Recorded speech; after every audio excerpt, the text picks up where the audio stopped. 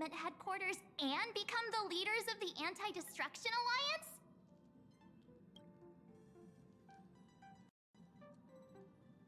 Come on! When has anything that good ever just fallen into someone's lap?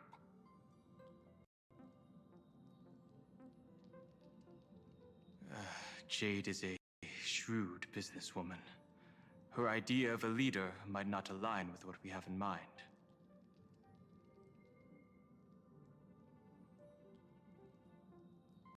What do you think?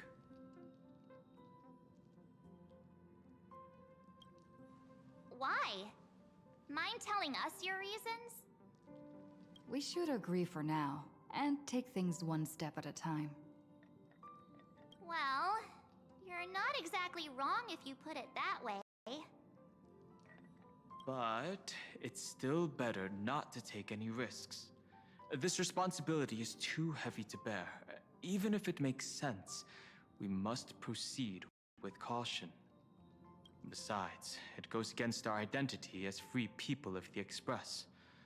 Once we accept, the nature of the Trailblaze would completely change. Anyway, we should politely decline. Sunday, what does your gut tell you?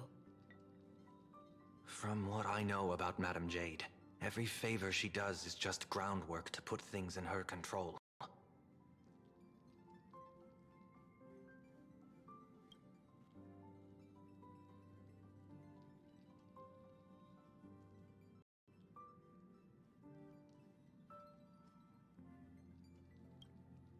According to her, the IPC sees the Trailblaze as something to rally behind.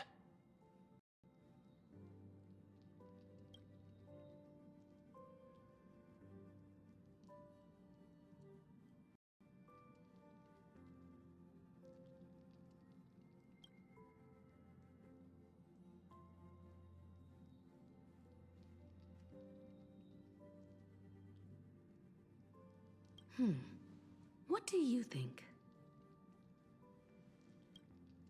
To fight the destruction, we need more allies. You're right. The more friends, the better. But I'm worried that the cost of this friendship will be our freedom. The discussion's over, so let's take a vote. I reserve my judgment on this.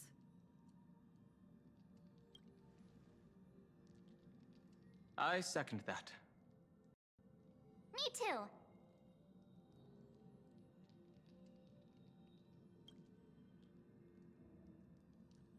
I abstain.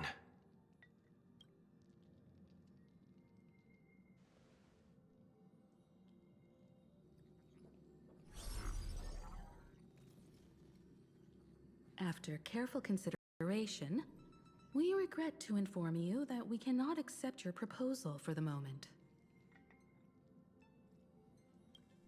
I don't suppose Mr. Sunday put in a good word for me, did he? As you can see, the Astral Express has made its choice. But somehow, you don't seem surprised. Change takes time. I understand. As Miss Himiko said, it's just for the moment. There's no need to give me an immediate answer. Patience is one of my strengths. After leaving Amphorius, the Express will seek out a developed world to restock our supplies. When that time comes, our allies from the Strategic Investment Department are welcome to visit us aboard the Express.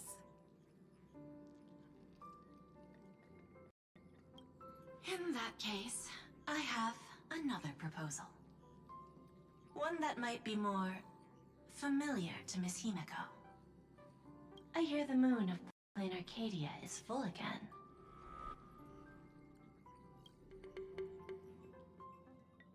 I bet Miss Himiko would love to go home and see it, wouldn't you?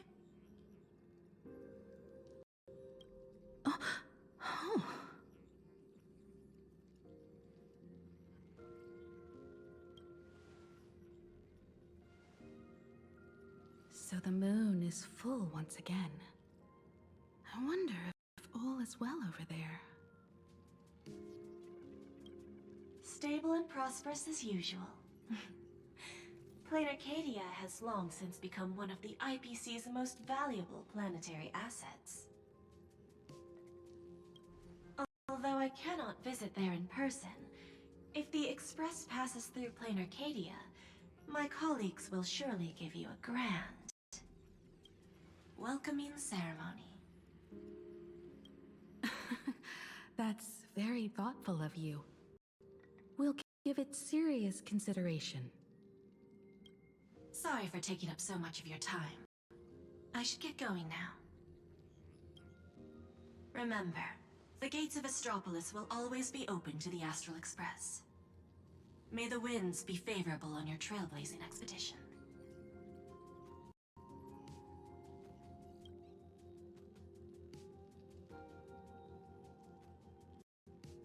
Plain Arcadia? It's been 15 years since I last heard that name. It's clear she came prepared. Astropolis was probably just a cover.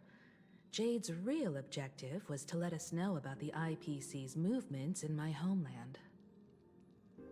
Are you planning to go back and check it out?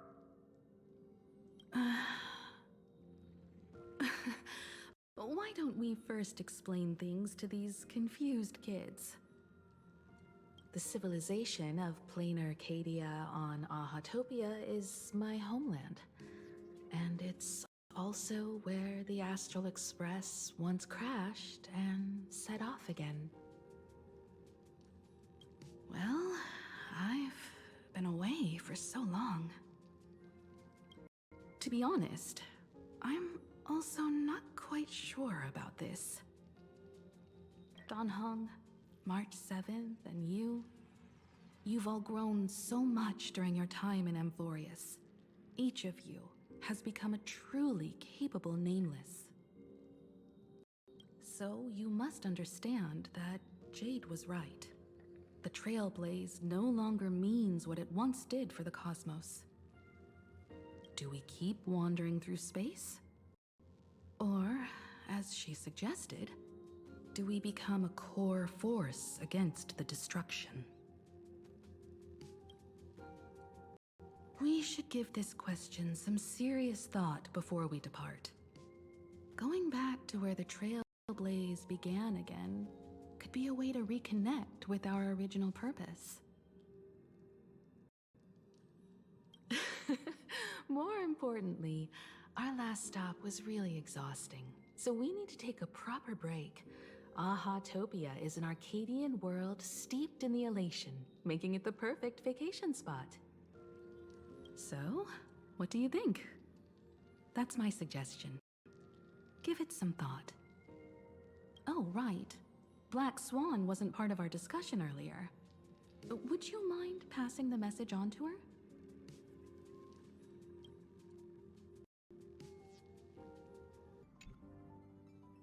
I heard you have some ideas about the next stop.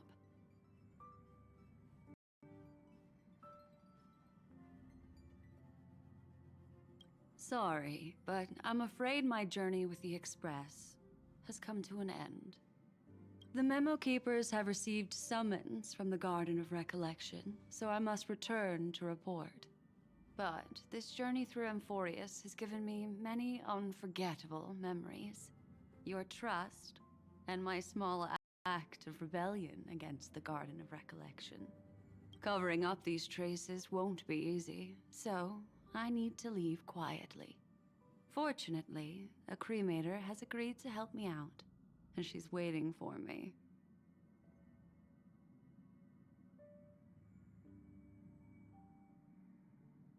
Of course not. The time I've spent with all of you is a treasure I couldn't find anywhere else. When you miss me, gently call out to me in your thoughts. If needed, the lady slumbering within March 7th knows how to find me. If I need help from the Nameless, I will reach out to all of you. Please convey my apologies Apologies to everyone for not being able to say goodbye in person. Farewell, sleepyhead.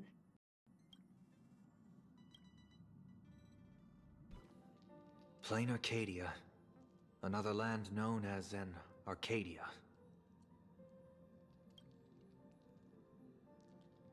Clearly, the fall of Iron Tomb has sent shockwaves across the universe. Even the usually scattered memo keepers have received a call to gather. Trust the lady. She's no stranger to dancing on a knife's edge, and she's always made it out in one piece.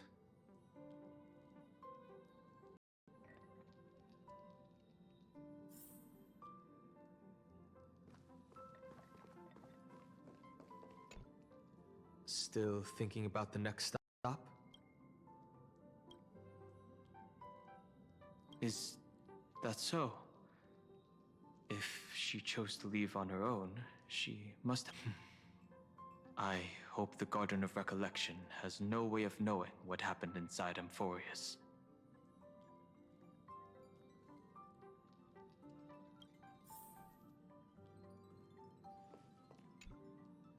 I wonder what interesting sights await us in plain Arcadia.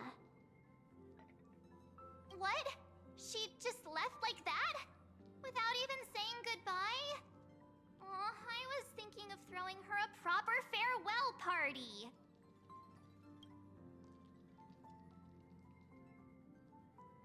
Black Swan went against the laws of the Garden of Recollection to help us. I wonder if the memo keepers will give her a hard time at this gathering. Yeah, Pathstriders of Remembrance are all really resourceful. I hope her path ahead is smooth.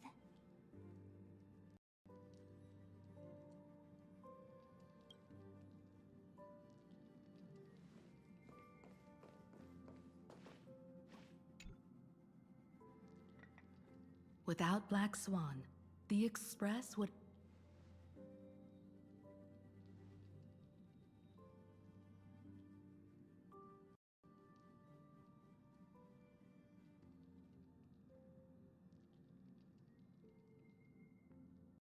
Let the conductor sound a whistle for her, and wish her smooth sailing ahead.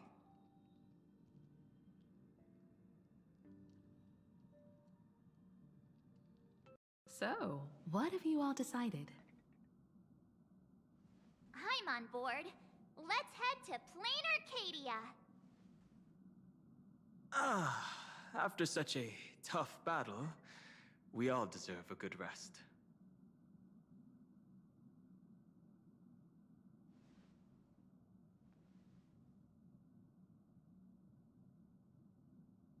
I have no objections.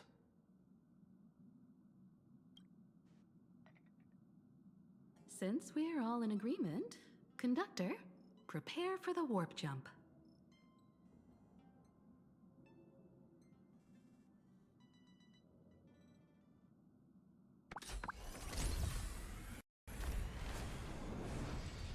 Attention passengers! The Express is about to make the jump. Please be seated and hold on. Destination, plain Arcadia. Let's go!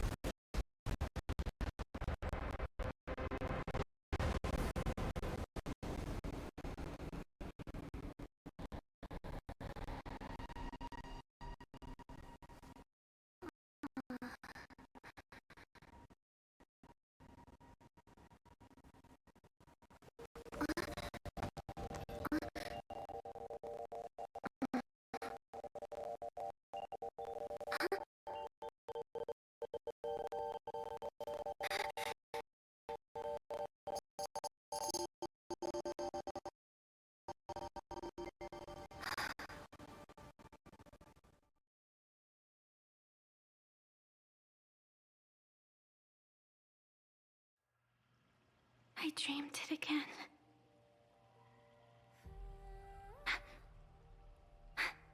What a ridiculous dream. Even more over the top than what that guy promised.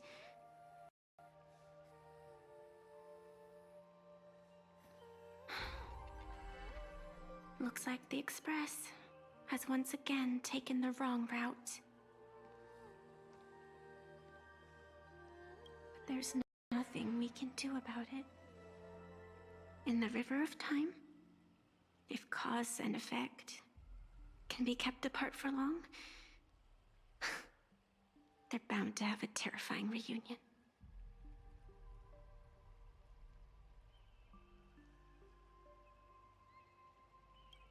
Am I right, Observer? Watching us from behind countless veils. I've been rambling on since the show just started. You must be totally lost, aren't you? Then just forget all that nonsense I was spouting.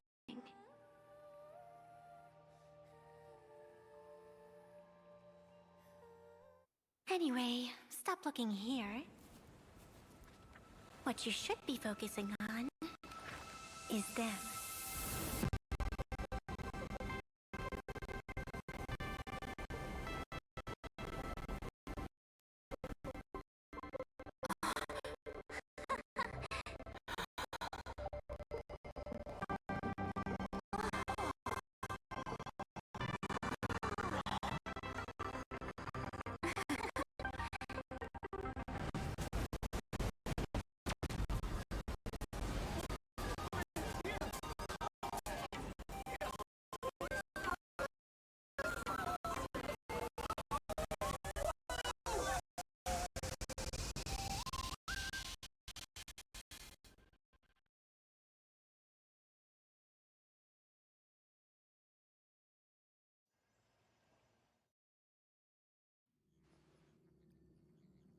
So we're not just stopping in low orbit this time, but making a direct landing?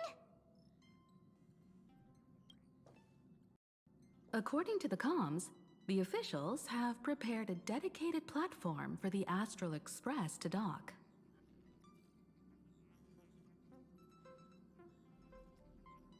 A whole platform?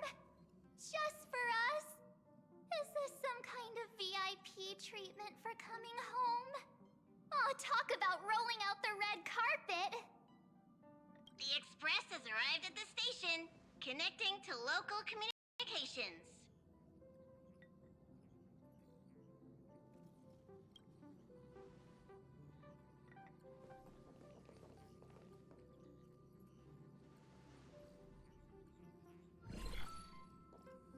From what I see, the Astral Express is considered a legend across the cosmos.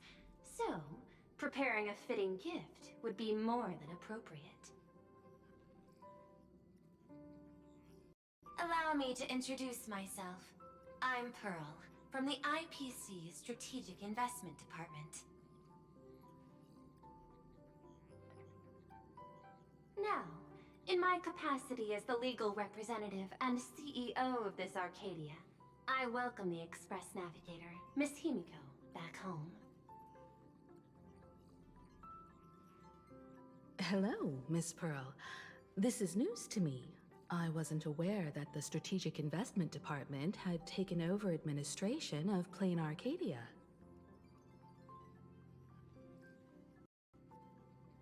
As its governing official, I am still in the process of learning. If I can help this planet grow more prosperous, it would be a profound honor.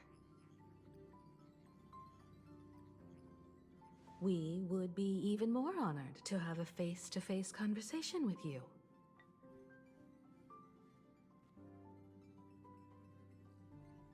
That's exactly what I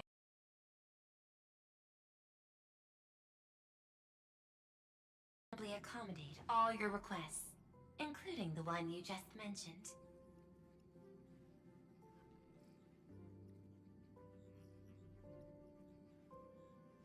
Pardon my choice of words, but I sincerely hope that you enjoy your time in Plain Arcadia, So much, you never want to leave. In that case, I'd like to know about recent events in this world. I heard from Madame Jade that it's once again the time of the full moon.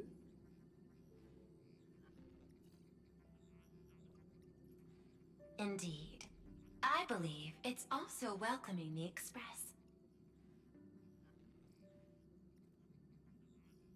After 15 years, now that the Phantas Moon of Elation is full again, the Phantas Moon Games will begin as scheduled.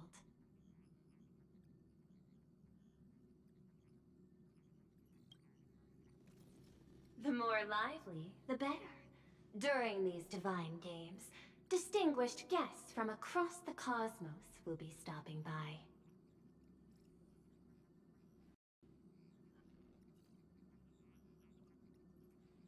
This time, along with the Express, a delegate from the Xianzhou Alliance has also arrived. Don't be surprised if you happen to run into them. A Xianzhou envoy? That's right. A big shot from the Yuchui.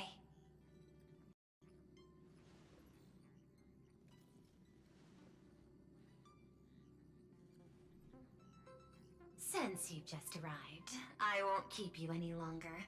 I've arranged for staff to wait for you at the platform. Feel free to ask them for anything you need.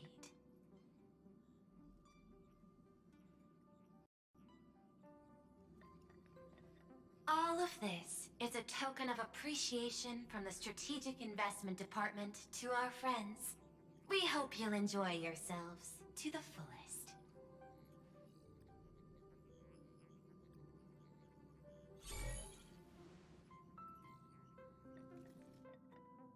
Madame Pearl's style is different from Aventurine's, but her methods are cut from the same cloth.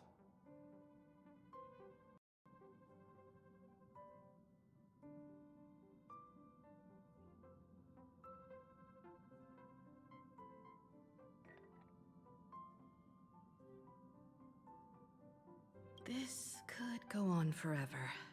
They're really pulling out all the stops to form this anti-destruction alliance.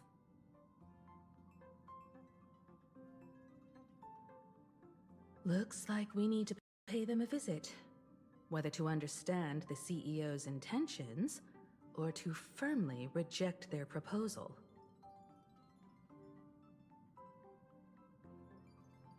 At least in my homeland, we have more room to maneuver. Welt, care to join me?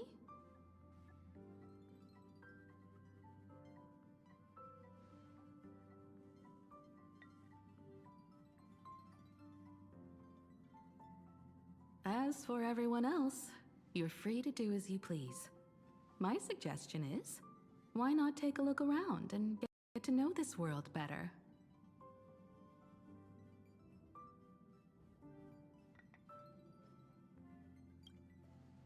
I appreciate your enthusiasm, really. But I have something else I'd like you to help me with.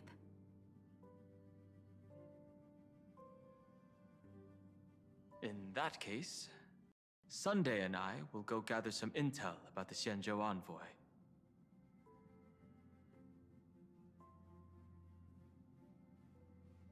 Huh? Why you two? I asked Dan Heng to bring me along. I can't appear in public given my identity, but I have a feeling that the Express might need to make some tough decisions in these complicated circumstances.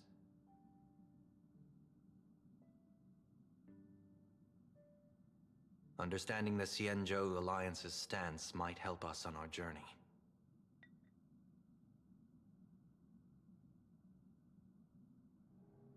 Hey, you had the toughest time in Amphorius. Since we're splitting up, why not make your mission take a break with March?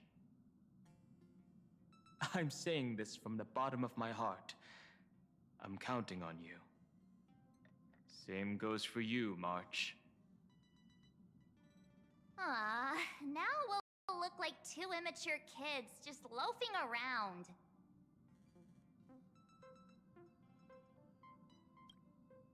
Wow, you grew up pretty fast then. Don't worry, you two. Just make sure to come see me in the parlor car before you leave. I have a favor to ask of you both. Oh, Marge, you're here. So, what kind of mission do you have for us?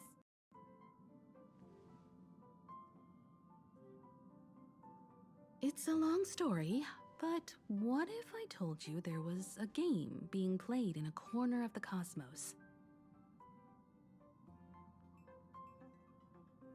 And the winner might become a neon. Would that pique your interest?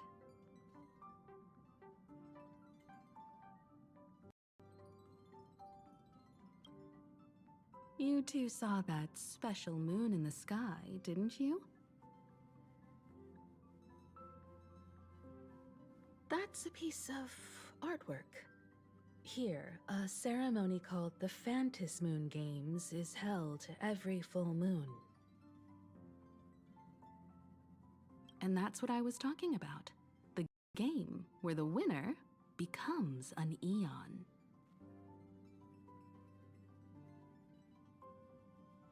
Pearl mentioned that name too.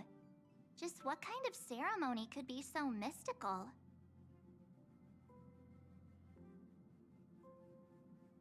Historically, the origin of the Phantasmoon Moon Games is tied to a group of mourning actors.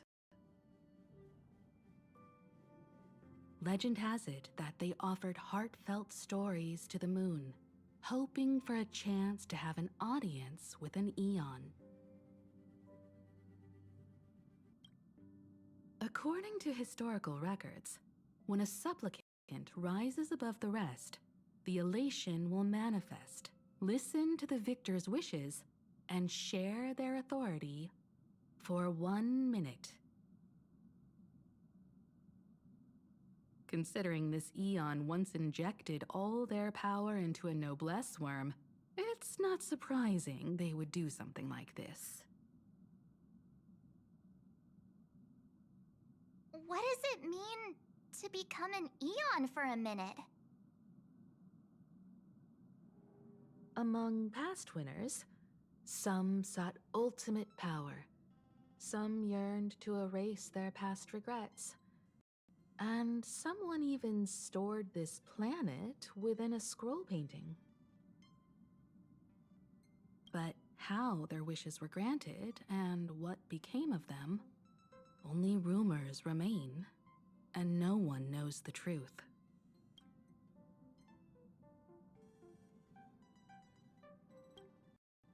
The first signs of the war among the eons are beginning to show. I believe this is why the IPC has been positioning itself here for years. When I saw the Phantasmoon Moon at its fullest, I became even more certain. This ceremony to commune with the eon, whether genuine or not, could be the turning point that determines the destiny of the cosmos. With all eyes on these games, the IPC won't be the only ones with ulterior motives. The road ahead will likely be fraught with hidden dangers. But what's important is that you make your own decisions, such as whether you'll take part in these grand games, and if so, how. I have only one mission for you both. Explore and understand this world in your own way, as the place where the Trailblaze began anew, and my homeland. You might hear completely different versions of what I just said from others.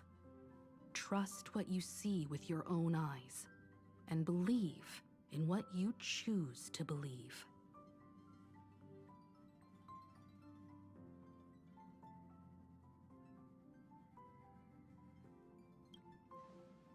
Me too! I won't let her walk ahead alone. I see you already have your own thoughts on this. In that case, everyone's got a mission to take care of now. Welt and I are going to meet Pearl. We'll see what kind of surprise she has in store for us.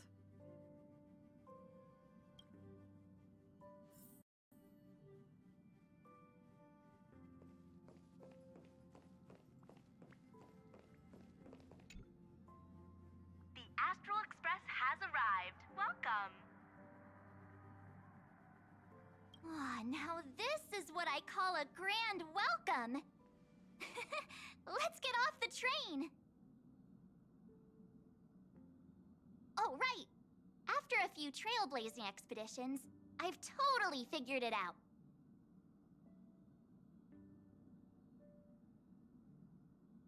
The first person we meet at every stop is somehow involved in some earth-shattering secret.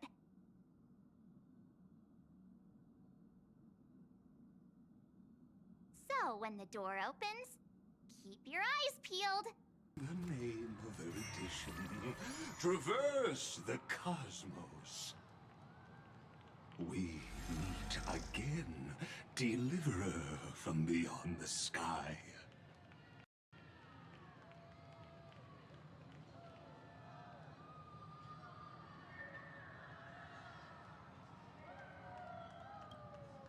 I am not the Theoros you know, but the masked fool, Xandar II Kuwabara. This time, I choose to walk the path of elation, and I shall defeat Nous with my sense of humor.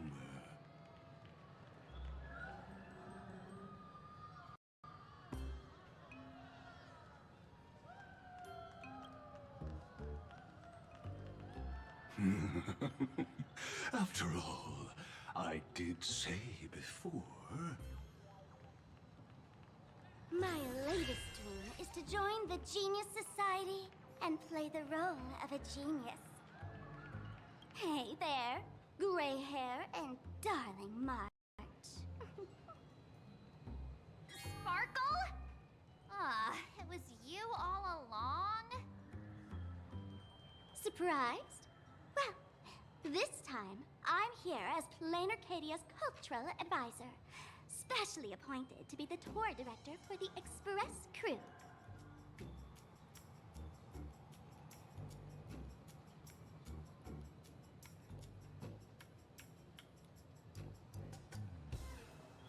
Correct! 10 points for the Astral Express. I know we had some minor entanglements in Panacony, but you all had fun there, didn't you?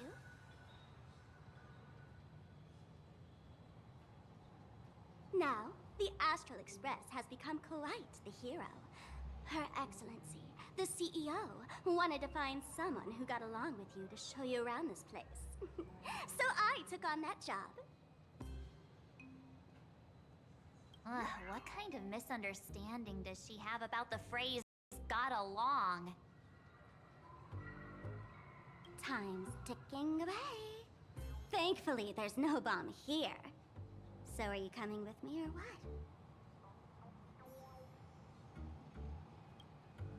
Fine. But from now on, no more pretending to be someone else. Lame. Anyway, shall we get going?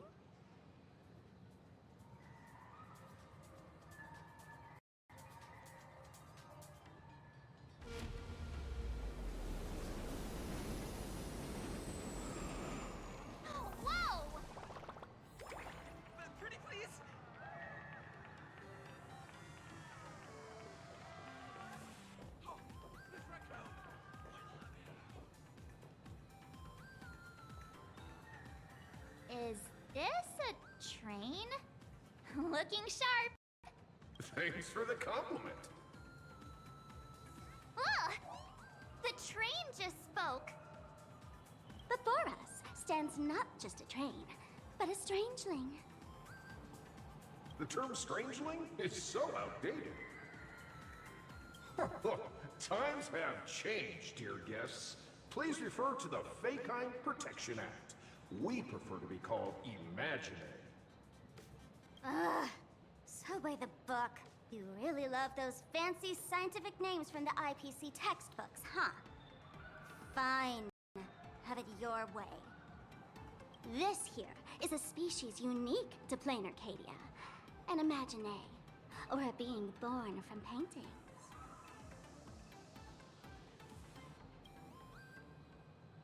Pretty sharp, aren't you? You caught on quick.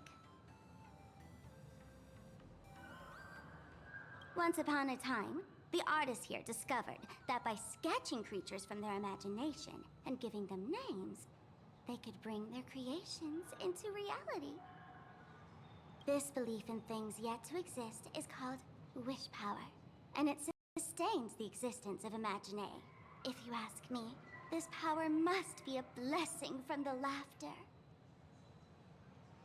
Oops, got sidetracked. This here is the Bullet Worm Express, an Imaginae in charge of transportation. You could say they're in the same line of work as you folks. Oh, so you two must be the Nameless from the Astral Express. The passengers in my stomach are always gossiping about you. When you get a chance, hop aboard and give me a try. Let's see who's faster, me or the Astral Express. Thanks. We'll definitely do that when we get the chance. But, man, who would have thought that the Express here is actually a living being? An Imaginae. That's absolutely mind-blowing. Hello, everyone. Welcome to Duomension City. Holy smokes, there are cops at the station? Sparkle, don't tell me you're about to get arrested on the spot. Having heard about the Astral Express's visit, many citizens got up early just to catch a glimpse of the Nameless. If anyone acts out of line, please don't hesitate to call us. Oh, gray hair and darling March. You're real celebrities now. Next up, I'm gonna show you even more mind-blowing stuff, so try not to faint.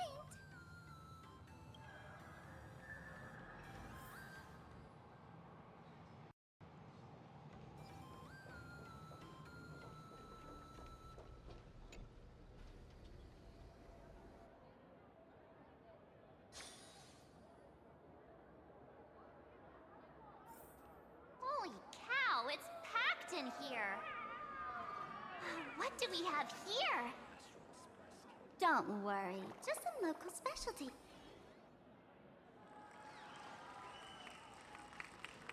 Ah, look! That pink-haired girl? She's got this adorable little bunny vibe going on. Is she the inspiration for March Bunny?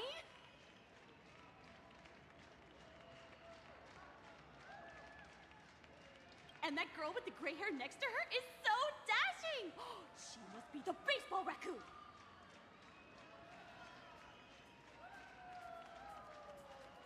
But she doesn't look anything like a raccoon.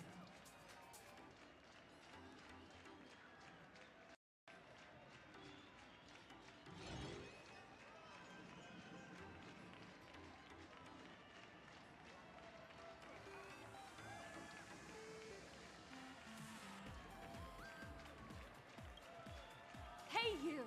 Yes, you! Hurry up and say I'm cute! She spoke to us! By the laughter, this is the most amazing moment of my life!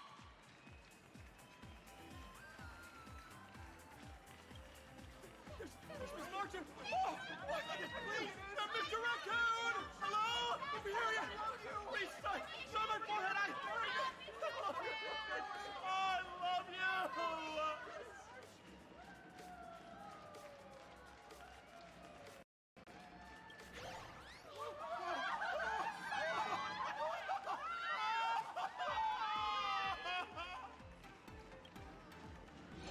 Everyone, please maintain order. The people here are way too passionate.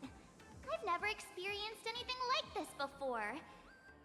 So, this is what having rabid fans feels like? Feels intoxicating to be the center of attention, doesn't it? Just don't get too caught up in it.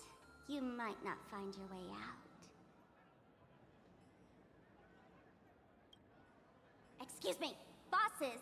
Stop getting caught up in fan interactions. Today's schedule is really packed.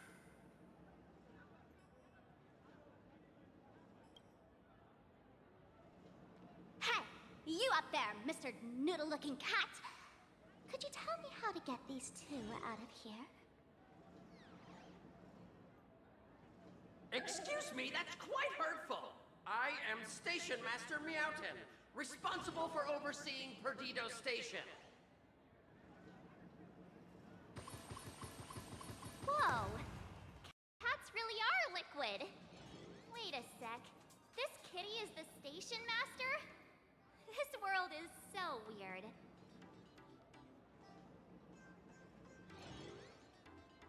The station's completely surrounded. If any of our esteemed guests gets so much as a scratch or loses a few strands of hair to these rabid fans today, my measly pension will go right down the drain.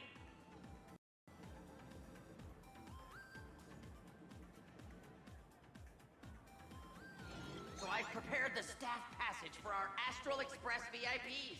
Please hurry and exit the station that way.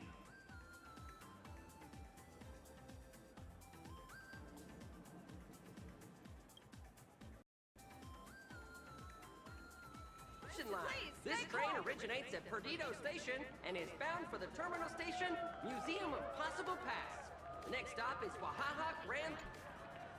Staff passage? Please mind the gap between the train and the platform. To be precise, it's the Imagine Staff Passage. A long time ago, all of this Arcadia was sealed inside a scroll pane. That's right. It's Plain Arcadia's must-see attraction, the portal entrance known as the Interplanar Jump.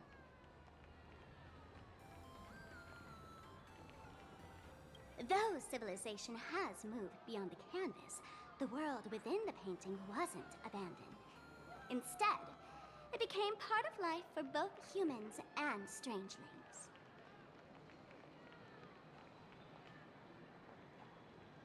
Come on, you two. Follow my lead, and let's dive into the... Interplanar!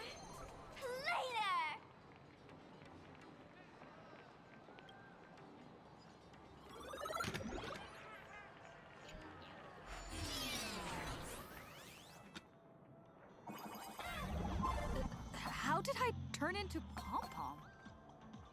Oh, wait. On closer inspection, you don't look exactly like Pom-Pom. Maybe this is what the Trailblaze looks like to the people here.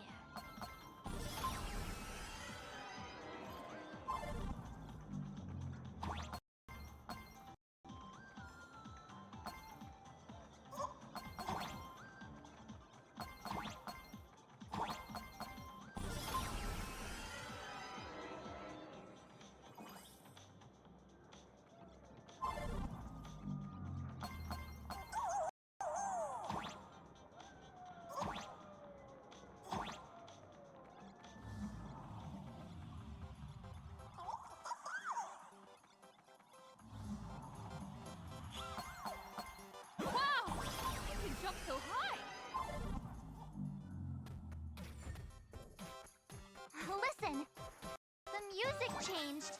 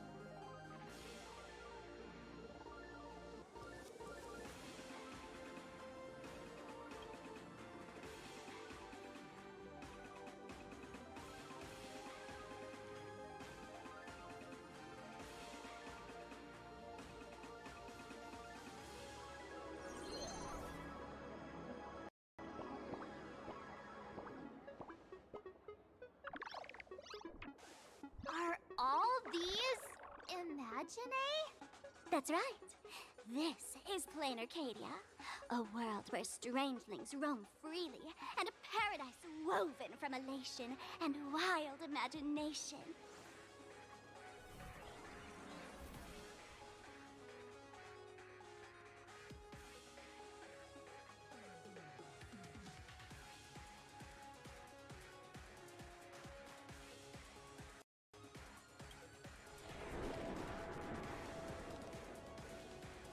That huge creature perched on the tower is staring right at us. It's giving me the creeps.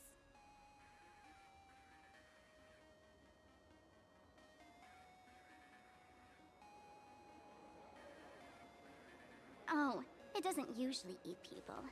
Unless it spots pink hair.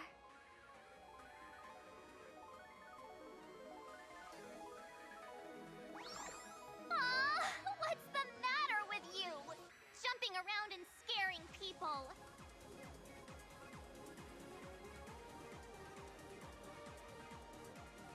That big fella is called a thunder coil.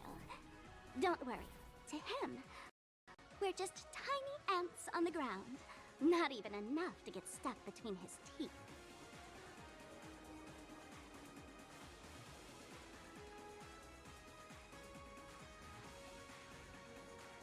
Thunder Coil? With a name like that, shouldn't he be flying around making thunder and rain?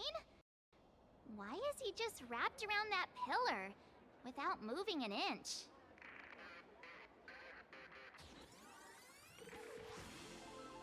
Times have changed. The IPC issued a decree requiring Imagine to integrate into civilized society.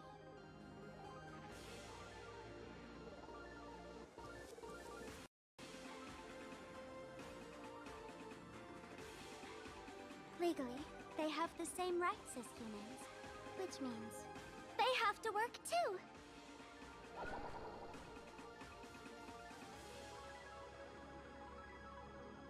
What?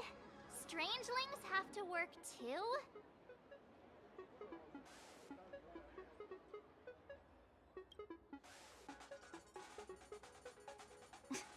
That's life under IPC management. Who'd dare deny an Imagine their right to work?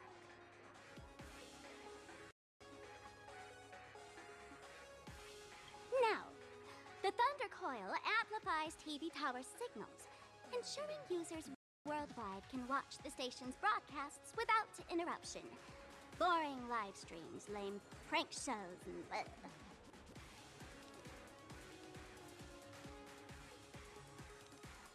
Oh, there's the big news about the Express arriving!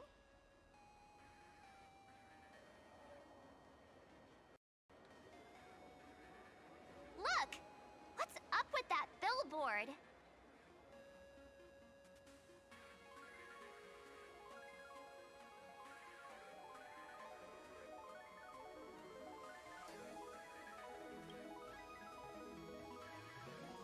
If it were me up there, I wouldn't be saying such negative stuff.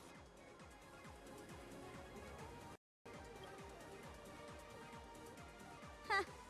The IPC is really pulling out all the stops to hype you guys up. Don't mind me saying this, but for every penny the IPC spends on you, they expect a return in the hundreds or thousands. You'd better watch your back.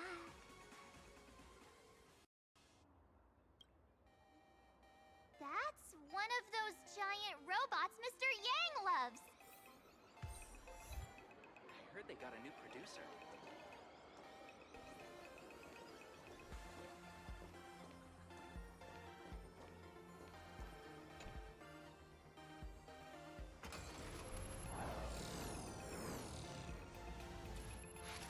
What is that? A decapitated Intellatron?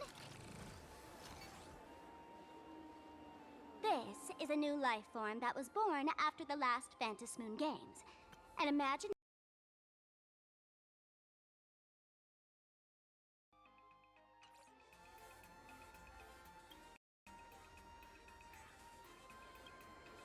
Yeah, That was 15 years ago. Wish power reaches its peak during the full moon. And so, Imagine take this chance to multiply and thrive. Just like they say in documentaries, when spring arrives and nature awakens, it's mating season for the strangelings again. The novelty's probably worn off by now. Let's keep moving.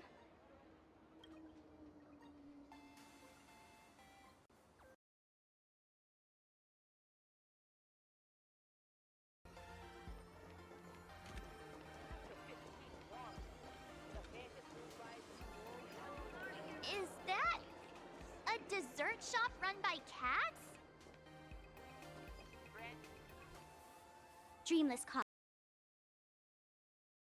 Imagine the coffee and desserts here are absolutely delicious.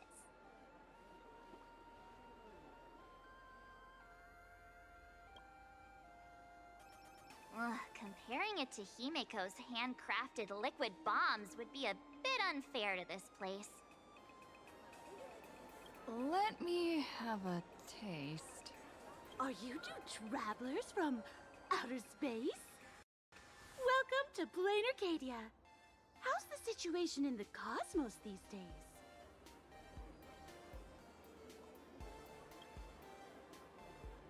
Oh my! If it isn't the heroes of the Astral Express! What an honor to meet you both. As Nameless, you must go on life and death adventures all the time, right? Would you like to keep smiling happily forever, no matter what adversity comes your way? Happy forever? Is that even possible?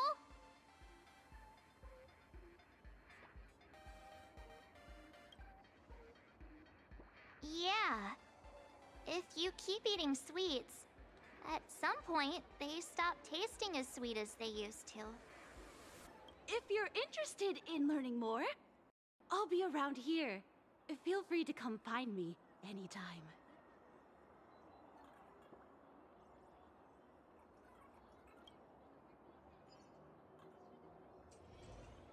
Your Point Coffee. Have a taste.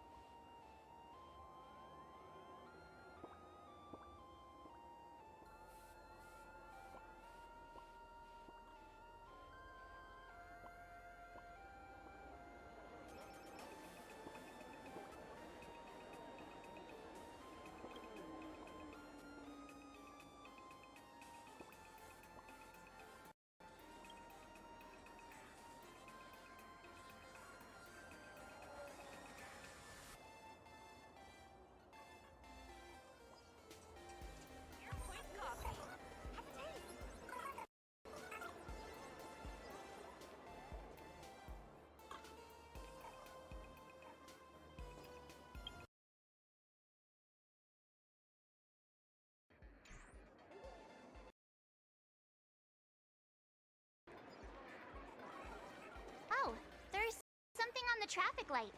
Should we check it out from the overpass? Please do not take any pictures or upload them to any social media.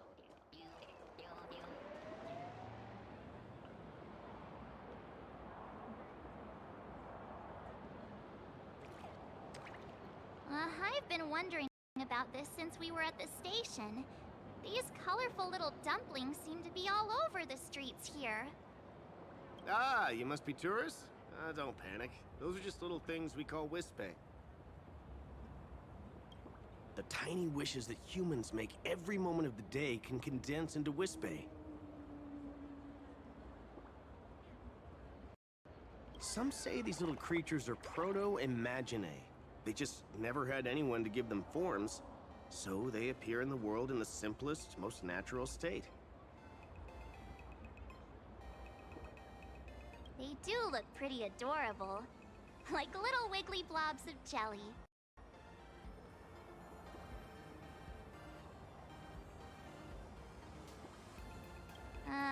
Probably shouldn't ask this, but... Can we eat them?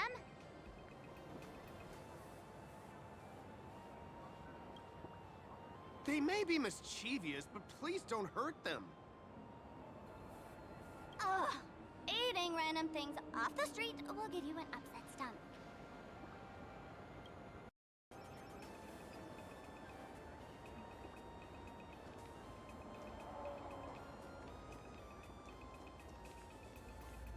This is so pretty, fam.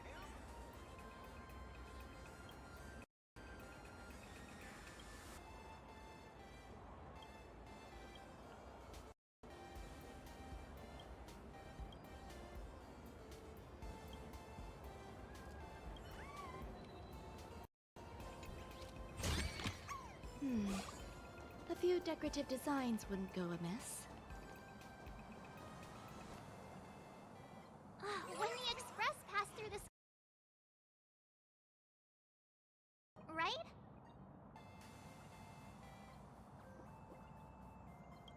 Legend has it that the Laughter themselves painted it. If the legend is true, this would make it the first Imaginae ever created.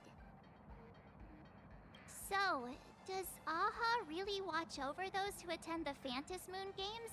Through this moon? Well, well.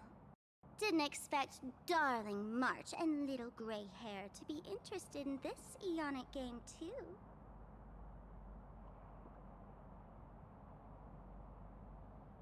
I knew it!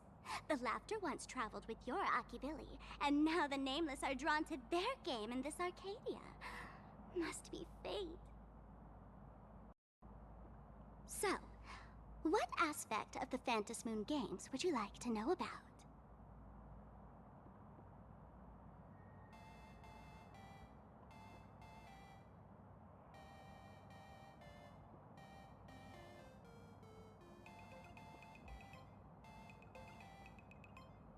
You must have heard the legend of the 8 morning actors who offered their stories to the moon in order to try to move Aha. The masks that were worn by these 8 people are the tickets to joining the games. Under the full Phantas Moon, choose one of the masks and become a supplicant. Then you can compete with the other 7 for the chance to meet the Eon. Looks like we'll need to get a mask first if we want to join the games.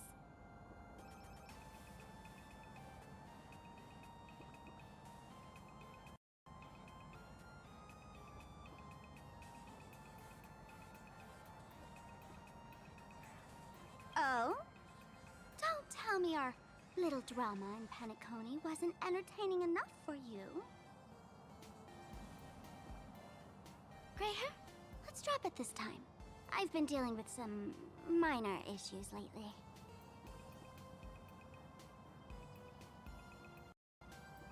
Oh, what kind of issues could possibly be bothering you? Don't tell me you're cooking up another crazy scheme. I'll keep you in suspense for now. So, where do you want to hang out next? Let's head this way. We can turn into the food street. They've got all sorts of goodies there.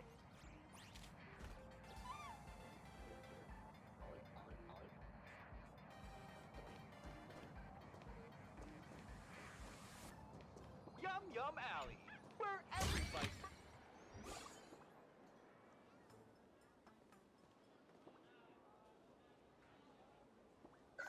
Click, click! Huh?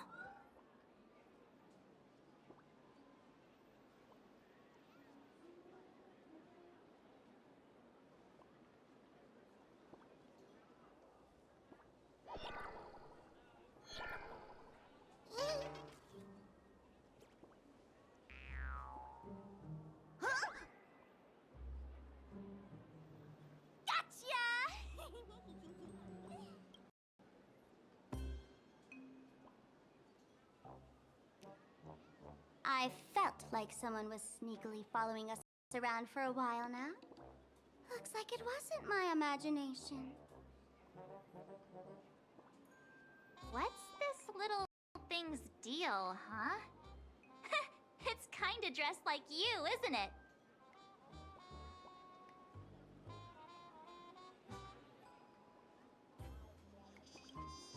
Not surprising at all. The Astral Express is quite the celebrity these days, turning heads wherever they go. There's always someone keeping a close eye on your every move. Click, click, click, click! Holy for Bowley! For Bobo Weekly exclusive scoop! Famous raccoon from the Astral Express caught in secret rendezvous with streamer Sparksy, seemingly to join forces for the Phantas Moon Games. Famous raccoon? Secret rendezvous with Sparksy? What is he talking about? Some tabloid journalists trying to stir up a juicy scandal, huh? They might both use cameras. But our darling March is way cuter than this paparazzi creep.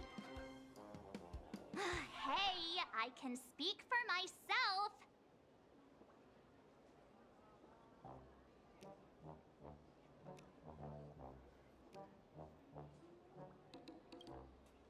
Click, click, click, click, click!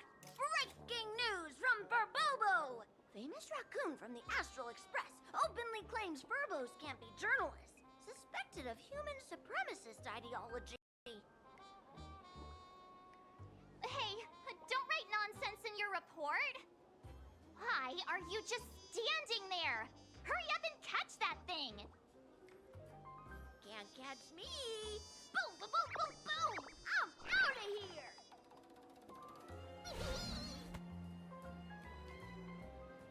So, are we gonna kill the Furbo to silence it? We would never do something so violent.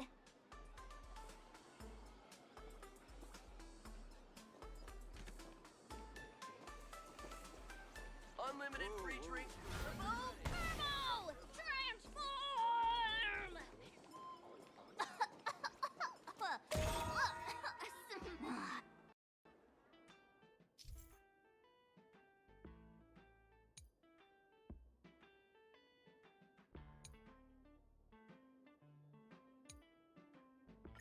That little fella can transform into different things. Let's look around. Megatrons need to eat too.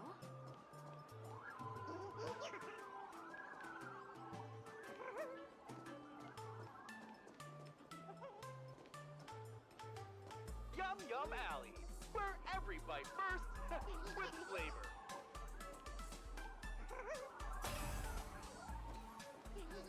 So, Megatrons need to eat too.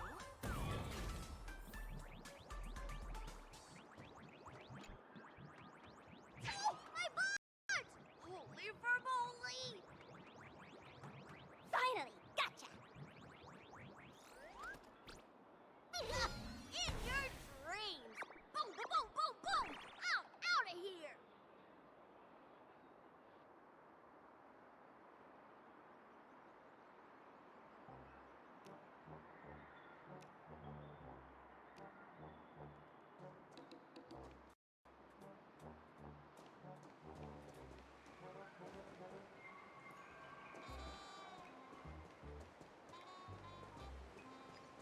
Let's have a game of Congo Talk Live.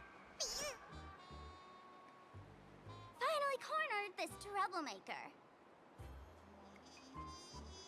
Delete those sneaky photos, and don't you dare write any of your made-up stories, or I'm gonna show you what's what. No escape now. I, for Bullitzer, may just be a... I'm on fire! Whoa, why did this guy suddenly get into a combat stance?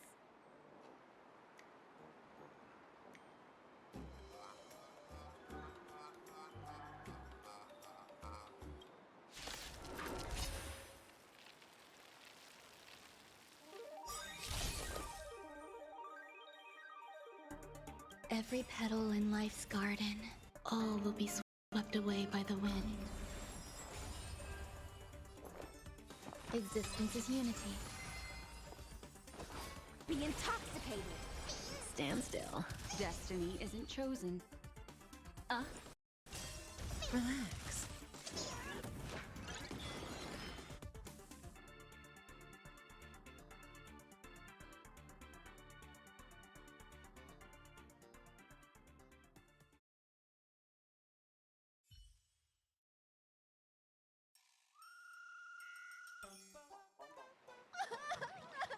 Please, don't hurt this poor working furbo!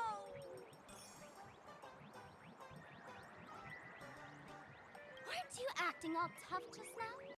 You've got some nerve, sneaking photos of Miss Sparkle and the Astral Express. I mistook you for someone else. I thought you were that famous streamer. As for the Express's Great Raccoon, we're all huge fans of the Great Raccoon. You see, I've even styled my whole outfit after your look. Now, let's talk about compensation. Adding up emotional distress, lost wages, nutrition fees, and whatnot. 1 million credits per person should do. 1 million? President Nihilux has already been behind on behind on everyone's wages for months. If it weren't for the money, who'd risk their neck being a tabloid journalist, sneaking photos of the bigwigs on the Astral Express? Right now, I've got no money, and well, no life left to lose either.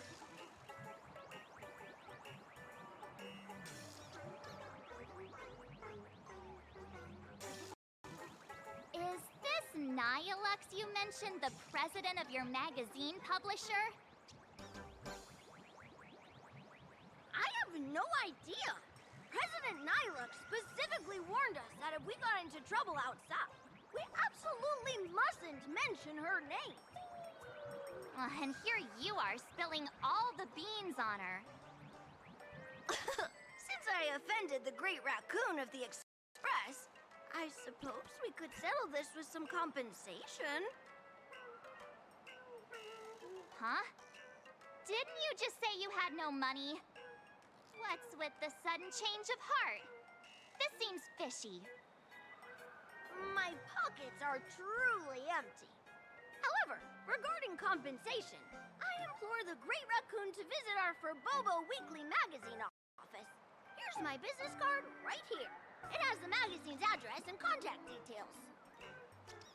Rest assured, President Nihilux will definitely present compensation that'll satisfy the Great Raccoon. Please make sure to come claim your compensation. What's it? Darn it! It got away again. Make sure to come claim your compensation? I wonder if I can trust that Furbo's words.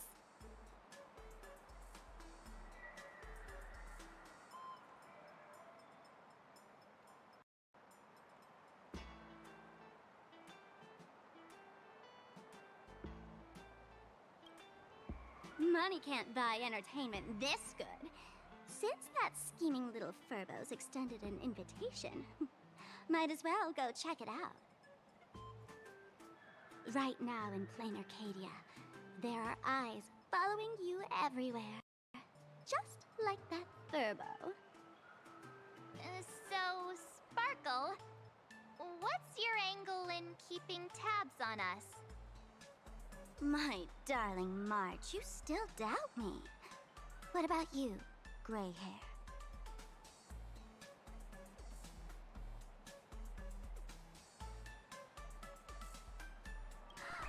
Has all basic trust between people disappeared? Oh, I'm hurt to my core. What you should be worried about right now isn't me or that tabloid journalist from earlier. Has the renowned Astral Express come to plain Arcadia as tourists on vacation? Or are you here for the Eon's game, eager to share their authority? For the local residents, you're already in the spotlight without doing anything. If you decide to join this game, you'd better stay on your toes. There are quite a few people looking to join the Phantasmoon Games and become a supplicant.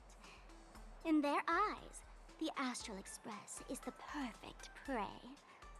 Among the folks I know, there's one who might become your enemy. She's about to put on quite a show at the plaza up ahead. Wanna go check it out together?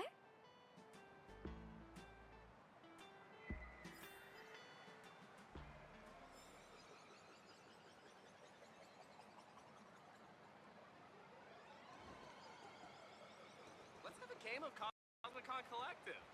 These little Wispay are quite mischievous.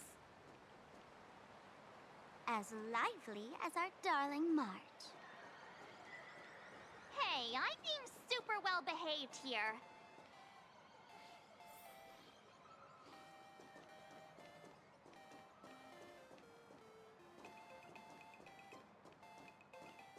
Wow, so many gold coins! Just some unclaimed wish power fragments. Pick them up when you find them.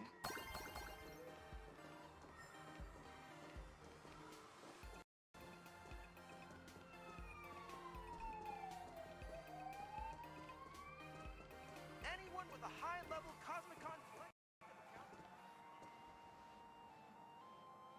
The Elation is naturally the most venerated deity here.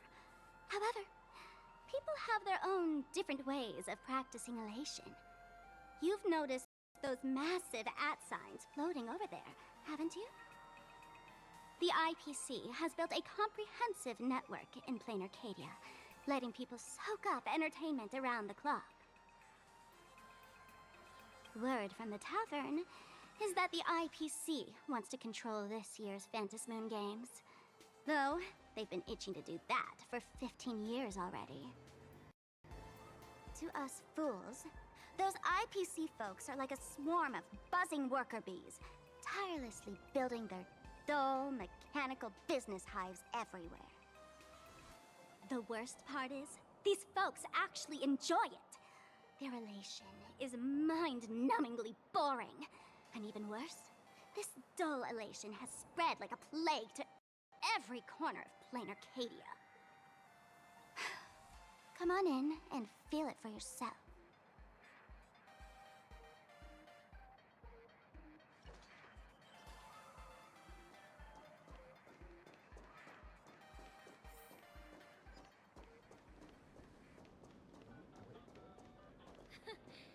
You aren't a dual mention city local, are you?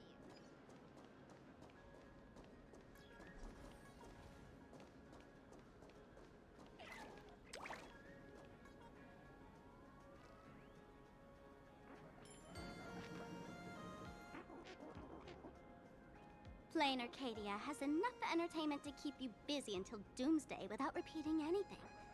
But you know what's missing here? Real fun! What's the difference between being glued to the internet all day and being stuck in a dream? The Phantasmoon Games must not fall into the IPC's hands and be reduced to a business deal decided by internal bidding. It must not become just another bargaining chip in the power struggle between cosmic forces.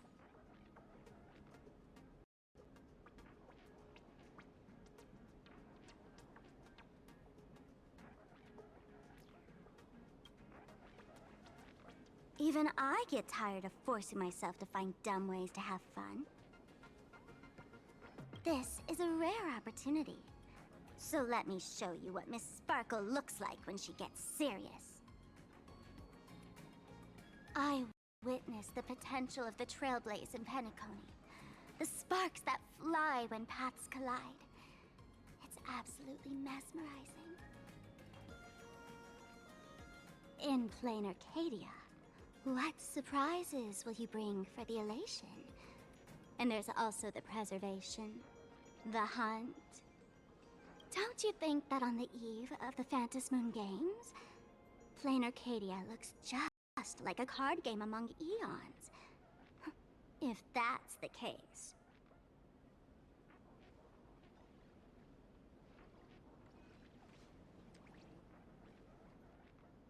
Friends, have you ever heard of Cosmicon Collective? What's that? It's the hottest trading card game in the world right now. Tons of people are playing it at the tavern, too. The cards feature legendary figures from across the universe, along with their power levels. Just roll the dice and compare numbers to see who's stronger and who's weaker.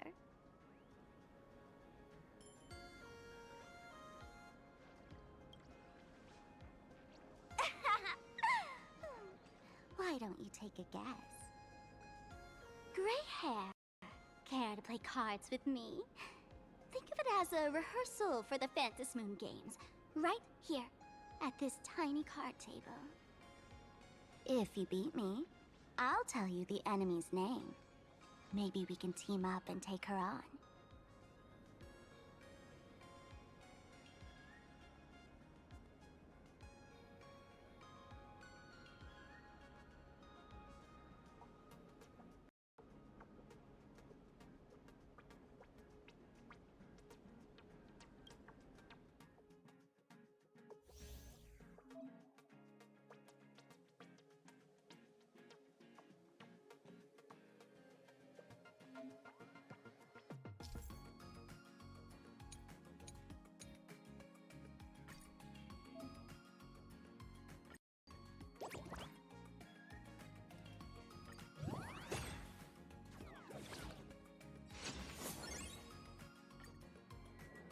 As expected of you, Gray Hair, starting off with a bang.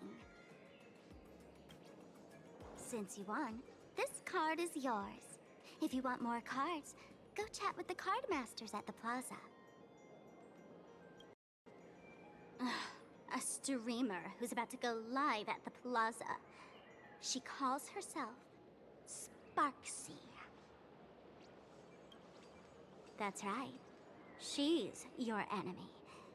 This streamer, just like you, has been seeking a chance to join the Phantom Moon Games. It won't be long before she shows up at the plaza. That little trouble you've gotten yourself into. It's her, isn't it? Darling March, I just can't escape your sixth sense, huh? She's our common enemy. If you need my help... Oh, there she is! That woman who stuffed me in the trash can!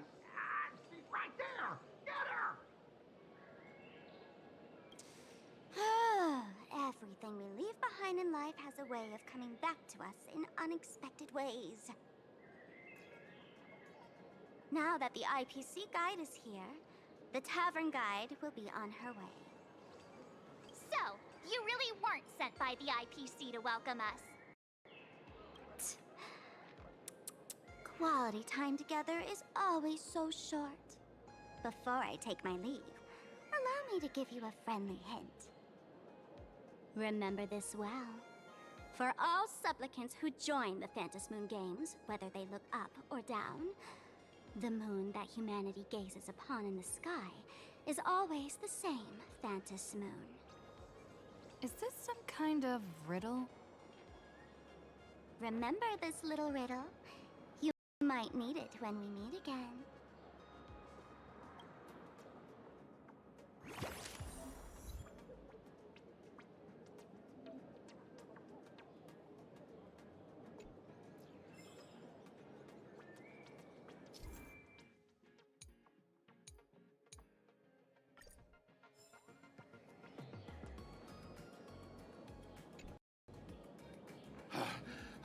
Finally! Found you guys. You wouldn't happen to be the guide the IPC assigned to us, would you, Mr. Scott? That's exactly right. We meet again, bosses. After the Holy Grail War back in Penacony, Mr. Aventurine graciously offered me a chance to turn over a new leaf by working for the Strategic Investment Department. And as it happens, Madame Pearl wanted to find someone who got along with the Express crew to be a guide. So I was assigned this important task. But just before I came to start my job today, someone suddenly knocked me out cold. And when I woke up, I found myself stuffed in a trash can. That's right. It was that woman who kidnapped you just now. When I catch her, I'll make her pay until she's completely broke.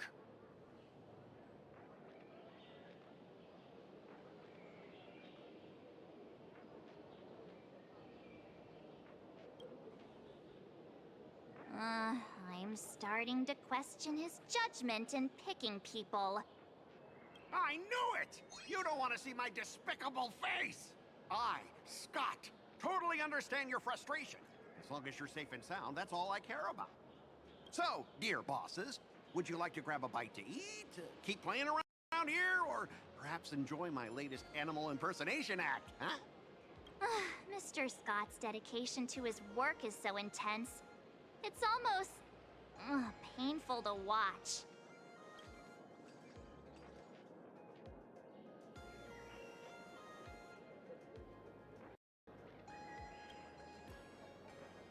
Oh, that's not really appropriate, is it?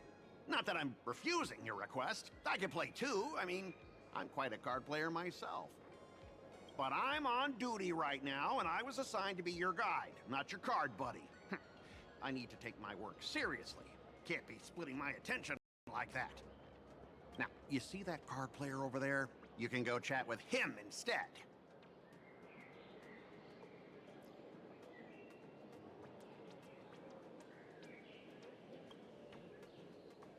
At your command, I, your humble servant, Lyndon Scott, shall fade.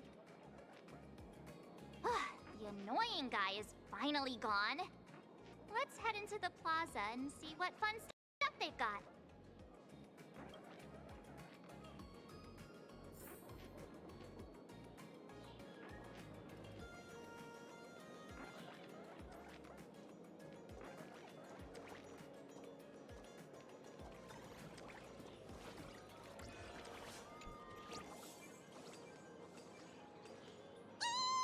Lady Sparksy's stream should be starting soon. Sparksy? That Furbo from just now mentioned that name too. What's her relationship with Sparkle? Oh, there's someone who doesn't know the great Lady Sparksy? I smell a new fan in the making. Would you mind introducing this Miss Sparksy to us?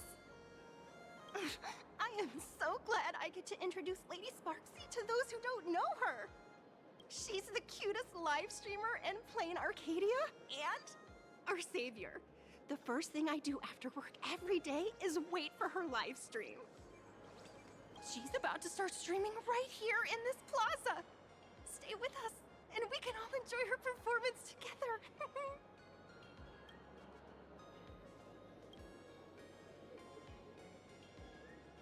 Hello? Hello? Oh, my lovely fans. Sorry to keep you waiting. Can you hear me? We can hear you, Sparksicle! Has everyone been working hard today? Did everyone eat properly? A full belly makes a happy heart. Let's watch Sparksicle till it gets dark. Has everyone been treating me with lots of love today? Forever devoted to Lady Sparksy. If ever not, may lightning strike me. Something's off. Why do I sense my old model's aura on some people in the audience today? Oh boy. She must be talking about us. Let's see. Which naughty ones went to meet someone they shouldn't have?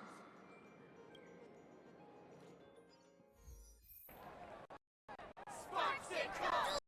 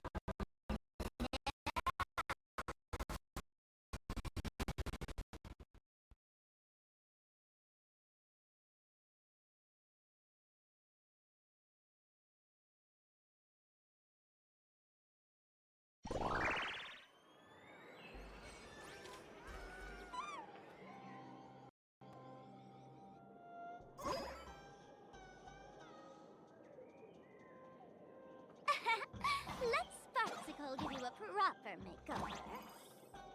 Huh? My outfit changed?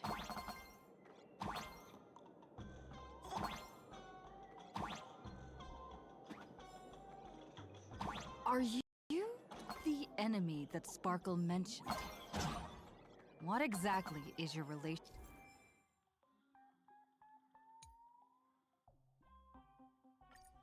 with Sparkle?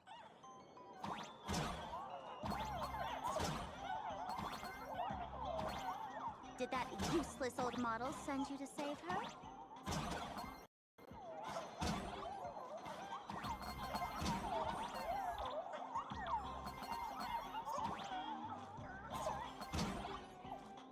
Or is she hoping that you join the Fantasmoon Games?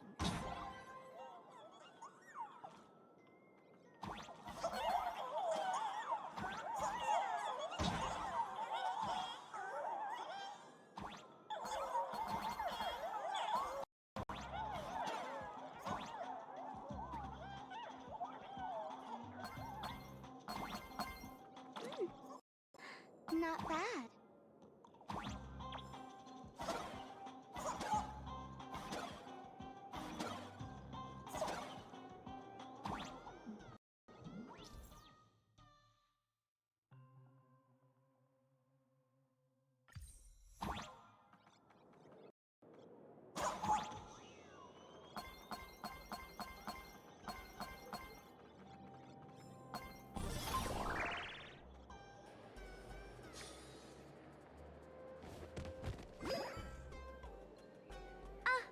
So my little pets managed to escape from their electronic cage. Looks like I'll have to use the power of love to catch you and bring you back.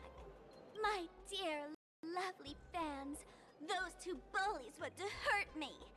Please, everyone, protect your beloved Sparksicle, won't you? Get those baddies! Get those baddies! Get those baddies!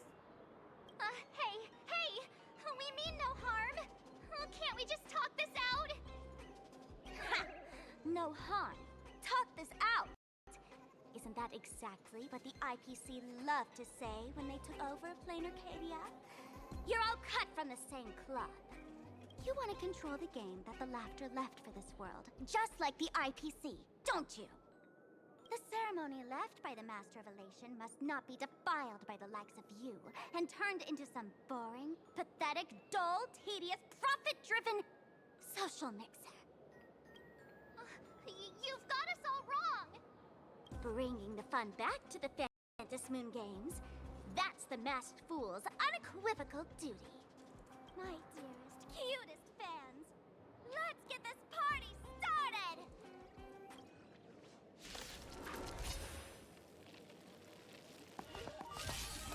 In the name of Sparksicle, we hereby declare you are guilty!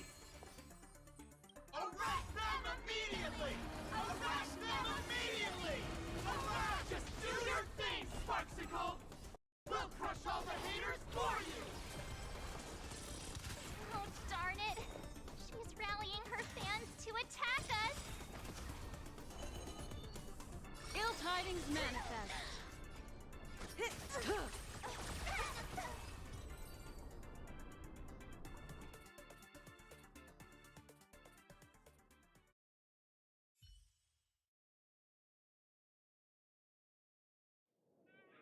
Stand down!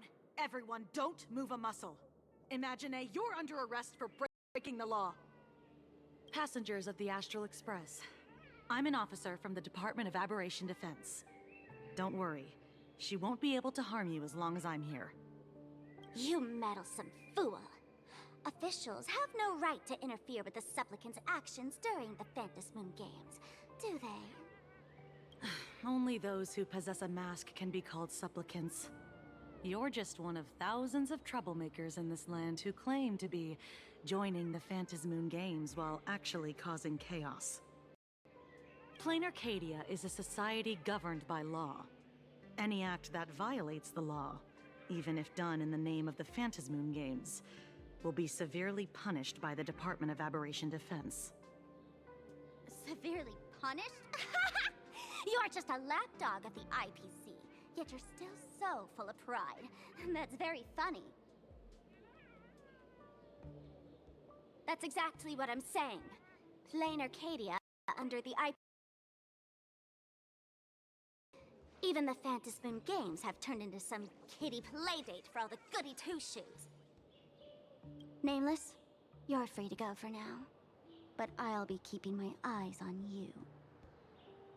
Next time we meet, I'll turn you into devoted fans. I'll make you mine. Escaped, huh? Excuse me. I'd like to have a word with you two. Thank goodness we made it in time. Otherwise...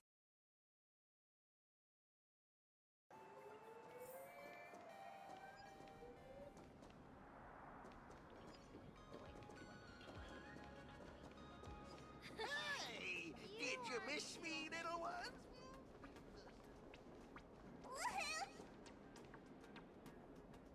Let me introduce myself again. I'm Kuchiba, an officer from the Department of Aberration Defense.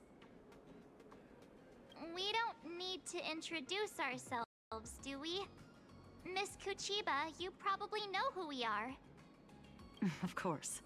The newspapers, TV channels, they've all been reporting on you nonstop.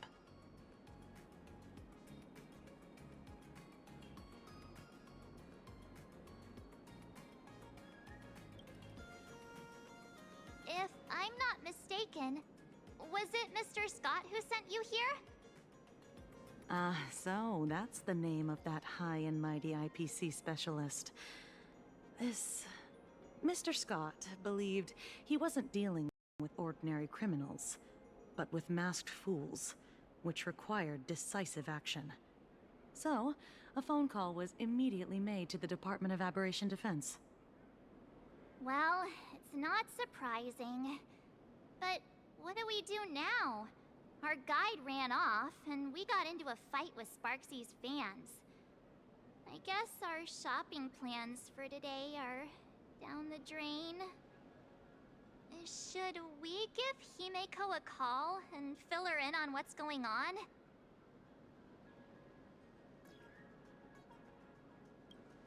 I guess you're right. No need to rush, you two. I bet you haven't tried the local delicacies yet, have you? How about this? I'll take you both to grab a bite nearby. That way, you can kill some time while waiting for your friend. Oh, yay! My stomach's been growling like crazy!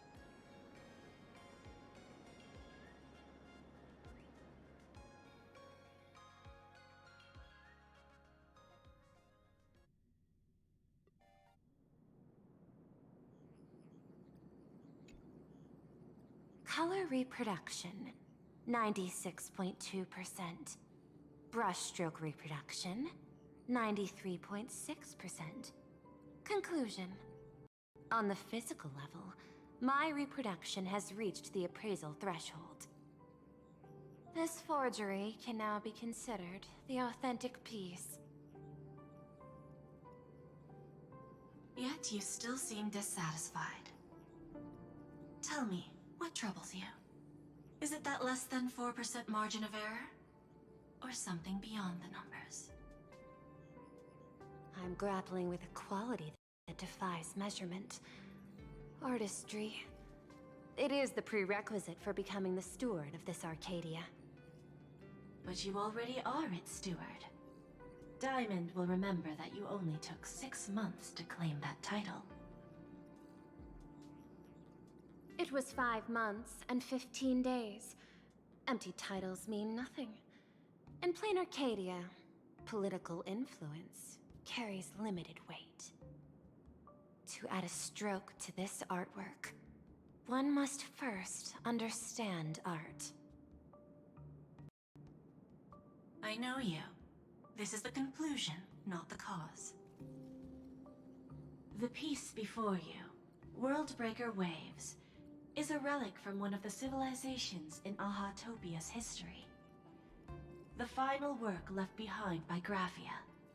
the ancestral painter of ancient Benzai Tengoku. Legend says she performed a miracle, conjuring an entire plane of existence and sealing the whole world within her scroll. Do you want to know how she did it? I will not deny it. People call her achievements a miracle, meaning its true nature remains unknown.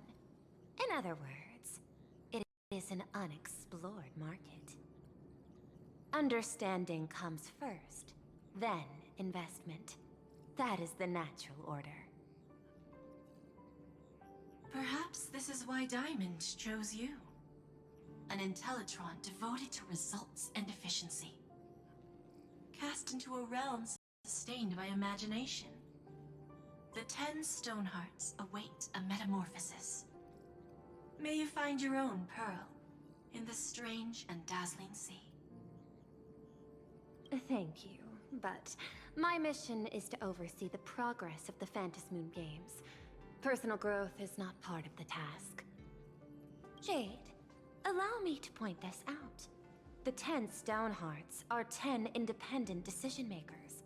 Your attempts to bind people together will only prove counterproductive and bring needless loss.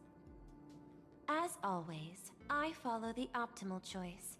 Neutrality. That is also my answer to Obsidian. A flawless reply. Your cool logic is always captivating.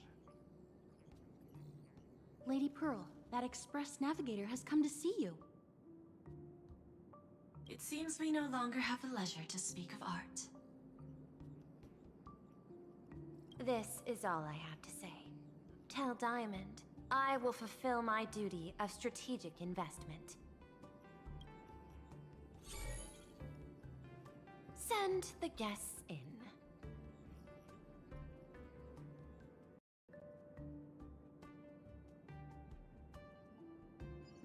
Both of you, please, come in.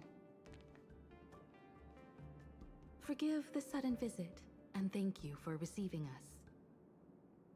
It is not sudden.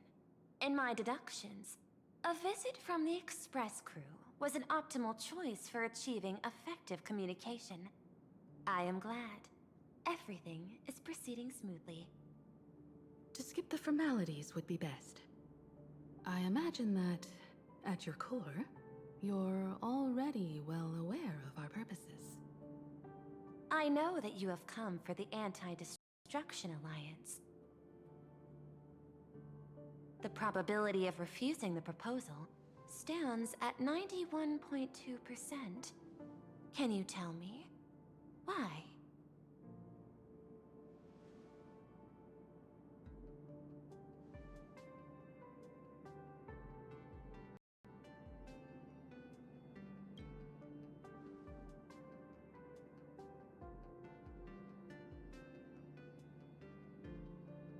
That is a reasonable concern. Allow me to present data that is often overlooked.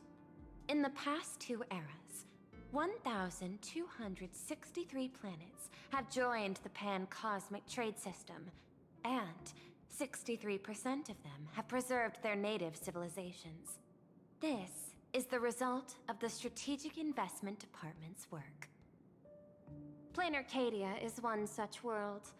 On this land, the preservation and the elation coexist in harmony. That remains open to debate.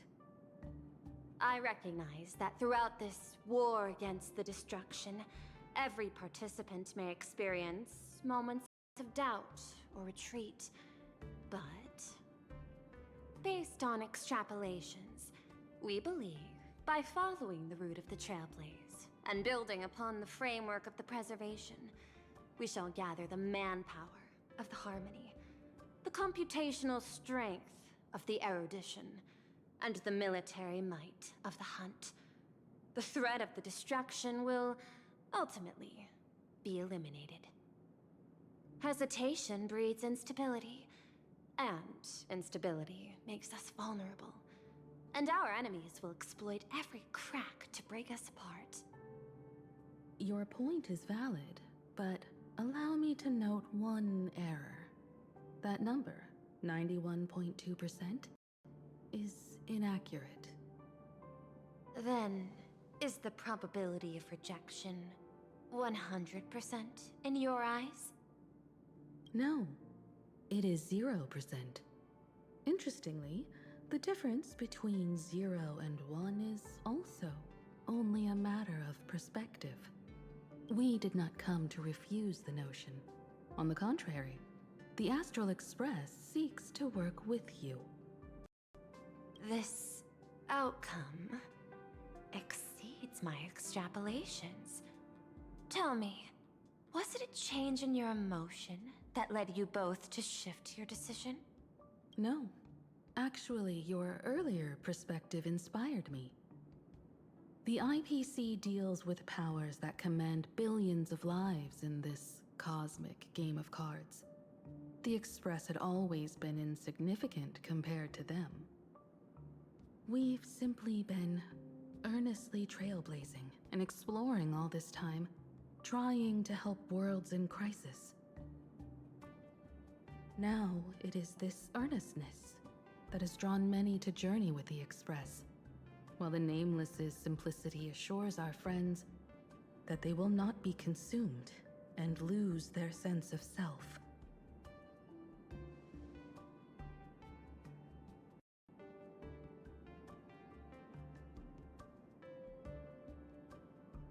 That is why we came to you, Miss Pearl. Please set aside your role as one of the 10 Stonehearts and imagine this possibility. To fight against the destruction, there is no need for an alliance.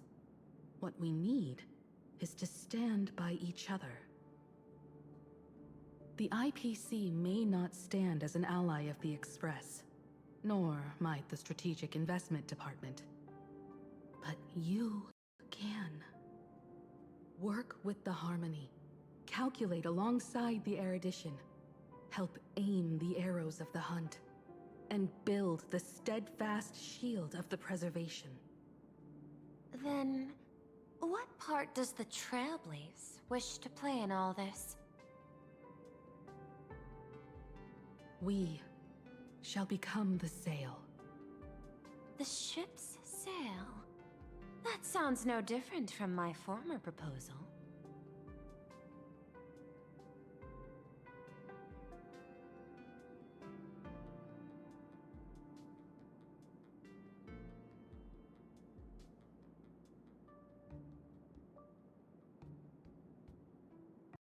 Interesting. Logic reminds me that those words you spoke are little more than rhetoric. However, I will follow the optimal decision. Neutrality. You mentioned that the IPC has never changed Plain Arcadia, and it still follows the path of elation. But in my eyes, Plain Arcadia has not been altered because it still has value. Just like the Astral Express. The IPC intends to use the Phantasmoon games to reach out to an Eon and draw them in. Am I right? That involves classified information. I have no comments. However, since Miss Himiko is open to cooperation, I can share more within reasonable limits. This way, guests.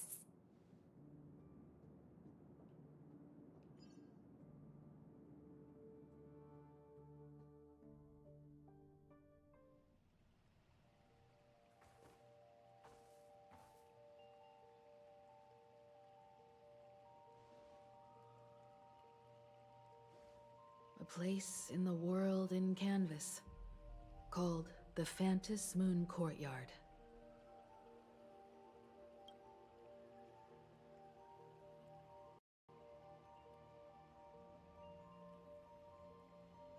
This ancient tree has stood for 1,000 years, blooming only on the eve of the games.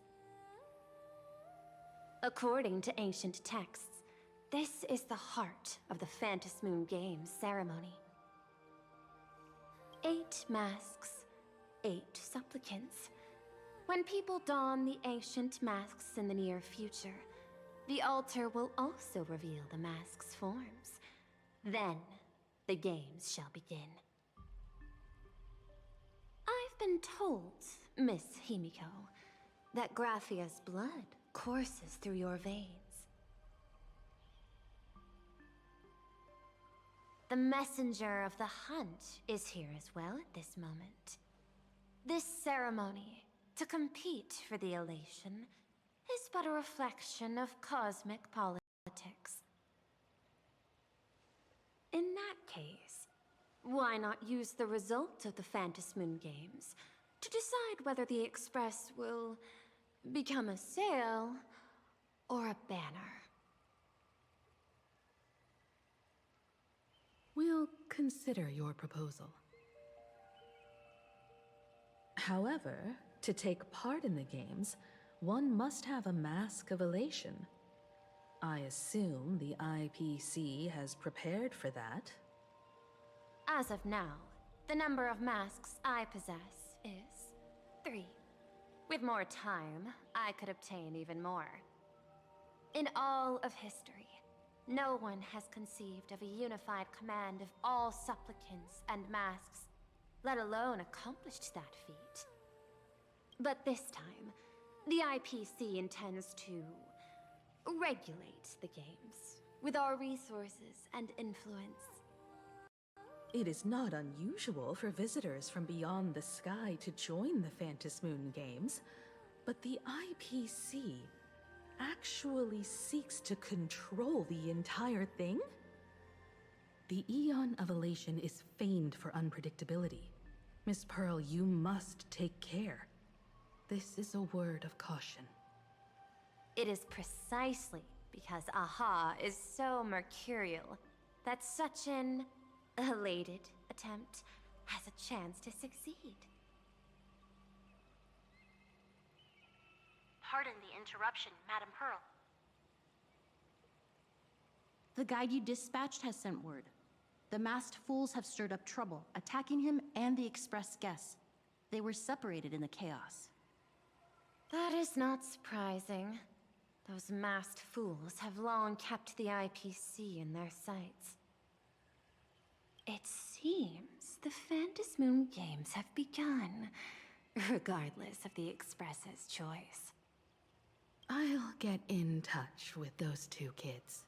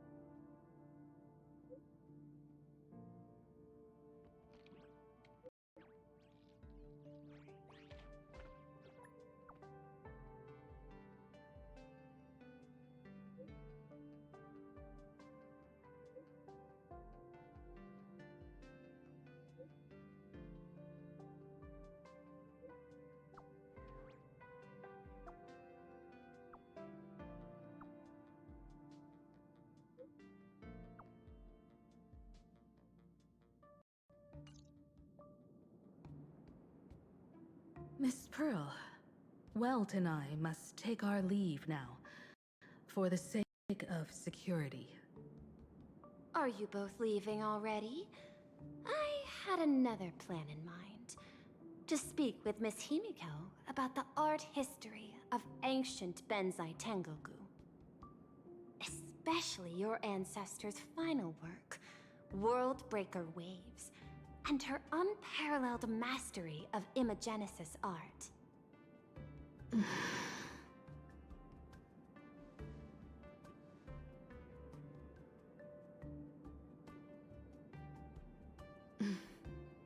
I'm counting on you, Welt.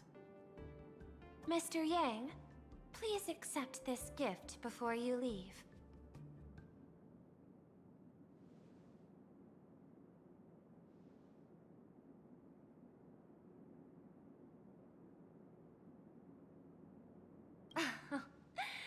misunderstand. To offer the Nameless something so mundane would be far too discourteous. Please, open this case first, and see for yourself.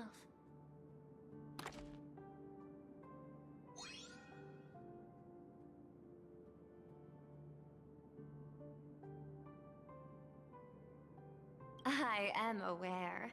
Mr. Yang has an expert understanding of robotics. I chose this gift especially for you.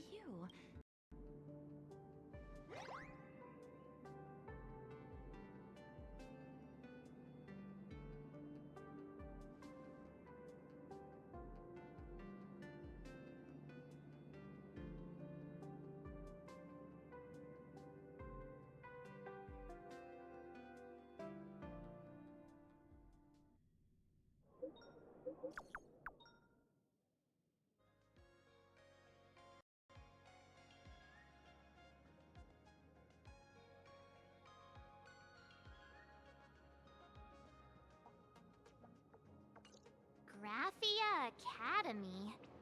What kind of place is that?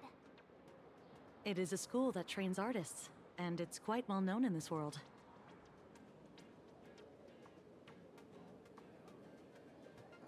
We need to wait for someone there? Do you know the way, Miss Kuchiba? Allow me to guide you both and ensure your safety along the way.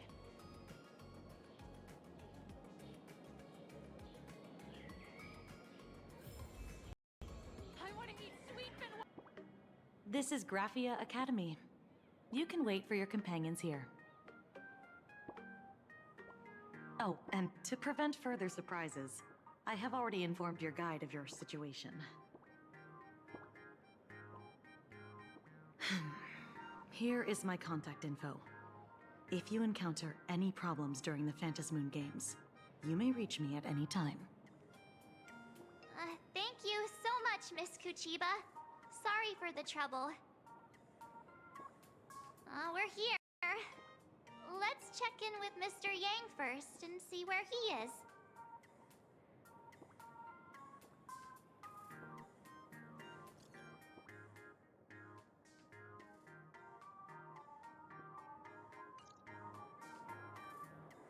Mr. Yang still hasn't replied?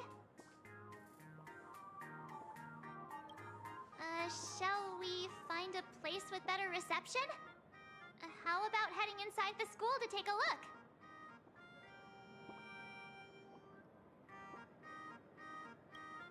No way. I was just thinking, isn't this Big Sis Himeko's alma mater? This school lobby. It looks exactly like what I've seen in animations. Too bad neither of us ever went to a real school. If only we could taste a bit of campus life here. Hey, how about we sneak in and pretend to be students?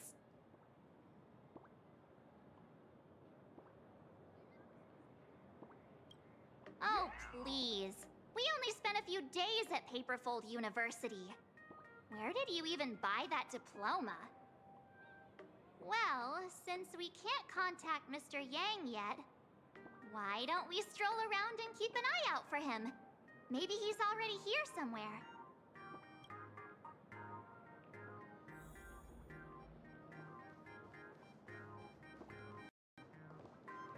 I heard Sparks has some big news to announce.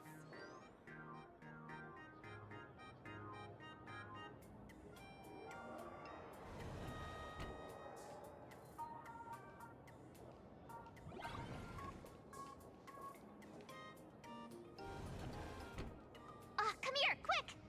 Look at this wave. It's so spectacular. It won't suddenly come crashing down and drench us, will it? Wait, this is painted too? The painter's name is even stated next to it.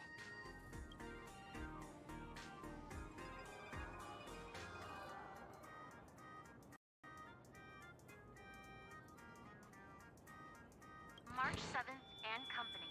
Your transfer procedures have been completed. Please proceed to the Dean's office immediately. Transfer procedures? What's going on here? Let's go take a look, shall we? To the teacher again.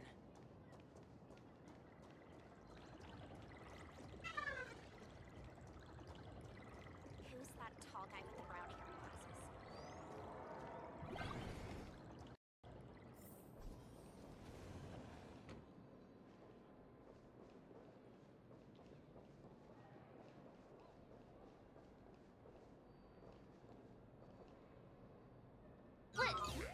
What the heck? Why is Scott here? What year are you two in? Senior, and not even bowing. How rude! Wait, you. Why do you two look so familiar? It feels like someone sent me here to find you. Now I know it's definitely the real Scott. Where did we get teleported to?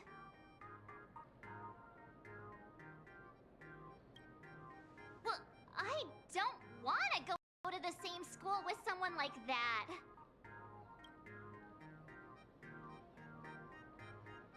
Mr. Yang, you're here.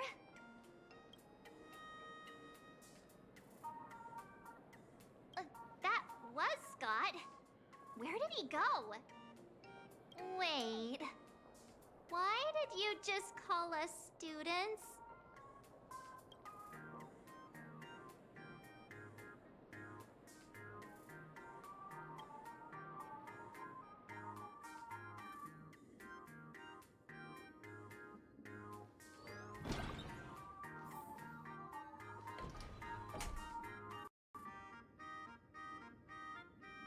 What's this transfer business all about? Well, starting from today, you two are officially transferring to this academy to begin your brand new school life. Sparksy! Yoo-hoo! My good classmates, we meet again. What are you doing here? What news on the net could possibly escape the all-knowing digital fairy Sparksicle? Of course! As of this moment, I have taken over this school and become its acting dean. After all, this school is filled with fans who watch my streams. A little cognitive adjustment is all it takes to make plenty of them do whatever I want. Huh? Why the hostile stares? Surely you're not thinking of roughing up the dean? All right, relax. How about forgetting the Fantasmoon games for now? Instead, throw yourselves into a carefree, cozy, romantic, and enthusiastic school life! Oh no!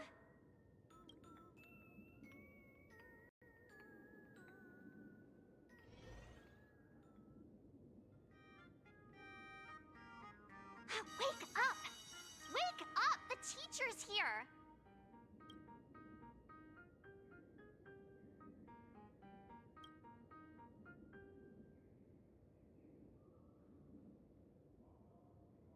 Stop sleeping. Your fleeting youth is slipping away. The artist qualification exam is right around the corner, and some students are still dozing off in class. Silence! How dare you call the dean by name? Do you have no respect for her at all? Before you stands an online streamer, a singer-songwriter, a trendsetter of internet culture, a rising star in education, and the masked fool among masked fools. Show some respect and address her as Dean! It's fine, Scott. Thank you for standing up for the teacher.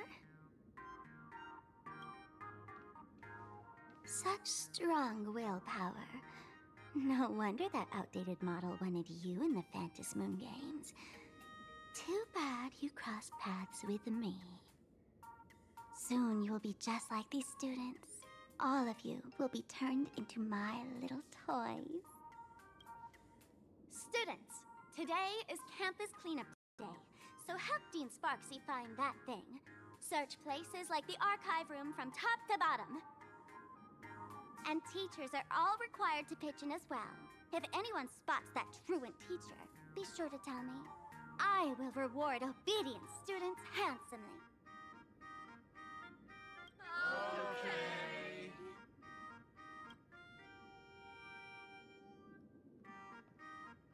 If not for Miss Sparksy, I would have beaten you to a pulp right now.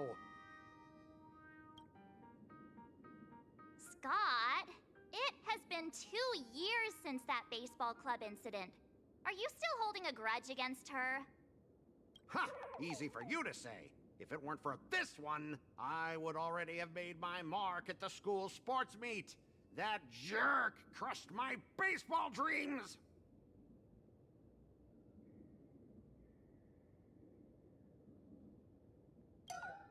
Huh? What do you mean, that's it? Were you planning something even worse for me? Just last week, when I was about to confess my feelings, you folded my love letter into a paper airplane and sent it flying into the toilet. And when I tried to fish it out, the girls in class completely misunderstood me. Listen up. I'm here to challenge you to a duel. After school today, I will be waiting on the rooftop. Do you dare to come? You two, out of my way! I'm done with class! School students? What in the world is going on here? My dear classmate, you're acting kinda strange today.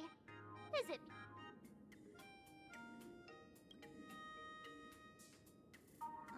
You stumped me there. At our age, what else could we be but students here? Don't tell me. Did the pressure of school make you lose your memory?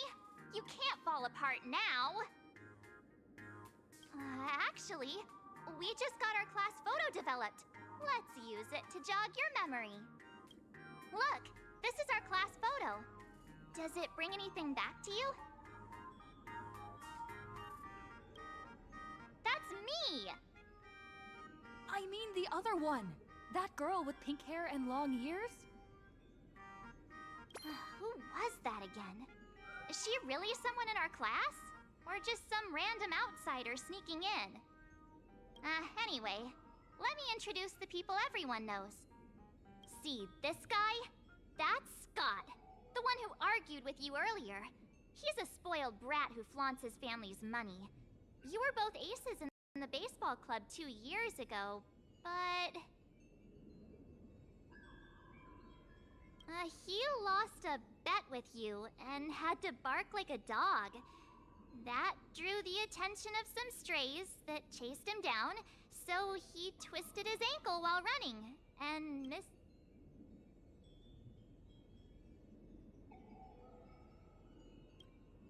Look!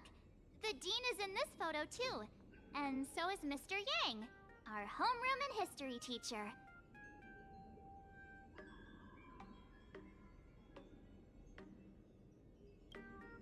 Yeah.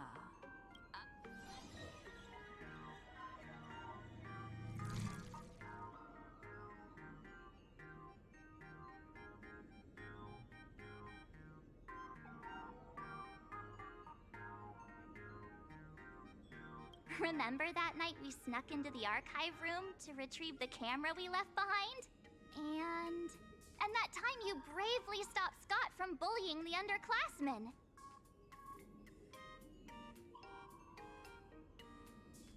We've shared so many wonderful memories in this school.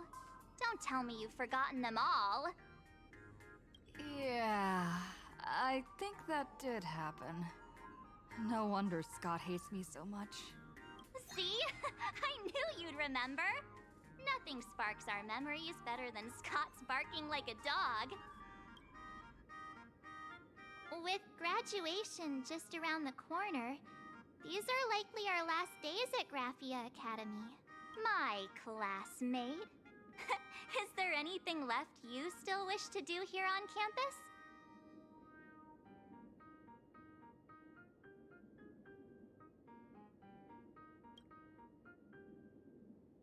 Why bring that up all of a sudden?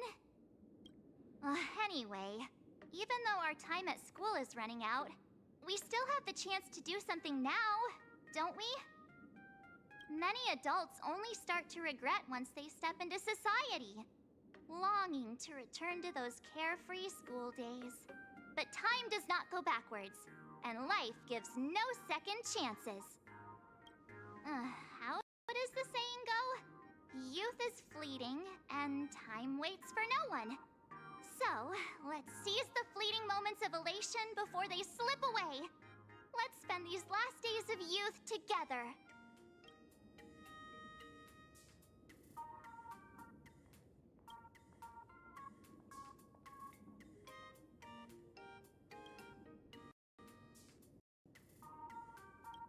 Who exactly was I supposed to find?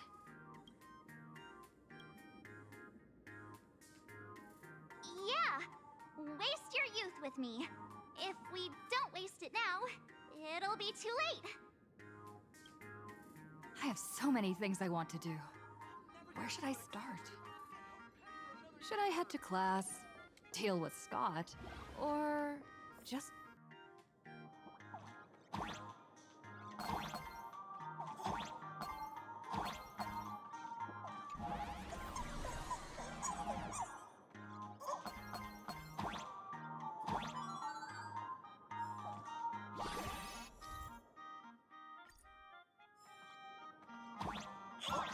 I can jump even higher now.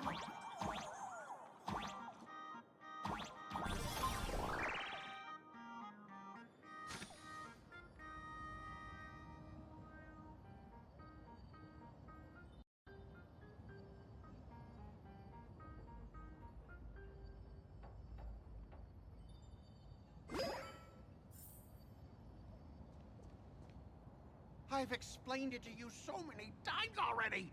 They're jealous of me, so she set me up on purpose, making me into what you girls call the maniac of the swirling waters. You have to believe me, Rakshmi. I'm innocent.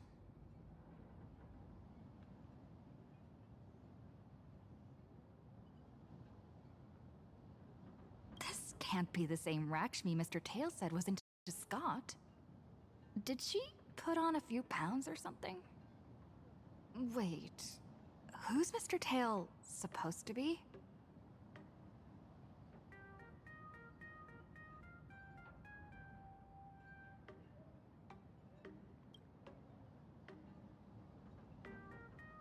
Finally, the perfect chance. Come on, hurry and confess! Oh, Rakshmi, stop tormenting me like this. Say something. Scott, did it ever occur to you that the gray-haired human you say is so jealous of you might actually want to possess you? After all, we girls know these little schemes best.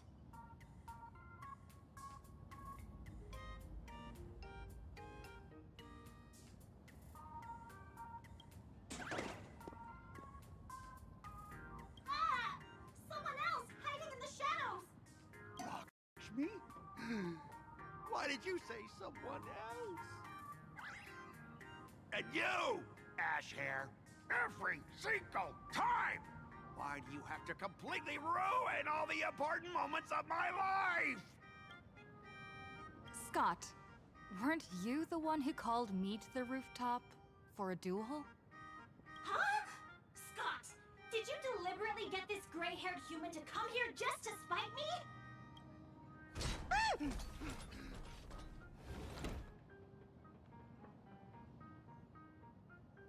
No!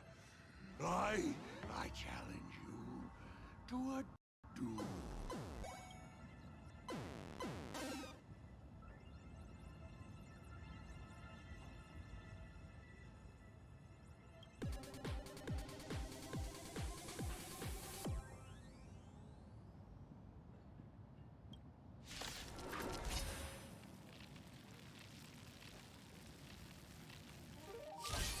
cannot rest until I teach an idiot like you a lesson!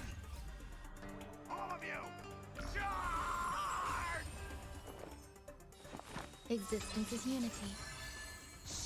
In the abyss's revels, your cries rise. Hey! Why aren't you getting in on this yourself, Scott? This is justice by numbers! Do you even understand the rules of a duel?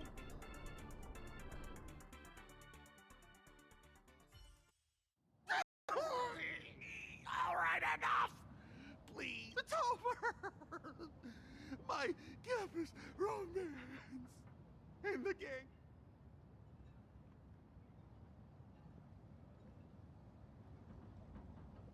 Quiet! I need to calm down.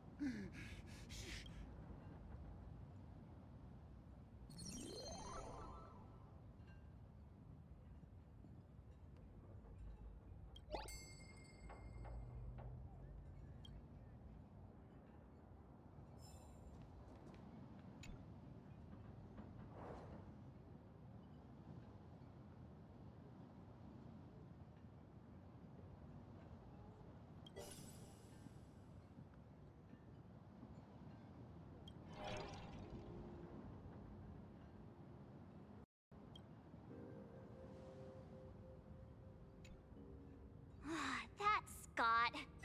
No, wait. I remember now. We found Mr. Yang in the dean's office, but Sparksy suddenly popped out. We were actually here to find Miss Dolly. But why did we come to see Miss Dolly in the first place? Yeah. What exactly did we come here for? Remember how Sparksy kept ordering students to rummage through every corner of the school? Students, today is campus cleanup day, so help Dean Sparksy find that thing. Search places like the archive room from top to bottom. Maybe we should check out the archive room she mentioned.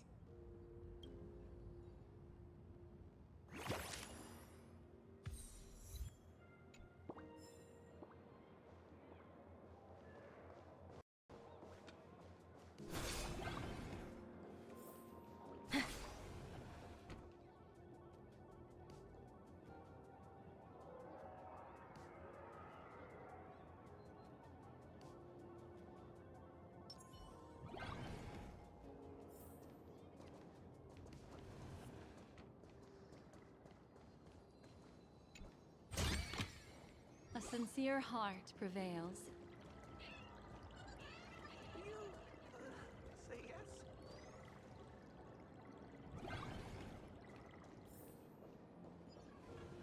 I heard from the math teacher that the gym teacher... We have all the clues we need, and the culprit is... me? Well, this is not a mystery game I play with you.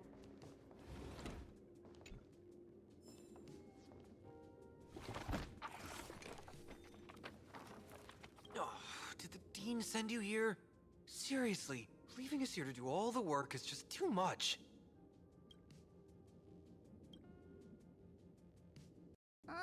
Do you know which teacher is Miss Dolly? How should I put this? She is such a unique woman. Super unique. Once you meet her, you will never forget what she looks like. Whoa. How beautiful is this Miss Dolly? Huh? Beauty and Miss Dolly have nothing to do with each other. If you have any group photos or faculty event pictures, I can point her out to you. But seriously, are you going to help me with this work or not? March, didn't you show me a group photo earlier? I have a class photo right here. But it only shows 2 teachers. Seriously? There are 3 teachers in this photo. Isn't Miss Dolly right here? Wait, that's Miss Dolly? She's a charm doll? Probably the teacher who's worked the longest out of the entire staff. Wait, don't tell me you've never taken her Imagenesis class. I finally remember it! Himeko told us we must find... Darn it! That wretched Sparksy had us running in circles! Marge, what happened to your power of the remembrance? How could you be led around so easily? It must be because I'm so passionate about learning. That's why I fell into the illusion so fast. Wait, you didn't notice it either, did you? 2 years of studying were nothing but an illusion.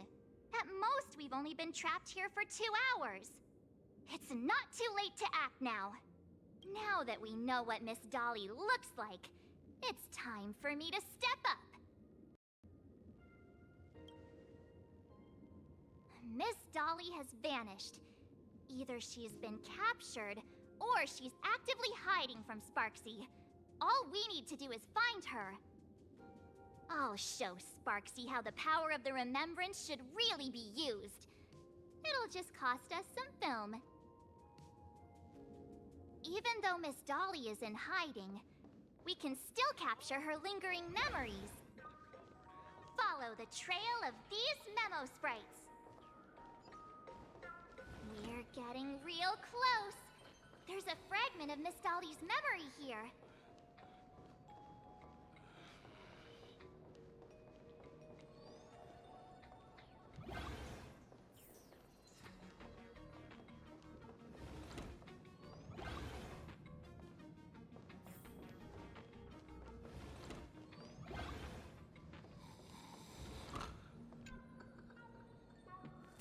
I got a photo of her.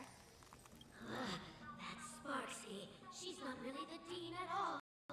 What are her intentions?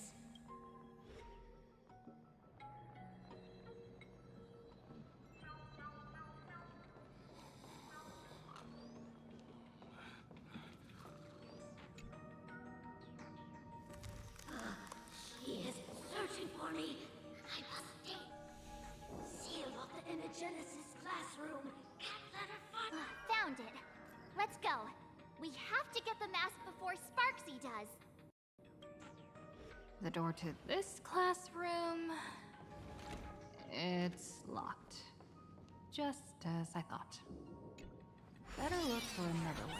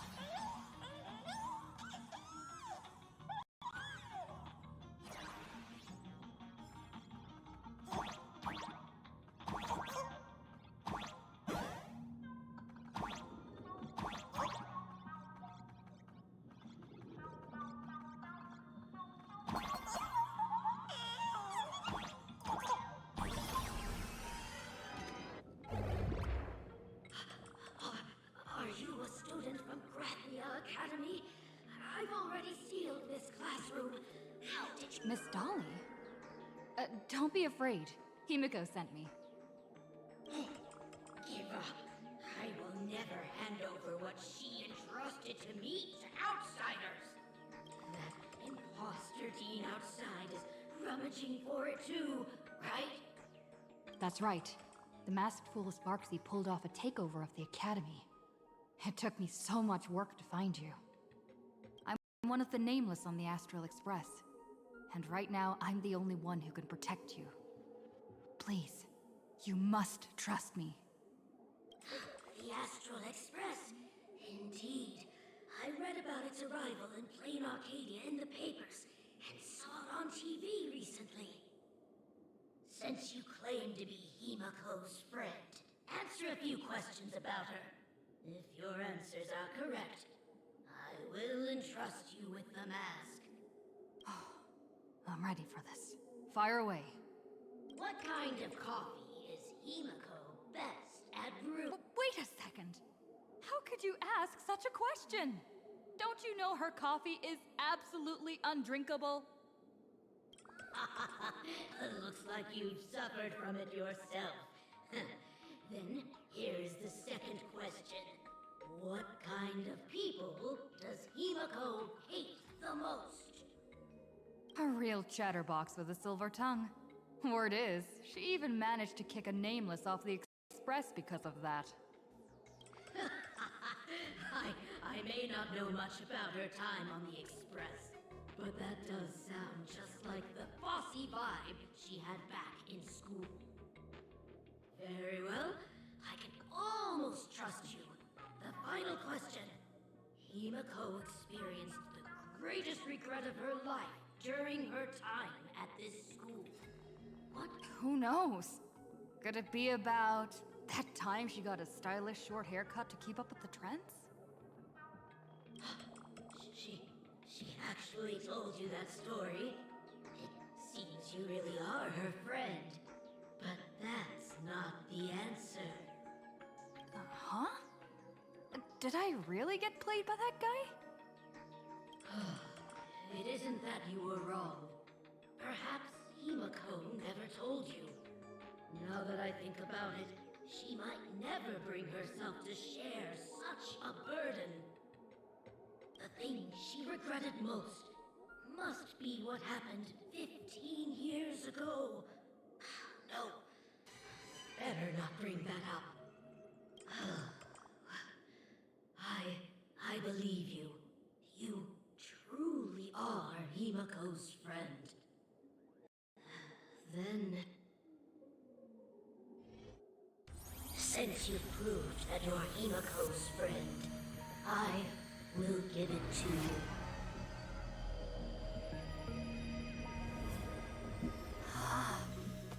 Wait, if you're right next to me, then who's this? Thank you, Ms. Dolly.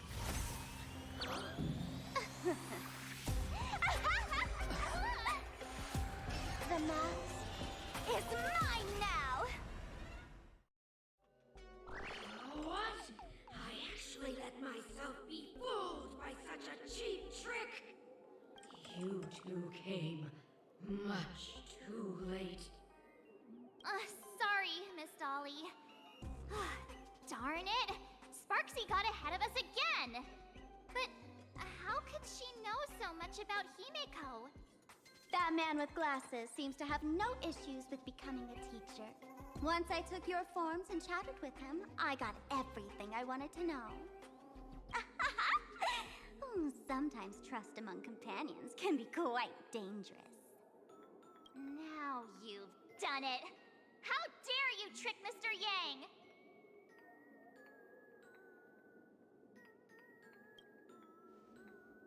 You have really made me angry. She can't run away anyway. So, why don't we take the mask from her by force? Woohoo! Congratulations! You figured out my weakness. But the mask of elation that has been worn is like a clipped movie ticket. It only belongs to the one who used it first during the Fantasmoon Games. Seems you're completely unaware of such simple common sense. How sad. What? Astral Express out! The only one worthy of joining the games is the adorable Sparksicle. Now then, it is time to treat my fans. You two will stay and witness my Sparksicon that I've carefully prepared, right? Oh my, how defiant. No wonder you are the toy favored by my old model. It's okay. I will erase the last residues of resistance and hostility in your hearts and turn you into my loyal fans! My dear fans, time to prepare! Carry out these two noisy haters for now. I have more important work to attend to.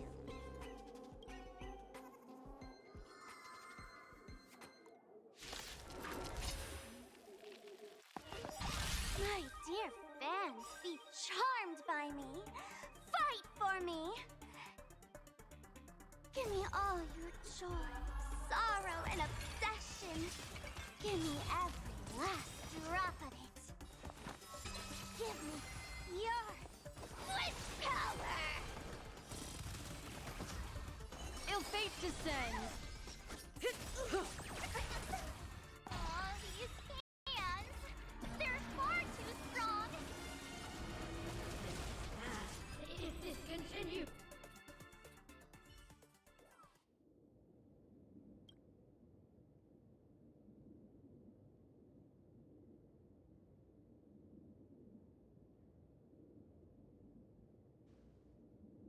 Is this the archive room?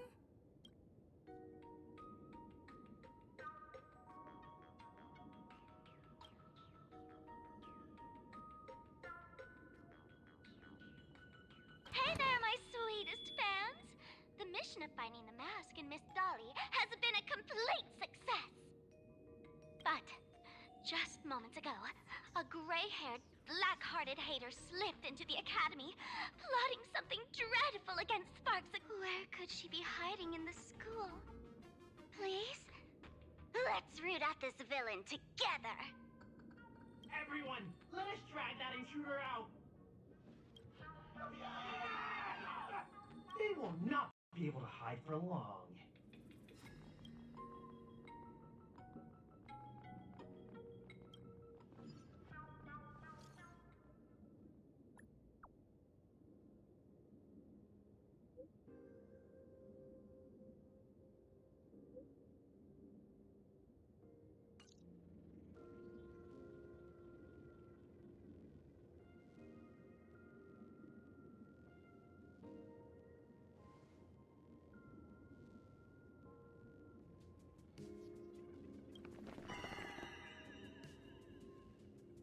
Hiding won't save you. We will drag you out soon enough. Have you reached the end of your rope?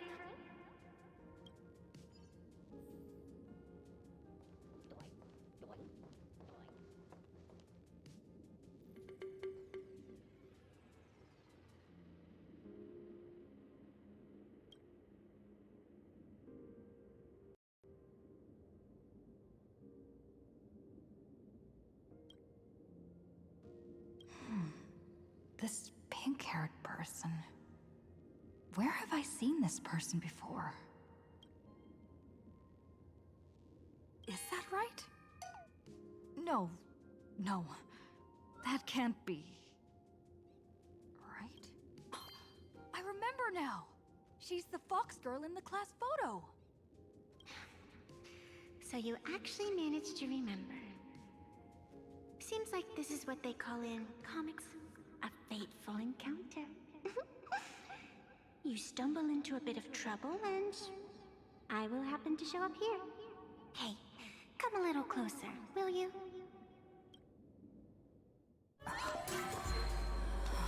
Come closer. Even closer. Don't be so scared. I don't mind. Oh, shoot. I think I'm stuck inside.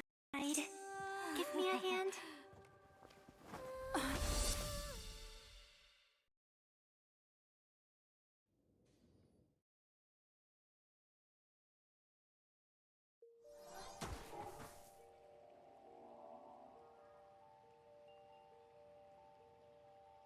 What is this place? Two Nameless came through here a few hours ago and asked the exact same question. I'll use their answers to reply to you. This is a place in the world in Canvas, known as the Phantasmoon Courtyard. According to ancient texts, this is the heart of the Phantasmoon Games ceremony. Oh, and one of those Nameless is playing the part of a teacher at the school. Oh dear, was that a spoiler? That's not good. Greetings, protagonist.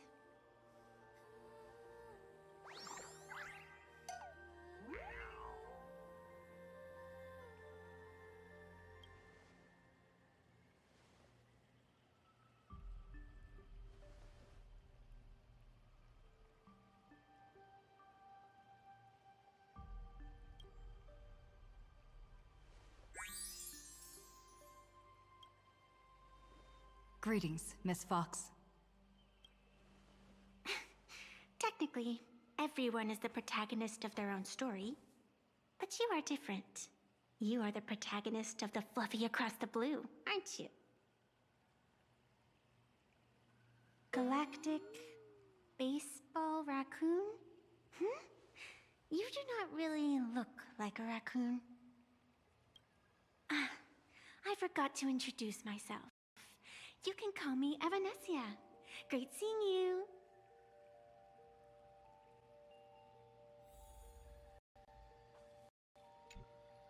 The first supplicant wearing a mask has appeared. The Phantom Moon Games will soon begin.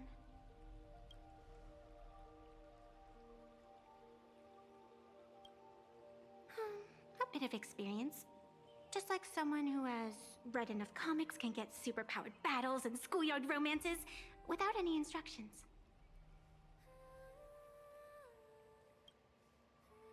Do not be afraid. Just think of me as part of the audience. Like a reader following comics and cartoons. Do you seriously mean you've never read it? The comic that has taken this world by storm? It is inspired by the adventures of the Astral Express, telling the tale of cute little animals riding a train across the cosmos. Fluffy Across the Blue.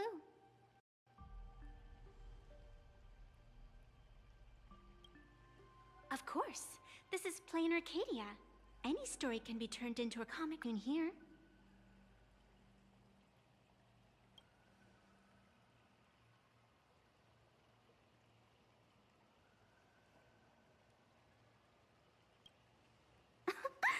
You are such a curious one.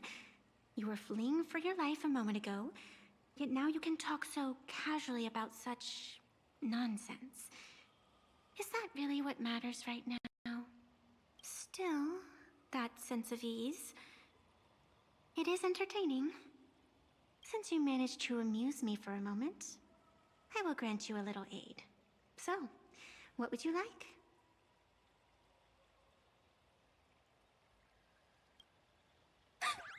You are hiring a killer?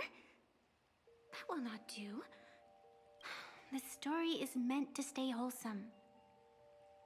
I can see it in your eyes, Miss Raccoon. He will not accept defeat.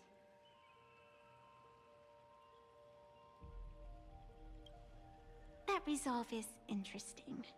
There will always be foolhardy supplicants donning the mask in these ancient Phantom Moon games, laying before the Phantom Moon their madness, fancies, and humor.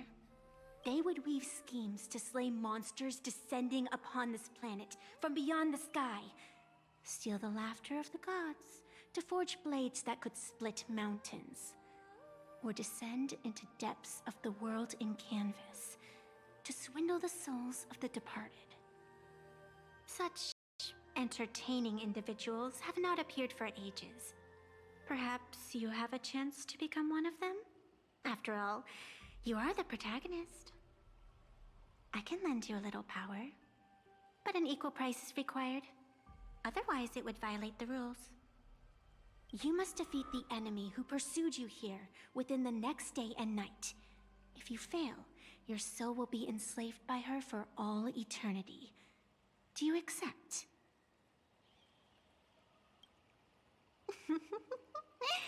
Then it is done. Phantom Moon above and sacred tree below, witness this oath at this moment. As constant as the vault of heaven, as certain as the moon's rise, let it be never forsworn. Now come, let me make you more of a protagonist. Yes, that's it.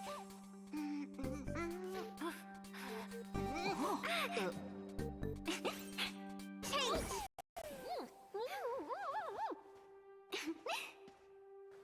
Hey! Huh? Where's this?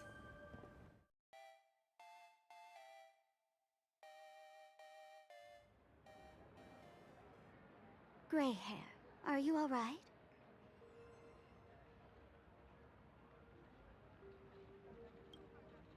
And now and then I do odd jobs here.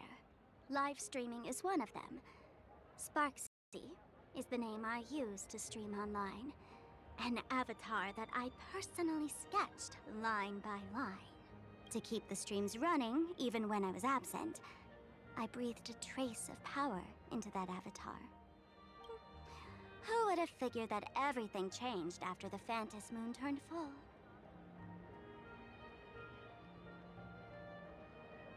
People offload their wishes and desires to her, and in the end, she too got consumed by these emotions.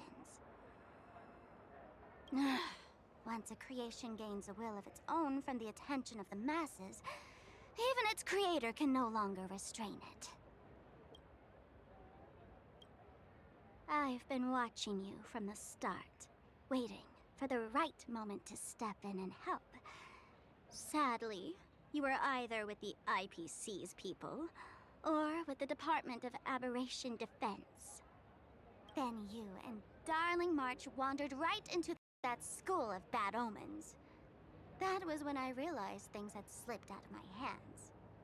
So tell me, what happened in that school?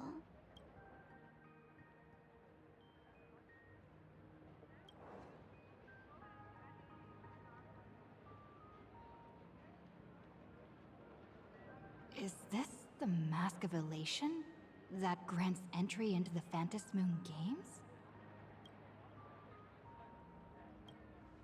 What do you think? Call your companions on the Express ASAP. Or, since this is a civilized society, you could try phoning the Security Bureau. But these matters are obviously far beyond what they can do. They say that no one could restrain the supplicant's actions in the past. Ah, those were the good old days of freedom.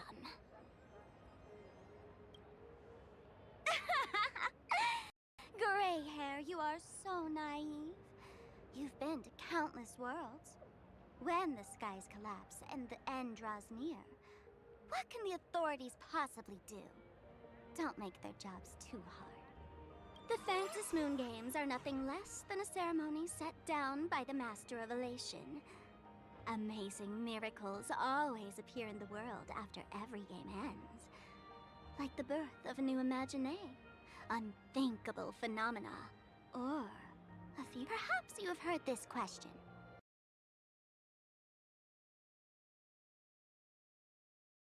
Years at the cost of a single kitten's life. Would you kill the kitten?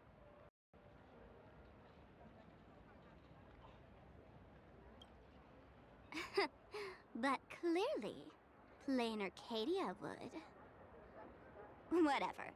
This is not the time to debate over ethics. Gray hair, are you gonna save Darling March and Mr. Yang or not?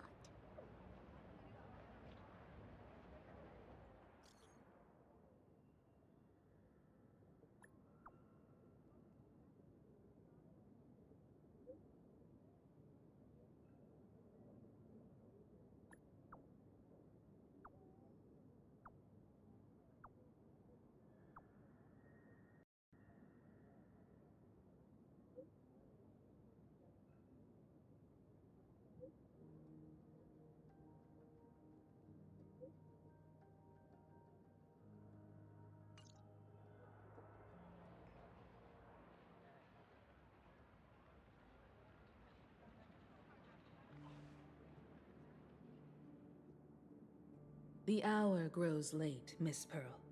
Matters regarding the Express demand our attention.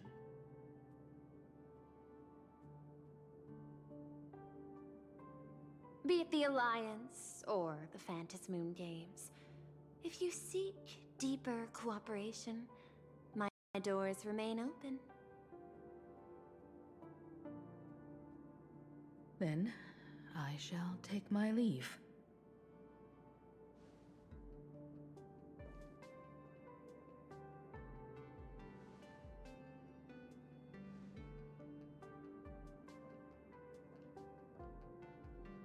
How intricate human social interaction models are.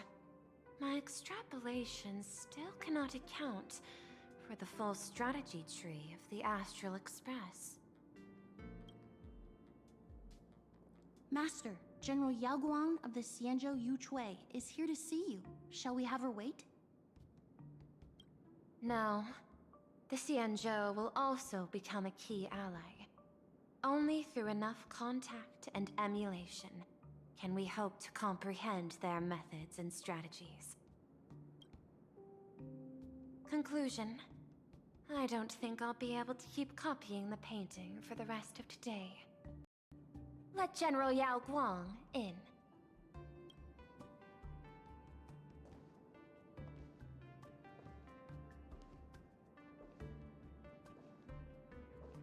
I am the Honorary Dean of the Omniscience Sapientia Academe, Master of the Decalite Reflection Barrier, bearer of the Xianzhou's intangible cultural heritage, the Sparrow-Shaped Fist, and the Seer Strategist, General Yao Guang.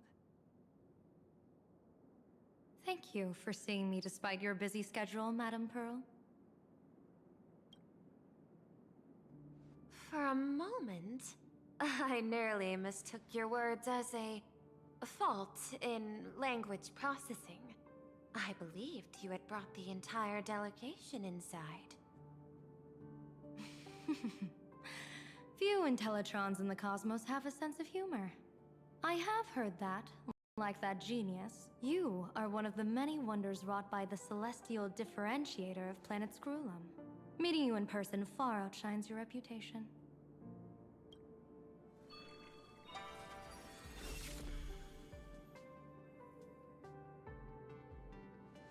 Madame Pearl, seeing how you have a calculating look, and with your heart pristine and your outer form so dazzling, I could not help but cast a divination for you. The hexagram lies between fire and heaven, demonstrating a bountiful harvest with your fortunes lying at the zenith or even beyond. I have no training in divination. General, may I ask you to interpret it? Ah, then let me speak in terms even an Intellitron can follow. I extrapolated your fortune using the Xianzhou's predictive algorithms. The result is 101111, a sign of great blessing. If you treat others with sincerity, abundance will follow. I have long heard of the Arbiter General's legends. The strategy of General Jing Yuan. The courage of General Fei Xiao. The ingenuity of General Hua Yan. Often, I have wondered, what kind of figures are the Xianzhou generals who remain away from the public eye? Meeting General Yao Guang today, I cannot help but think that, with such beauty, you should step into the light more often. Looks like you've studied the words of the Xianzhou well. You've even learned the art of provocation.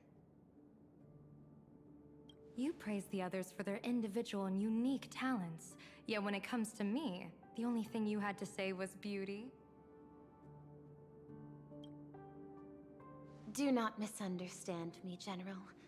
To me, beauty is the rarest of treasures, and the most fragile to preserve. Besides, intel on you is truly scarce. It is quite difficult for me to find ways to compliment you. But what I do know is, the Yu Chui is the think tank of the Xianzhou ships, and its general is the master of all diviners. Speaking purely of deciding the course of affairs, no one is better suited than you to cast the Xianzhou Alliance's vote on whether to join the Anti-Destruction Alliance. So, General, what is your decision in this? This topic is far too great for me to decide on a whim. But as a gift and to complement the respective gaps in our knowledge, allow me first to offer you a piece of vital intelligence. And with it, I ask the IPC to show sincerity beyond empty words. I do not follow your logic. With the threat of the destruction looming, what need is there for further reasons to cooperate? Set a mighty foe as a common goal, convince former enemies to turn allies, then devour them in turn. Such feats are hardly rare in the IPC's annals of glory. I understand. The Xianzhou questions the IPC's sincerity. It would be better to say we ask the IPC to demonstrate its sincerity. Courtesy demands reciprocity, and the intel I now offer you is both urgent and weighty. Question. What could be more important at this moment than forming the Anti-Destruction Alliance? Nanook won't erase the universe in the next few days, but someone else might destroy plain Arcadia within that time. You have heard of Blade, the Stellaron hunter, right? The IPC has long placed a great bounty on his head, though I have never laid eyes on him. The Yuchue recently intercepted a report, styling himself as Xianzhou's #1 assassin. This man accepted a contract from the Sinwish Syndicate, a local organized violence group. I do not know his exact aim here, but he is a major criminal of the Xianzhou. He is guilty of the 10 unpardonable sins and is a formidable fighter, with few able to match him. As general of the Yuchue, I will take it upon myself to bring him in before he can cause disaster here. This planet, Ahatopia, is part of the pan-cosmic trade system, and Blade is a wanted criminal of the IPC. Since he has set foot here, he falls under its law. General Yao Gong, is the sincerity you seek for us to capture this man and deliver him into the hands of the Xianzhou? I hear the Phantom Moon Games are about to begin, with the entire nation awaiting it with bated breath. I imagine you will also find it hard to extract yourself from the festivities. If this cursed man were to quietly depart on his own at this time, would that not be a perfect outcome for all? This is my understanding. You wish for the right to act freely within plain Arcadia. Apart from this cooperation, what better proof of sincerity could there be before we join forces against the destruction?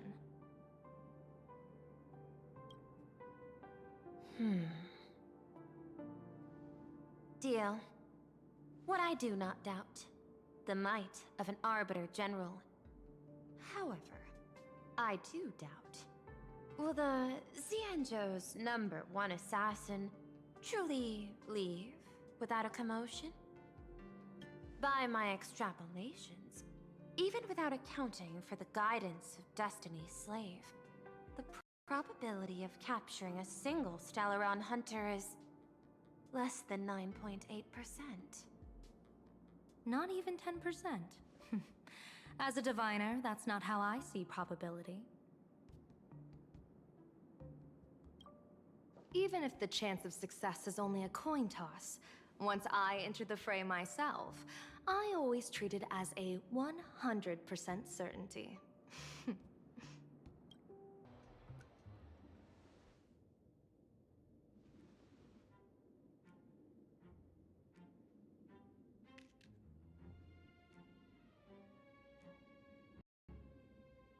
Is that even a question? 100%. Of course. In other words, there will be no survivors. Anyone who recognizes my face, I will not let them off even if they hide at the ends of the world. I was willing to make an exception when I was hired by your gang's leader, but I see you folks are not interested in accepting my goodwill. Not that I don't trust you, but you know the rules of the trade. When you hire someone to do a job, you gotta see what they're made of first. People say that the Lords of Hell are easy to deal with, but their underlings are the real trouble. If a group's underlings don't know their place, even their masters may not be safe. So, since the mighty Sinwish Syndicate gang actually had the guts to hire the Xianzhou's #1 assassin, I guess you are also ready for destruction.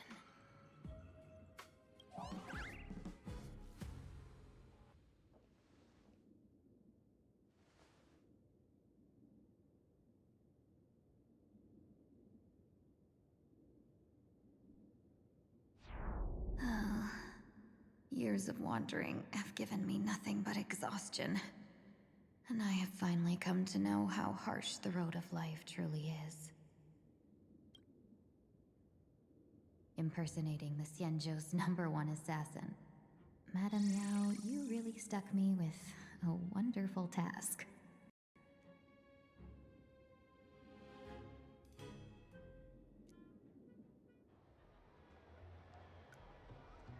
Please take great care during this mission, Miss Tingyu. If any misfortune should befall you, I would have no way to answer to your Helm Master Yukong. You worry too much, Madame Yao. When I pledged my resolve to Madame Yukong and departed for the Yuchui, I had already steeled myself for the worst. But, may I ask, does this task of misfortune really have to fall upon me? I cast a divination today. This task lacks the fire element. Without the Whistling Flames Ambassador's knack for diplomacy, this task cannot succeed. The place you're heading to is crawling with gang members. If they pick a fight, you can try to drop the name Xianzhou's #1 assassin, and they might step aside. Do not worry, General. I have journeyed far and wide with the merchant guilds for years and faced no shortage of danger. A handful of gangsters is hardly difficult to deal with. If you're not afraid of danger, then why have you not set out yet? Shall I read your fortune and give you a little peace of mind? What I fear is that fortune-telling of yours. No, what I really fear is you, Madame Yao. Afraid of me? Am I so notorious on the Xianzhou Lafu? I've heard many tales about you. After the Battle of the Fanghu, you willingly surrendered your command token and became a general in name only, with neither troops nor soldiers. They also say that the seer strategist, for the sake of a tiny chance at victory, stood by as her mentor went to a noble death, treated the countless lives of dead verdant knights as nothing more than numbers consumed in her divinations, and even doomed an arbiter general. Are you afraid that I, the cold-blooded diviner, might send you to your doom here in plain Arcadia? Bold words for a little fox. It's just a bit of my curiosity about you, General. I hoped you could clear up a few of my doubts. Seems like I wasn't wrong about you. Few can face a Xianzhou general with such composure and dignity. No wonder you can make such a bold statement. The gods use humans as pawns in their cosmic game, sacrificing countless innocent souls. Have you ever thought about making them pay? They say you survived a Lord Ravager's deadly clutches thanks to luck. But I believe it was your unbreakable resilience that carried you through. You flatter me, Madame Yao. One must glean some wisdom to be worthy of enduring such a life-and-death ordeal. If we surpass the gods only in cruelty and heartlessness, then that would be our complete failure in my eyes. Excellent. I couldn't agree more. Miss Tingyun, you've passed the interview. Ever since I escaped death, I swore never again to be a pawn for heartless chess players. And Madame Yao, you've passed my test too. I know you're not interested in empty talk, so let's get down to business. Miss Tingyun, Our Yuchue business delegations are treated much better than what you get on the Lafu when they set out on official missions. They get 5 meals a day. General, I really don't have such a large appetite. For the duration of the delegation's mission, you'll receive 6 times the usual allowance, and all expenses will be fully reimbursed. Such a generous offer. To be honest, that makes me even more nervous. Head to Dovebrook District, locate the Sinwish Syndicate contact, use the passphrase you gave me to establish contact, and do not reveal my true name. If there's nothing more to it, is this task really worth 6 times the pay? You're the kind of talent worthy of such a reward. After all, we diviners are no different from you merchants. Even when we hit a dead end, we still have to bargain and carve out the faintest chance. Merchants strive for profitable opportunities, while diviners reach for a sliver of luck. Looks like my mission bears significant weight in Madame Yao's reading of fate. In that case, I shall depart. When in doubt, open the 3 strategy pouches I entrusted to you. Inside are tactics I divined, certain to break any deadlock and aid your journey. Go, Xianzhou's #1 assassin.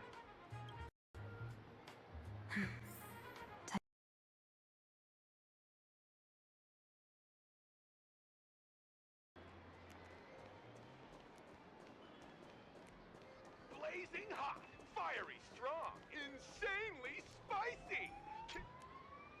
Please, tell the boss I want to return to the Sinwish Syndicate. Ma'am, maybe it's time to rest in peace? Don't you remember dying during that mission a few weeks ago? The you right now is just a lingering obsession left behind after death. According to the provisions of the Fey Kind Protection Act, ghosts are not considered the same as they were while alive. In other words, you are a new Imagine, barely 3 months old. Are you a lawyer or a gangster? I gave my life for the Sinwish Syndicate, and now you mean to shut me out?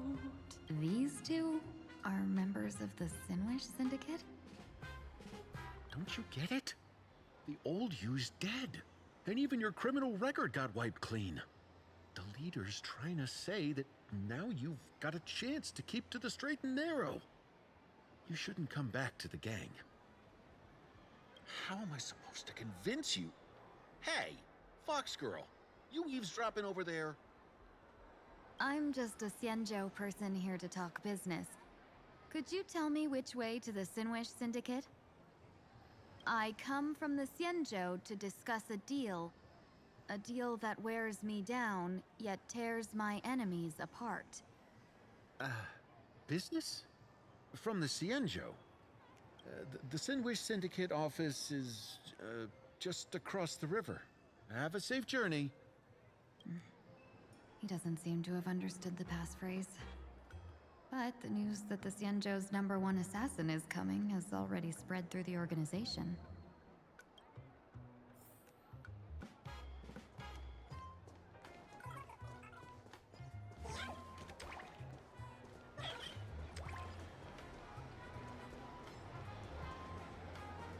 Those people over there, are they also members of the Sinwish Syndicate? Bro, how much longer do we have to wait? What, are your legs giving out? Idiot. The boss told us to wait here as a show of respect. Now behave yourselves! Could that big guy be the contact from the Sinwish Syndicate? Hey, you fox over there. You've been staring at us long enough. Got something to say? May I ask, is this the Sinwish Syndicate's turf up ahead? Yeah, so what? I should act tough, and say less than what I want to say. Since this is the Sinwish Syndicate's turf ahead, not only am I going in, You will invite me in with respect.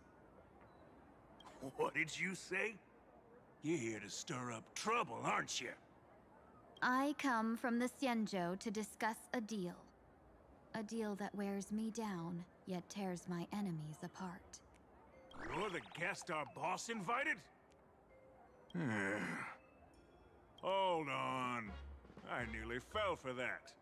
Looking all delicate. How could you possibly be the Xianzhou's #1 assassin? Spill it! How did you know the passphrase? Why don't you take off your sunglasses and let me see if you still have your eyes? The Xianzhou's #1 assassin is nothing more than a nickname coined by the common folk. I have always considered myself a merchant. A merchant? Isn't a hired killer the oldest trade in the world? By the way, Mr. Imagine, do you know why they call me #1? You never miss a shot? Not quite. I kill in bulk. The way to keep business going is to offer a little extra. If they pay for one person to be silenced, I throw in 2 more. With that hot temper of yours, always picking fights, you've probably given your boss plenty of headaches. I doubt the boss would mind if I took you as a bonus kill. You punk! How dare you disrespect the underboss! Shut up, all of you! The boss's orders come first. My name is Kostine. Sorry about my underling's rudeness earlier. I'll cut a finger off later to make amends. There's no need for that. I only collect heads, not fingers. No worries. It won't be my finger anyway.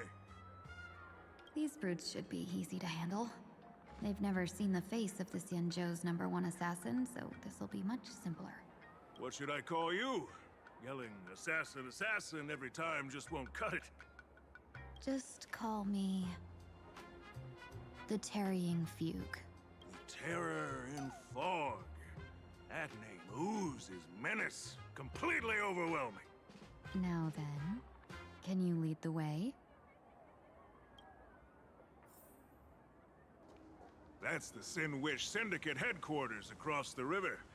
Quite impressive, don't you think? Please, follow me. Is this the passage in the painting? Of course. The Sin Wish Syndicate has it under our command for now.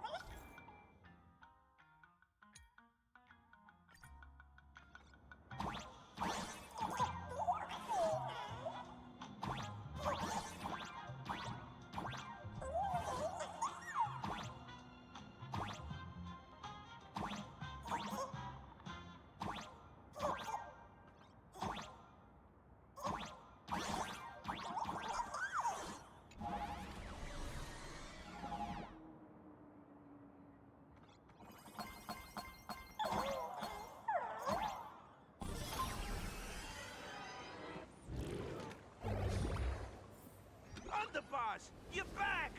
Thanks for your hard work. Who's this? Welcome home, Underboss! Is this the one the boss brought in?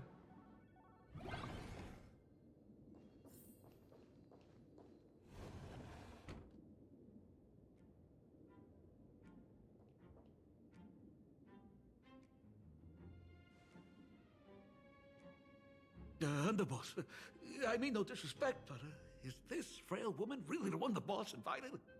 That's right. Her name is the Terror in Fog. Spread the word that the Sin Wish Syndicate has secured the Xianzhou's #1 assassin. Underboss, beat me if you want, but I gotta say, are you serious? Are we really counting on this delicate woman for the Phantasmoon games? The Fantas Moon Games. Is that why they hired a Stellaron hunter to do their bidding? These Fantas Moon Games are a once-in-a-lifetime chance for the Sinwish Syndicate to rise. This woman doesn't look like she has what it takes, and we're trusting her. If she blows it, how are we supposed to save face? Underboss, we haven't been duped, have we? If word gets out, the other gangs will laugh us out of town. All of you, shut up! Useless. Lady Terran Fog would wipe the floor with you even if you all came at once. Since you doubt her, why not let Lady Terran Fog show you a few... Lady Terran Fog, what do you say? I can find you a few sparring partners. No need to hold back. I thought you were naive, but looks like you're just playing good cop, bad cop to test me. I'm neither good nor bad. Just opportunistic. Still playing dumb, huh? Boss of the Sinwish Syndicate. Your people wouldn't be doing this on their own. I know you can hear me. I came for business. Making friends would be a fine bonus. But if not, that's fine with me. If you still want this deal, cut the tricks. A real expert is something else. You speak with such overwhelming presence, though we barely understand a word. Come on, show us a move. We fight and bleed every day, and that's the only way we'll be convinced. Oh no. These brutes are not interested in a win-win situation at all. When in doubt, open the 3 strategy pouches I entrusted to you. Inside are tactics I divined, certain to break any deadlock and aid your journey. Looks like it's time. Huh? Just keep alive and open the 2nd strategy pouch once you're done. What kind of strategy is this? Looks like Lady Terran Fog isn't impressed with your skills. Out of my way! When I was young, I dreamed of becoming a musician.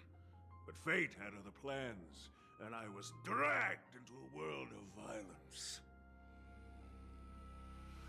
But even then, I never let go of my love for music and rhythm.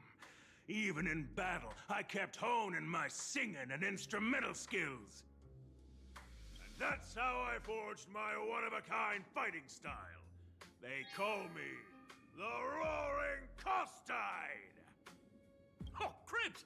The underboss is getting serious! Lady Terran Fog, I humbly challenge you.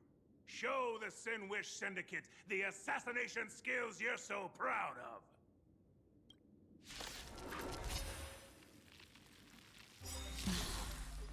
Looks like I'll have to hold back against these reckless brutes. Existence is unity. In the abysses revel, your cries rise. As expected of the Terran Fog. Such incredible strength! That power of the destruction within me, it's still hard to control. Madam Yao, I've done everything in my power to keep them alive, as you said. I don't want to take your life. Back down while you still can. A true warrior of the Sinwish Syndicate fears no death. Don't underestimate my resolve. Underboss, bad news. 2 more weird dudes just showed up. Cut your bull. I can see for myself.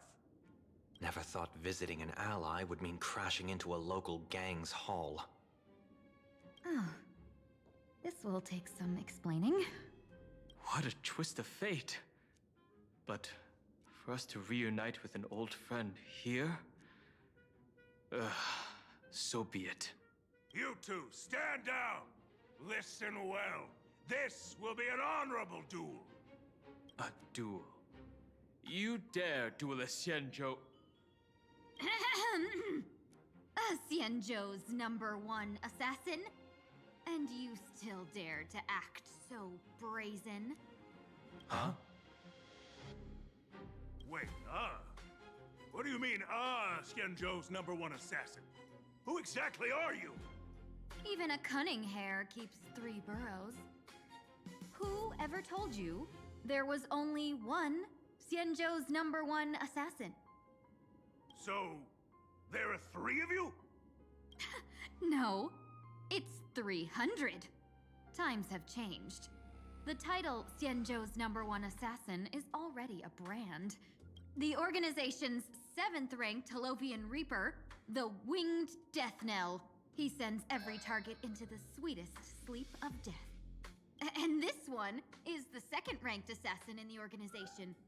A ruthless killer surpassed only by me. His spear strikes like a falling star, and his presence soars like a dragon. Then you are... You can call me Whistling Flame Fox. I humbly hold the top position in our organization, though I mostly handle business relations and HR work.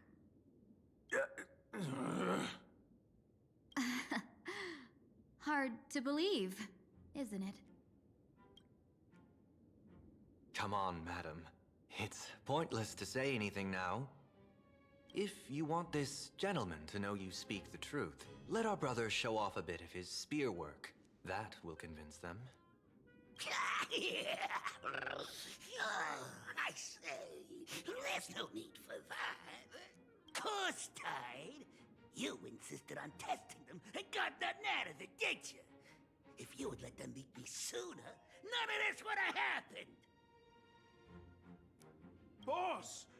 I cannot hand your grand enterprise over to people we know nothing about. You are the one who hired us?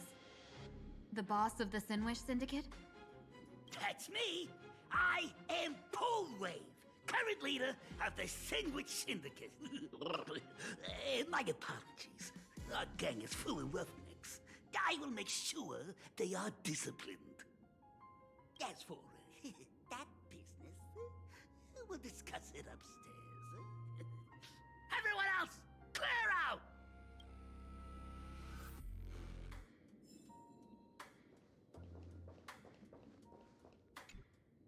Long time no see, Lady Tingyun. It's been a while since we last met in Penacony.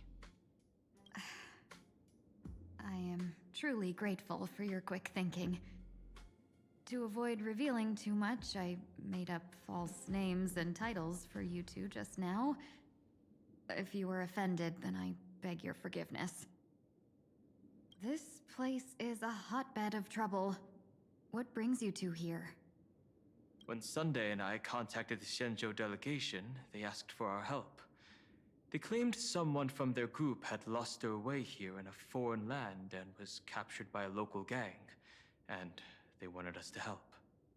It was clear there was more to the story, but we came anyway. Who would have thought? It turned out to be true. Lost? Captured? There must be some misunderstanding. Alas, this rumor was likely a destiny arranged by Madame Yao.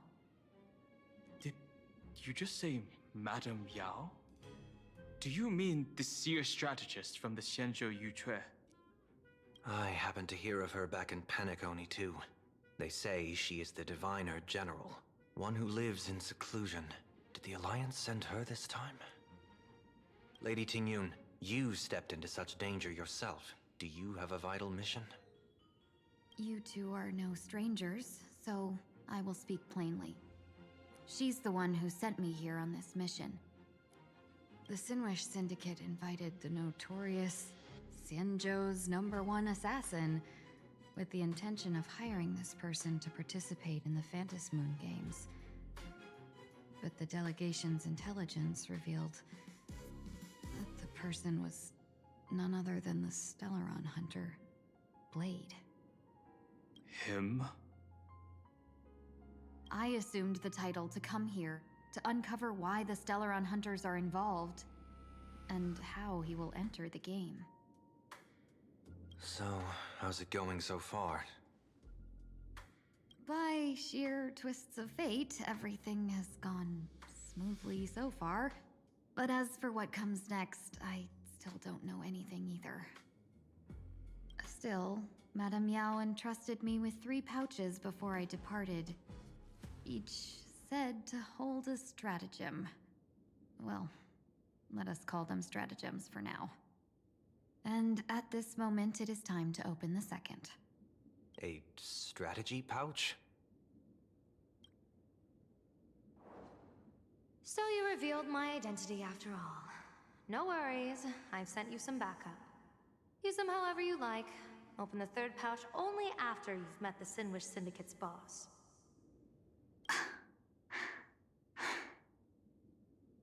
No wonder they also call Madame Yao the Crosstalk General. The what, General? It says the 2 of you will help me clear the way, so I can safely meet the Sinwish Syndicate's boss. What do you say? This place is perilous. Of course, we will accompany you, Miss Tingyun. As for the Stellaron Hunters, I too find them intriguing. Dan Heng, will you help me gather a bit more information? Of course. Thank you, Sunday.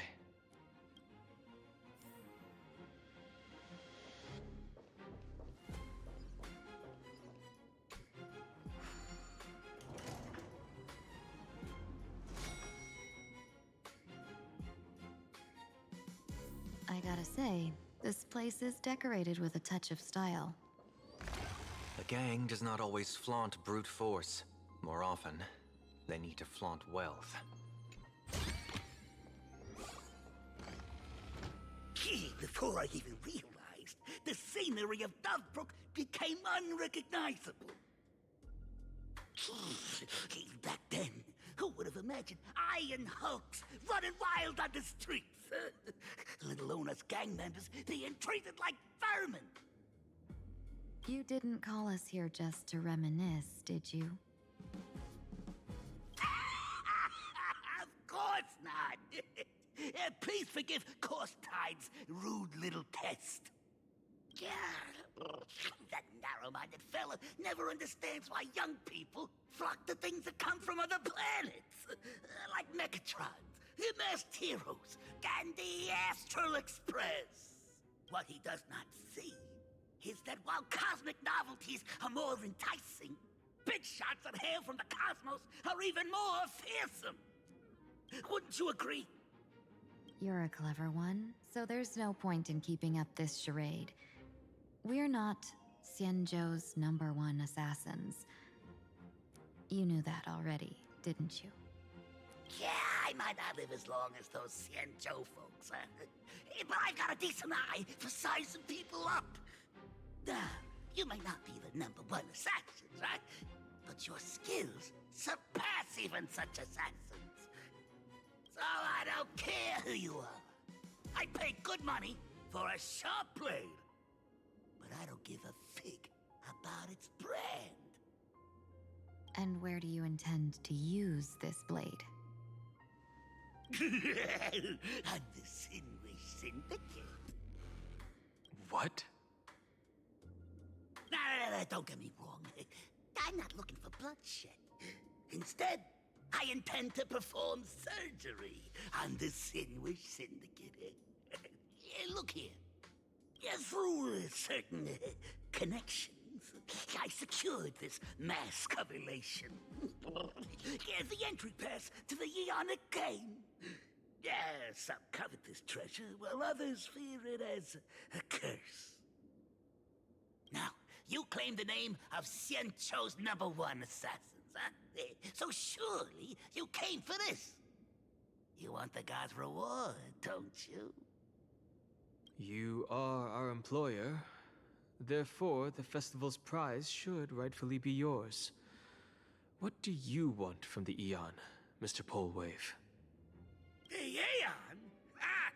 I harbor no such unrealistic desire. I'll leave this prize for you to claim as your reward. I'm happy enough to share in a bit of your glory. Whether you win or lose, all I ask is that when the press comes a-knocking, you say this. You were sponsored by the Sandwich Syndicate of Toughbrook. That is enough for me. So this is a sponsorship deal? The Sinwish Syndicate only wants fame?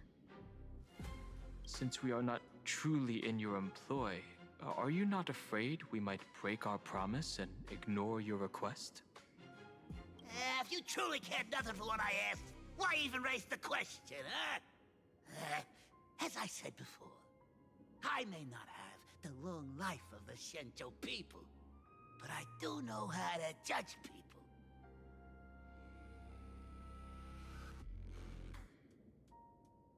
One more question from me, please. Why are you so set on chasing fame? In plain Arcadia, Imaginary exists due to wish power. And that wish power humans place upon these Imaginary. The Sinwish Syndicate was founded to provide for those Imaginary.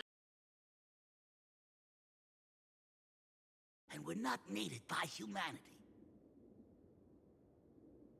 Unfortunately, ever since that seashell woman rose to power, our path of blood and violence had run its course.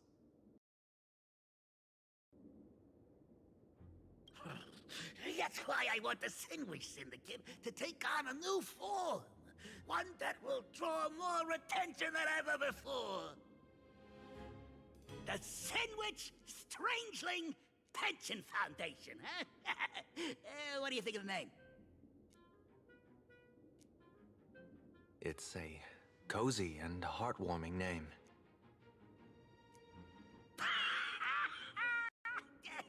So, will the three of you, accept this job?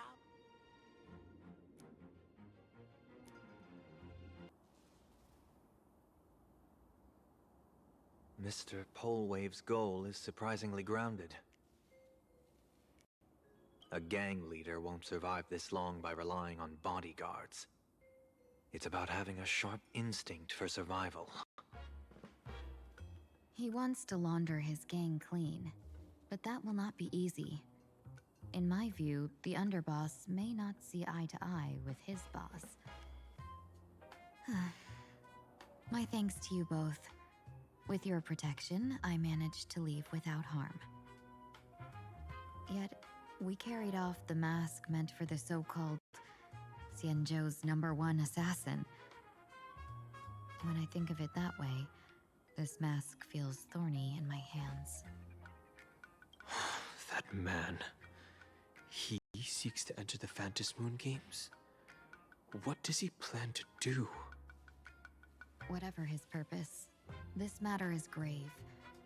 I'm afraid I must take my leave for now and report to General Yao Guang before making any decisions. No need for that. I've been waiting here for you all for some time. Madam Yao, you came in person?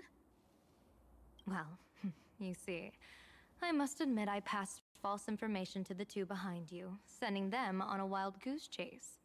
I should personally ask for their forgiveness. As for why I am here, Miss Tingyun, you still have not opened the third pouch, have you? That's true. Whatever they give you, just take it all and bring them to me. What kind of after-the-fact strategy is this? General, had you spoken plainly, Sunday and I would never have refused you. Why did you lie to us and claim that someone was lost and captured? I didn't lie. If not for the appearance of the former Vidyadhara High Elder and the runaway Master of Penacony, Miss Tingyun would still be trapped in those brutes' endless probing, Her being lost and captured was exactly the future I divined. I also foresaw bloodshed awaiting the Sinwish Syndicate. Had it come true, it would have been because Miss Ting-Yun failed to restrain her strength during the clash. Yet, with you two here, the gangsters' lives were spared. You even foresaw the anomaly with my body. Sometimes, even when fate is foreseen, it cannot be changed. Fortunately, things did not come to the worst. As for Mr. Sunday, I've heard so much about you. With my 1,000 feathered eyes, I had the privilege of watching the broadcast of your entire god-ascending feat in Penacony from far away. Truly magnificent. Let's not speak of that misstep anymore, General. Rather, we have brought back the mask, as you asked. How do you intend to use it? Surely not just to hold it and block the Stellaron Hunter's entry. That was the plan, but from one cause spring 100 outcomes. Now that the mask is in my hands, there are many possibilities. What do you say about using it to lure Blade here and strike him down together? Or perhaps I could wear the mask myself and personally compete in the Phantom Moon Games.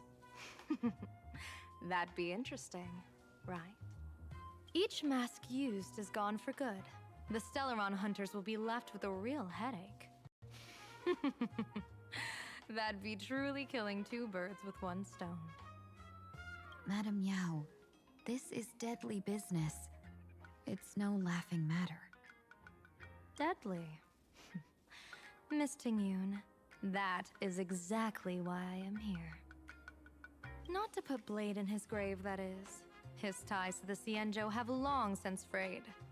There was no need for me to snatch someone else's assignment and come here only for his sake. Snatch someone else's assignment? So the Xianzhou envoy was supposed to be someone else? To be frank, this journey to Plain Arcadia was meant for Jingyuan, the Divine Foresight. The Luofu Cloud Knights recently returned from the great battle against Iron Tomb, and the honor should have been his. Yet, before his departure, I cast several divinations on all parties involved and received this result.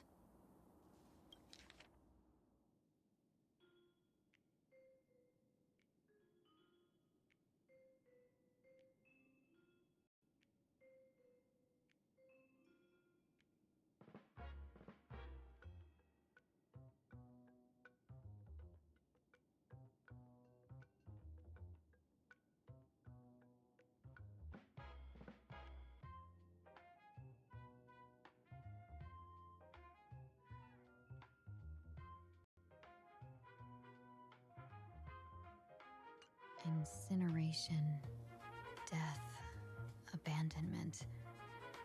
I may not know divination, but even I can tell that there is no good omen. Unfortunately, the two top diviners of the Yuchui and the Luofu, in other words, my junior soror, Fu Xuan, and I, cross-checked each other's extrapolations and came to the same astonishing conclusion. An Arbiter General will fall in this Arcadia of Elation. Even so, you're still taking the mission meant for Jingyuan? Yes, I contacted the Marshal and took over the task. I've simply never seen such a bizarre fate and wanted to witness it. Even if it means your death? It's only death.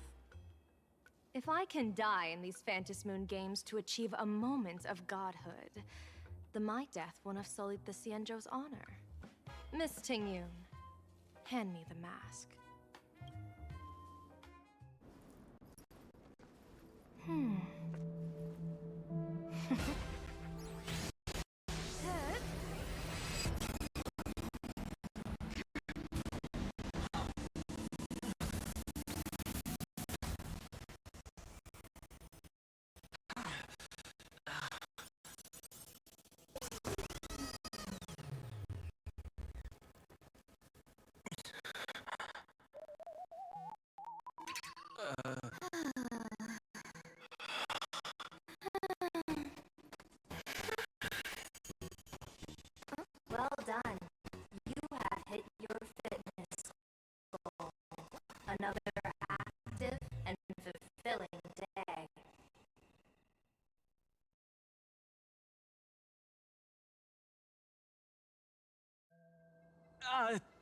Sorry, Sunday.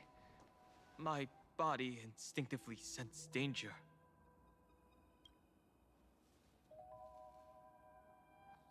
Once the mask for joining the Phantom Moon Games is worn, it binds tightly to the supplicant and manifests the shape of the wearer's soul.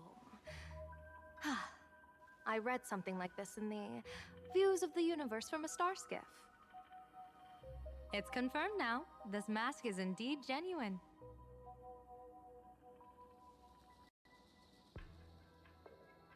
Congratulations, Mr. Sunday. You're now a supplicant in the Aeonic game. What exactly are you trying to do, Seer Strategist? Twice now you've acted without warning. Do you mean to make an enemy out of the Astral Express? Dan Heng, let me take care of this. Sunday, are you planning to fight? Don't worry, I'm no match for this general.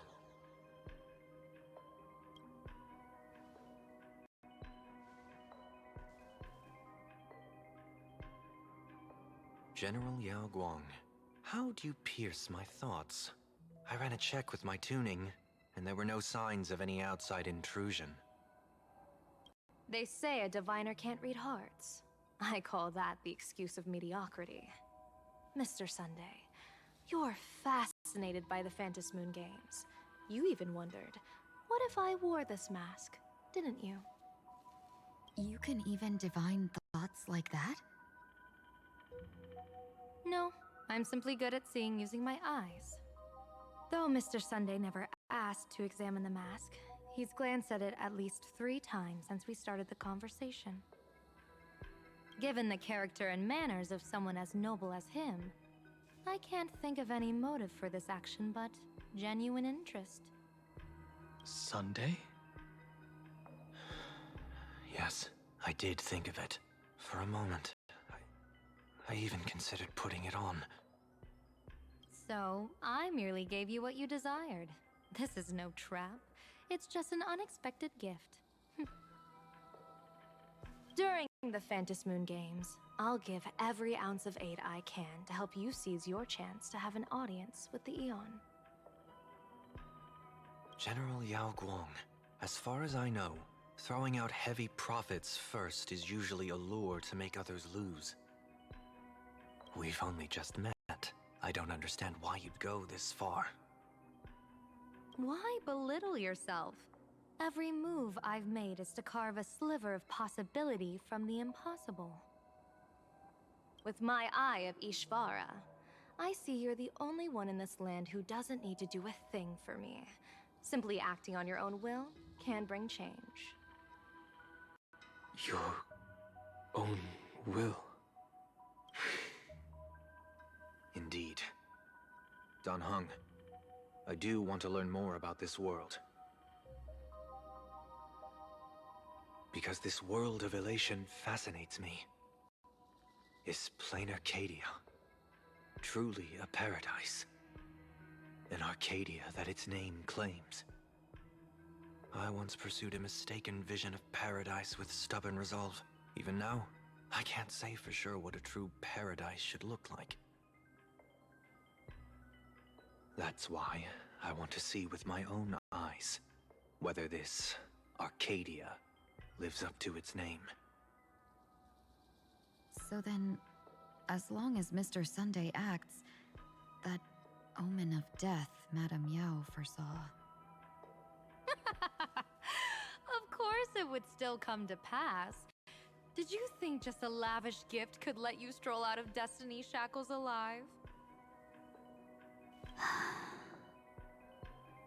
Pardon me for butting in, but does the Xianzhou know about this? This is such serious business. I'd never make this decision on my own. I've talked it over with the 6 charioteers of the Yuchue. If something happens to me, I'll line up a solid successor.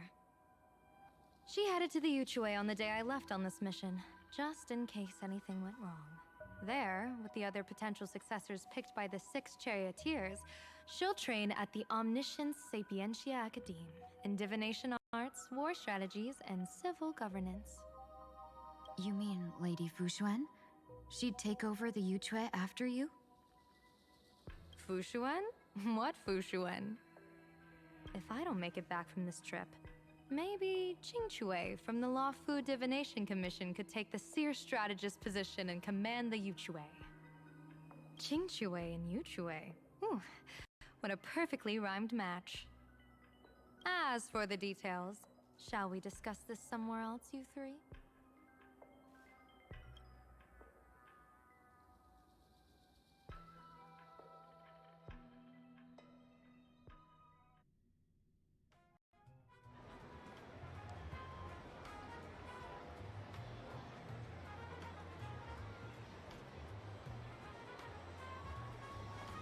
Map says the Ashen Detective Agency should be right here. But why is there just a magazine publisher's office? Holy for bully! Big drama hit Graphia Academy! A furbo? Taking photos? You really can find anything in the land blessed by Aha. Let's go ask for directions.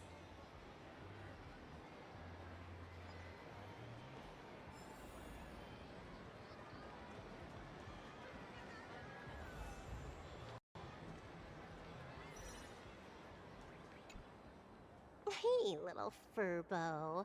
Know if there's an Ashen Detective Agency nearby? Beats me. But if I find 10,000 credits on the ground, I might recall the spot. 10,000 for directions? Fine. Job first. Oh, wow. Looks like 10,000 credits from my account just hopped to end up in yours for no reason. Now, spill. Whoa! Generous, miss. The place you're looking for is upstairs. That detective's renting my boss's space for his agency. But he's zonked out in the day, and his doors are locked at night. No clue how he earns any money. Maybe he's a vampire? So they're closed? Then how do I meet this Ashen Detective? Beats me. But if I find 50,000 credits on the ground, I might recall that too. You stinky furbo! Begging for a smack! Scamming our guest! Ooh, time to go!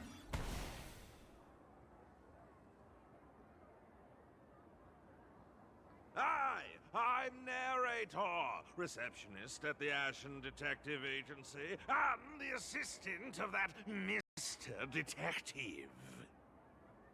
Narrator? What sane person gives their pet that name? That would be the dude upstairs.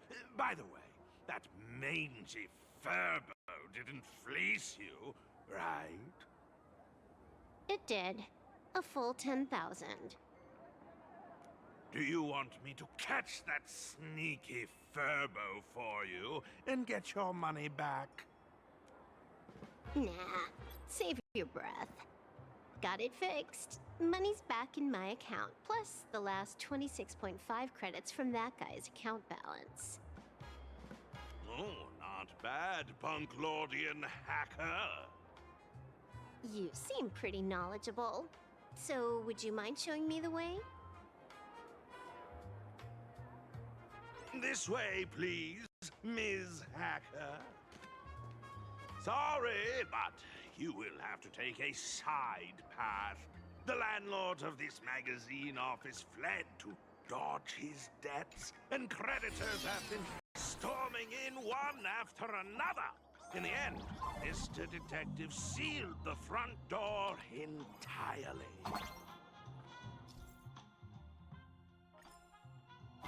So, there's even a shooting button.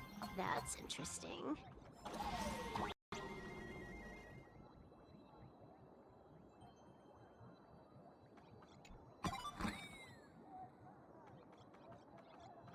there's so many furbos? They're all employees of this magazine company.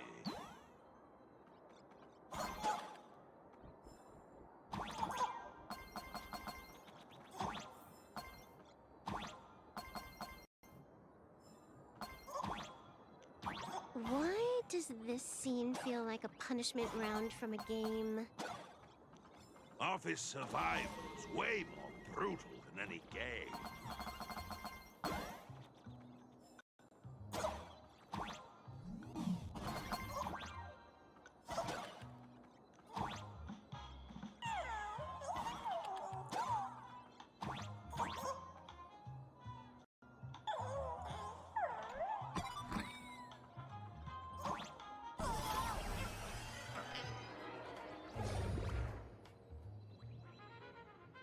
So, this is where the detective lives?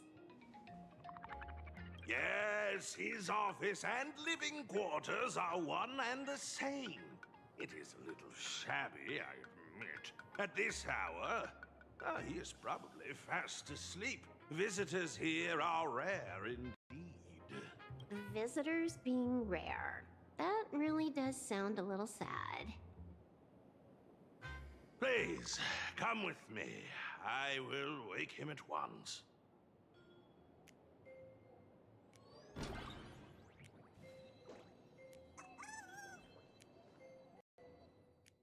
Time to get up, Mr. Ashvale.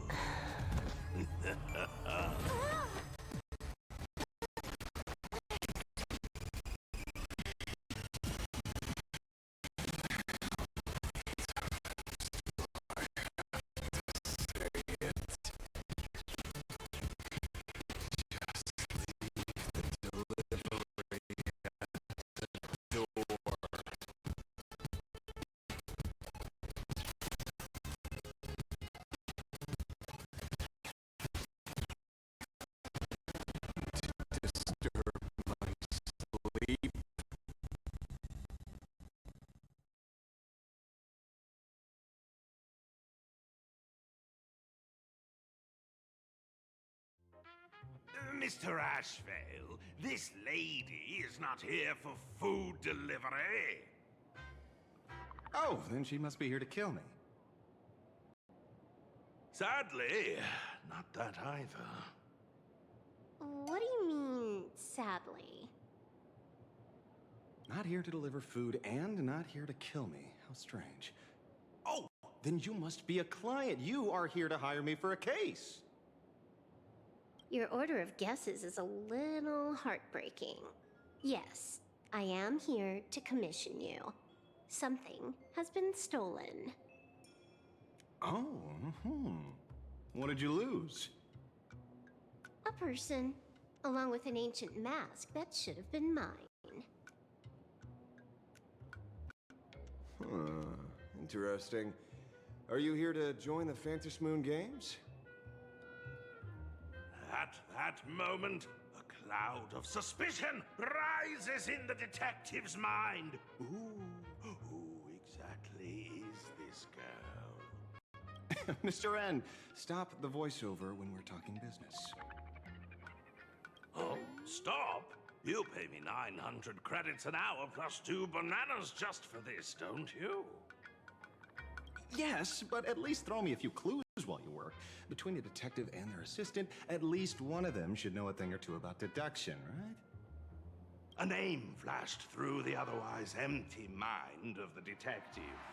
This unremarkable-looking girl was, in fact, one of the top 10 most wanted terrorists on the IPC's bounty list, a Stellaron hunter. Kafka! It's Silverwolf! She's Silverwolf! Mr. Ashvale, did you get your head caught in the fridge door or something? I feel like I need to wipe my personal data again. One of the Interastral Peace Corporation's most wanted fugitives with the highest bounties comes to commission a broke detective. Ooh. I have seen plenty of stories like this. So, The next thing would be me getting dragged into a massive conspiracy and forced to run for my life, right? Drop the paranoia. I came to you because I hacked into the Security Bureau's criminal records system. What I found was shocking. In all those bizarre police cases, you were hired again and again. The curious case of the Harmony Sect Communion, the mystery of the Ghost Bullet Worm Express, the serial ghost resurrection incident, the super non-serial locked room murders at Kooky House, you helped solve them all. You may not be the most famous, but you're probably the most capable detective around here, right? Is nothing private anymore. Whatever, tell me, how did you lose your mask? Today was supposed to be our meeting with the Sinwish Syndicate. All right, now let's talk about the commission fee. Excuse me, I haven't even finished my sentence yet. A true great detective can know a case without ever leaving the room. While he sleeps, I gather the intel. We already have the basics about today's fiasco with the Sinwish Syndicate, and those three Cienjo #1 assassins who scammed the mask. Can you handle it? Money is not a problem. Do you take dirty money? Sorry, no dirty money. And please do not withdraw your payment plus the account balance after paying. Oh, then how about this? This is the IPC's turf, right? Turn me in for the bounty. You take the reward, and I bolt afterward. We Stellaron hunters sometimes use that trick to raise funds.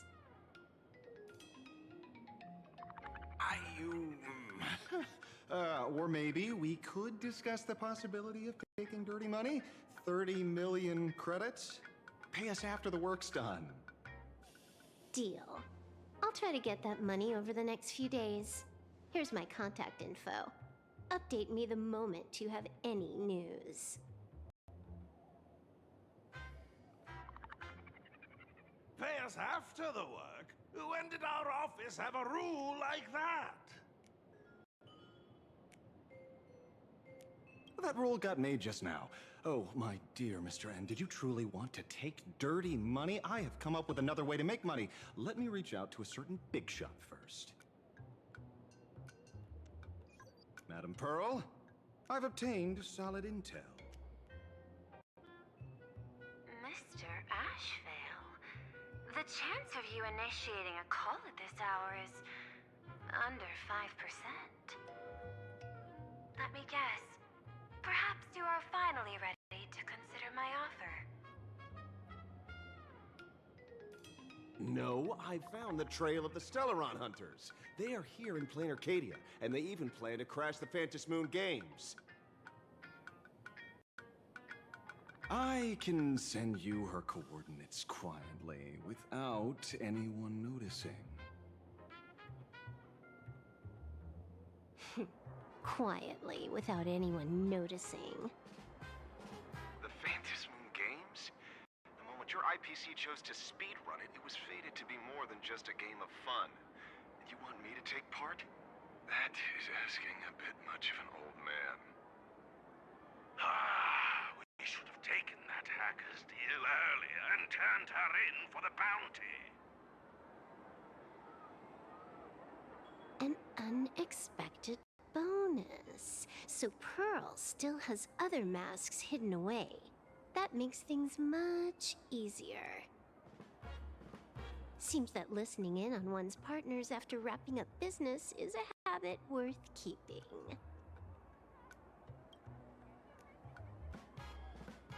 Hey, lady, where are you? Did you find the mask? Not yet, but I've got a new lead. We might have lost one mask, so I just need to find another. Fine. Promise me this. Next time, don't take contracts on the dark web using names like Xianzhou's #1 assassin. Okay, okay. By the way, can you tell me what script Elio gave you this time? A completely blank page.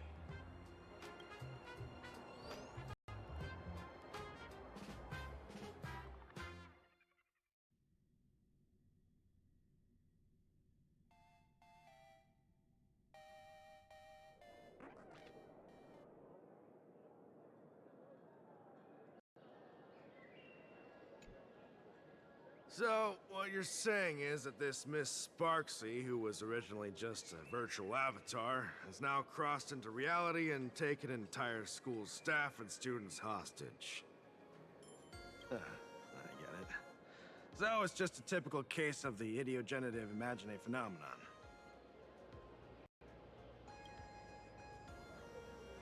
Heading out? Where to? Oh, you mean going to Graphia Academy to arrest this illegal imagine? We can't. I just received notice from the Department of Aberration Defense. The first supplicant of these Phantasmoon games has revealed herself. And she's none other than Miss Sparksy, the one you mentioned. Although you're honored guests of the Astral Express, you seem completely unfamiliar with the laws and customs of this world. During the Phantasmoon games, we do not traditionally interfere with supplicants' actions. That's their privilege. In other words, since she's a supplicant, we security officers can't do anything unless she causes actual harm. You say she took a school hostage, but the intel I have says otherwise. Oh, right. The news broadcast is about to start. Here to watch? Hello, everyone! Welcome to Full Wish TV's special news segment, Arcadian Morning Report. I'm your host, Poofy.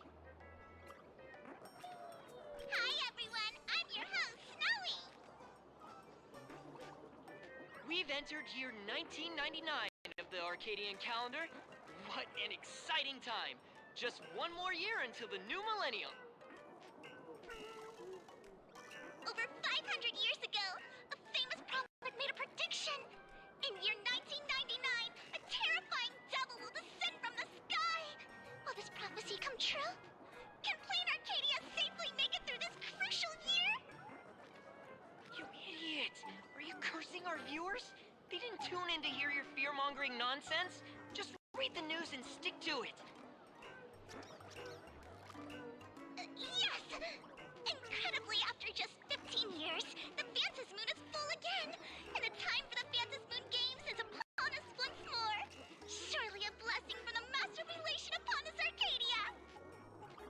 Which supplicants will appear in these Phantasmoon games? And what mind-blowing miracles will they bring to everyone? With permission from the Department of Aberration Defense, we'll be following and reporting on the Phantasmoon games from start to finish. Just now, the first masked supplicant has appeared. How intriguing! Who are they, and where did they come from? Let's take a look. Wow! Internet-famous streamer Miss Sparksy announced 2 hours ago that she's donning a mask to become a supplicant! The Department of Aberration Defense has confirmed the news is authentic! As an ideogenitive imagine, Miss Sparksy's birth wasn't approved by the Department of Aberration Defense. But that hardly matters at this point. What sort of miracle does this live streamer plan to produce during the Phantasmoon games? Let's switch over to her stream and see.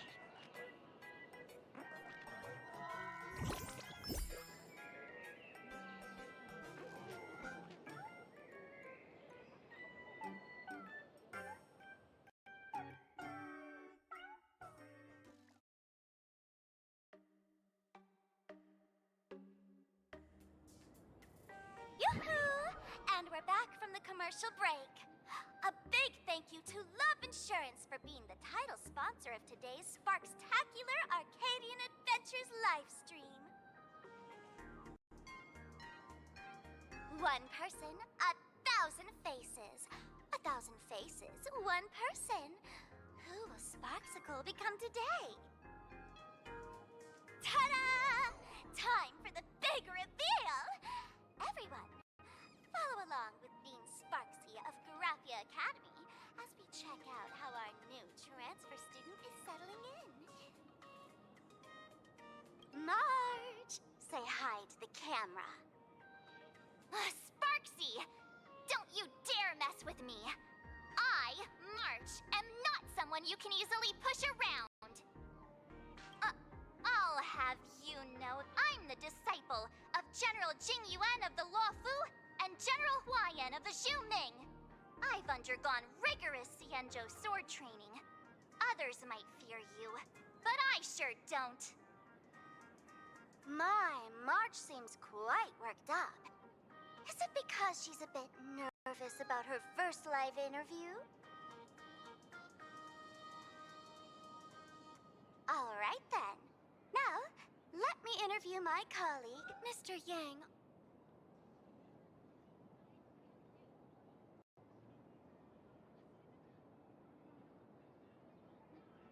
All right, that wraps up our interview for now. Let me give you all a sneak peek at what's coming up in our next live stream. Thank you all for your wholehearted support. Sparksicle will work hard to repay your kindness.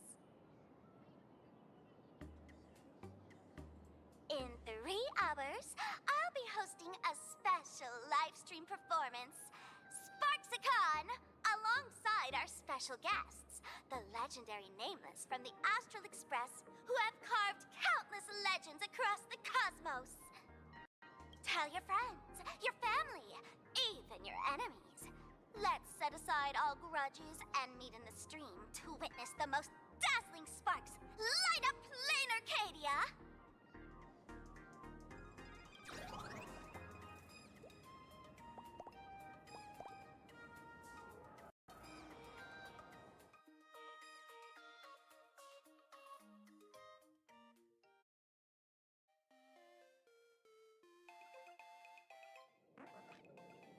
Now, see, Miss Sparksy was just doing a program with your friend.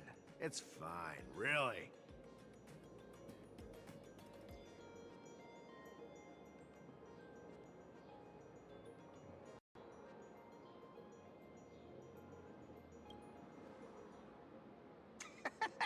So these are the nameless of the Astral Express? That's hilarious! I heard they're supposed to be great heroes who saved other worlds, but look at them now! Switching to comedy in a heartbeat.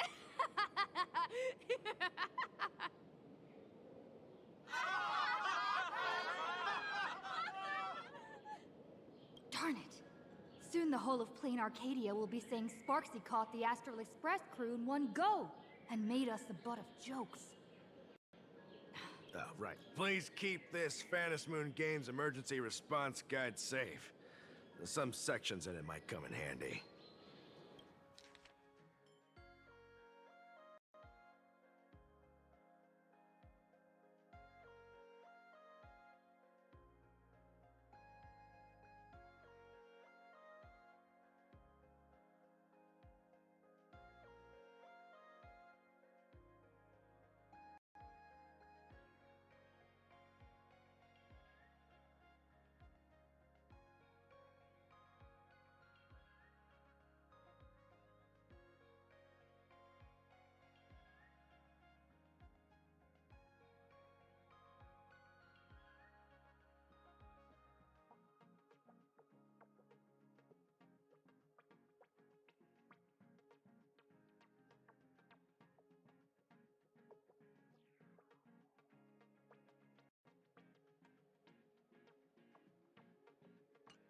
If there's nothing else, I'll be going now. See ya. See? I told you so. Even calling the police was useless. Right now, you're their only hope. And that red boss lady of yours. She's here too. Are you all right? Did you get hurt when you ran away?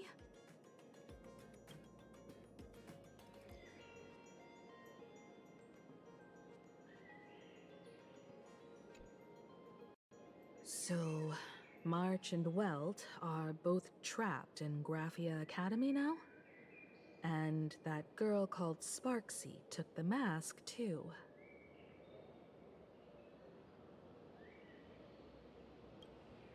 No, it's not your fault. I underestimated the complexity of the situation behind these games. Coming back to my homeland was meant to be a relaxing vacation for everyone. And I also wanted you and March to experience the atmosphere of elation in this world. Throughout the history of the Phantom Moon games, there have been many instances of cooperation between supplicants. But this time, forces from across the cosmos have turned this into their own high-stakes poker table. Rather than honoring the elation, these players are far more eager to savor victory for themselves, itching to knock everyone else out of the game. Sparksy is one such troublemaker.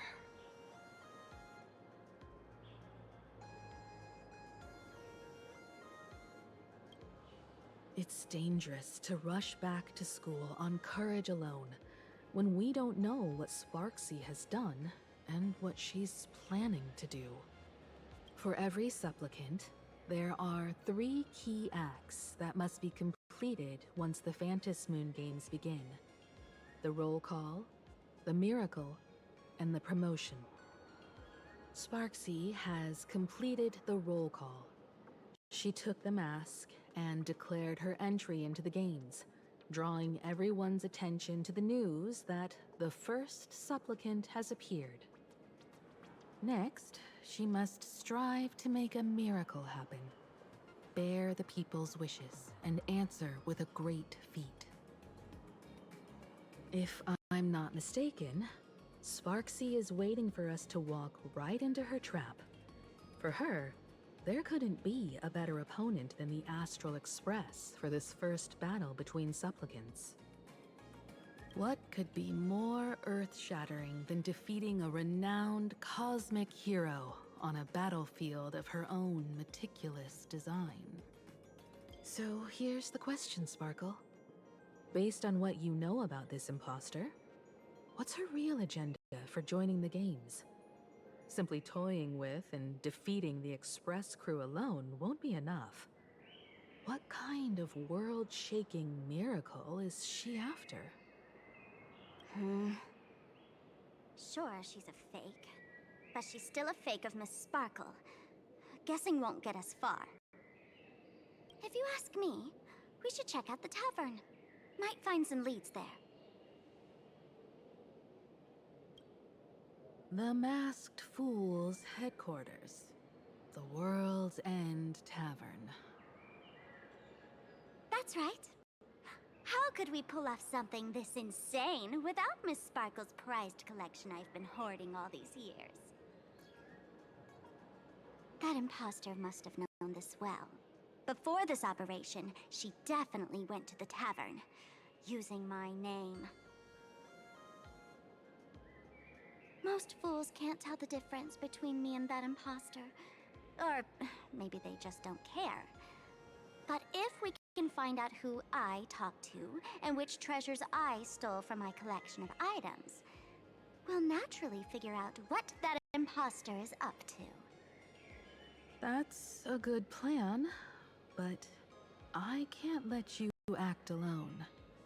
Can you take both of us into the tavern? Take this business card. The address of the tavern is printed on it. However, you'll have to find your own way to the tavern. That's been the rule since it was established, and there's nothing I can do about it. Since there's still time, I'll head out first. You two can come over when you're ready.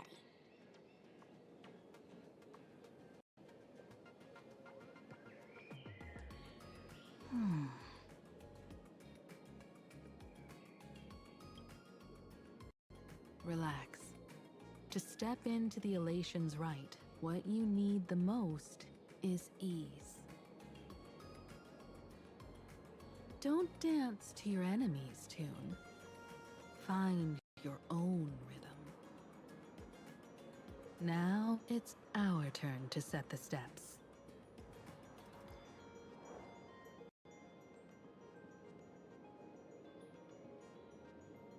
Dovebrook District.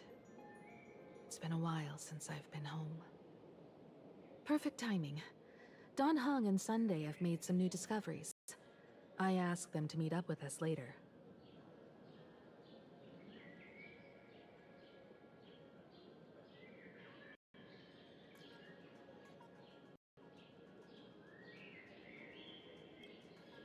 Don't get your hopes up too high.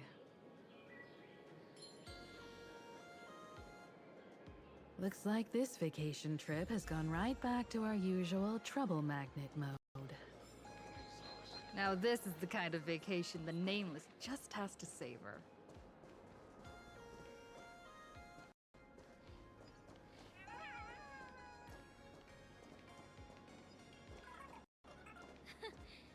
You aren't dual mention.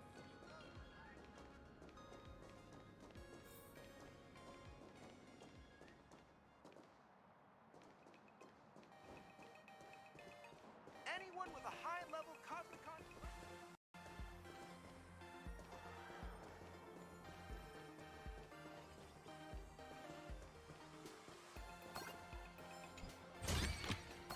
Will it too be marked by the scent of the seafloor years later?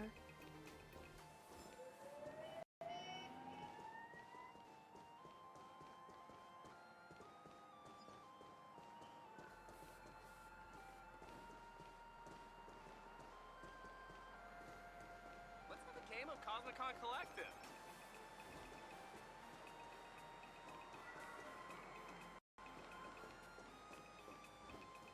So, Megatron? We're almost at Dovebrook District. Managed to beat the queue and eat at this store when I was alive. Let's get in line. This time,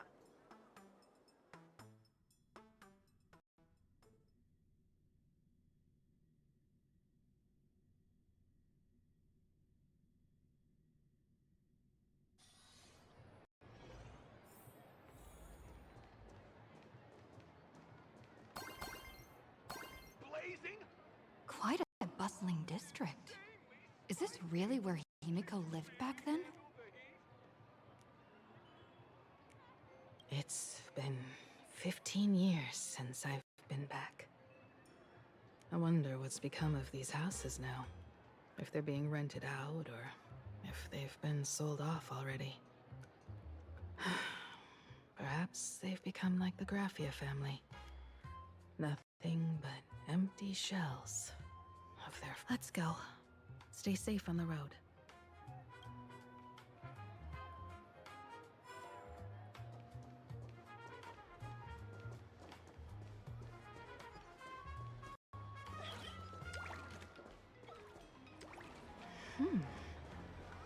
This place seems to have changed a lot. Holy for bully! Great Raccoon, you really came! Rest assured, I haven't forgotten a single thing about the compensation.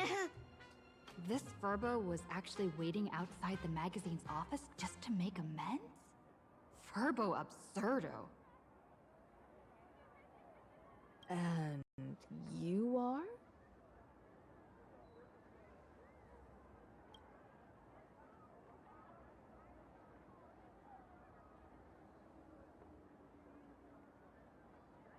Would you mind coming into our magazine office to talk? Let's discuss compensation, shall we?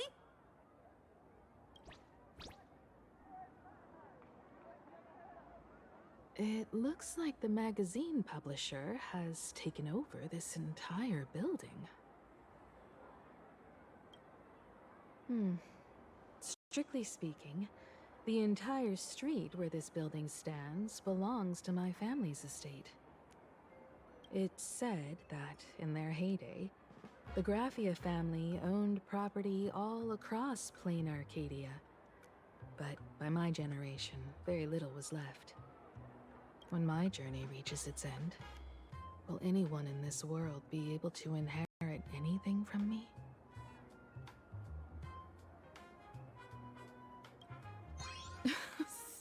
child. What nonsense are you talking about? Come, let's go inside the magazine office and see what this little Furbo is up to.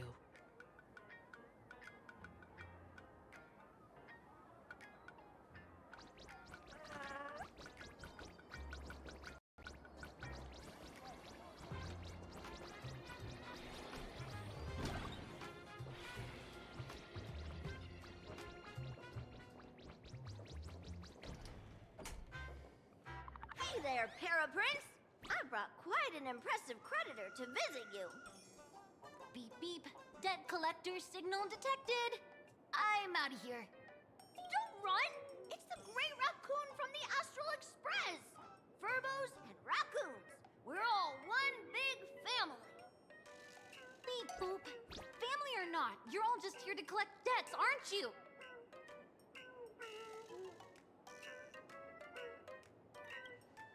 Gray Raccoon, that jerk of a company president ditched everyone to dodge the debts. We brothers haven't gotten paid in months. As you can see from our sorry state, even if you sold us all for Furbo Hot Pot, you wouldn't get much money back. But I've got a plan. We can work together for some mutual Raccoon Furbo benefits. After all, Furbobo Weekly does have quite a readership. Right now, the hottest news in all of Plain Arcadia is the arrival of the Astral Express.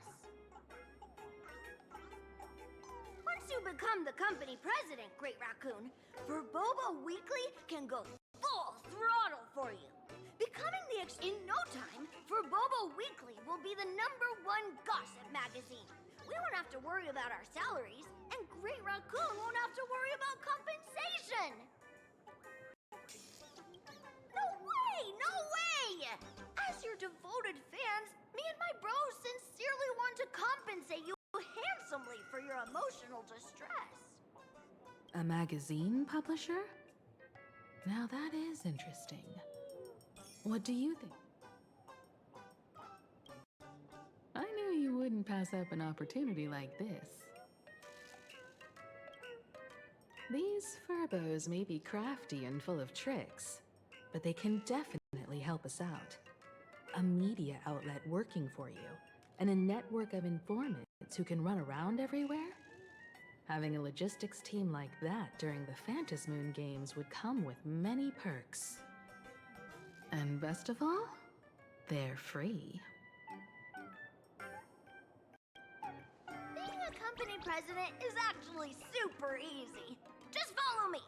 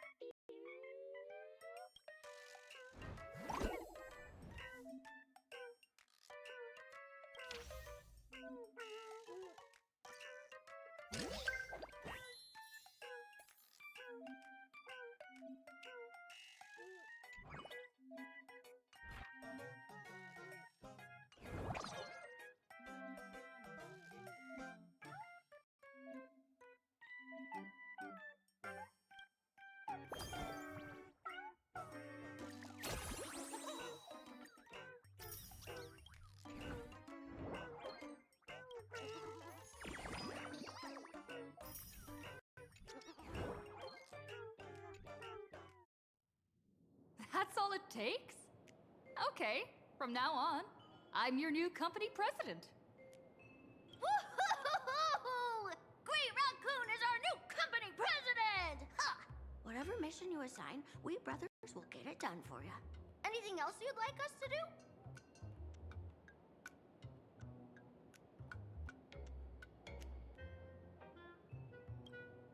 Boss, you don't like Furbobo gossip? What name would you prefer then?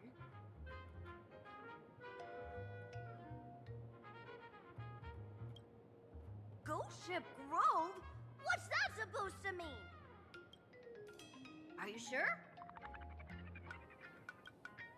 In return, make sure you create some big news stories. Oh, and that journalist Furbo who wrote that slander about you? HR will fire him. We don't need an employee around here who's got beef with the company president. I heard a supplicant has appeared at Graphia Academy. Should we have him take some pictures there for you? No problem.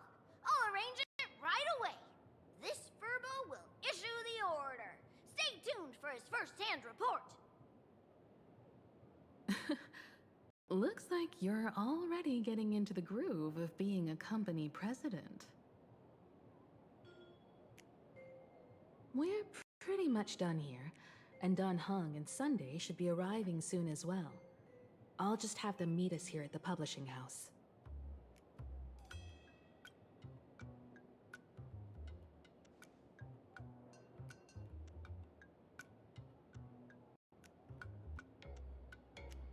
Miss Himiko, we're here. Slower than expected, huh? Looks like you had quite a harvest.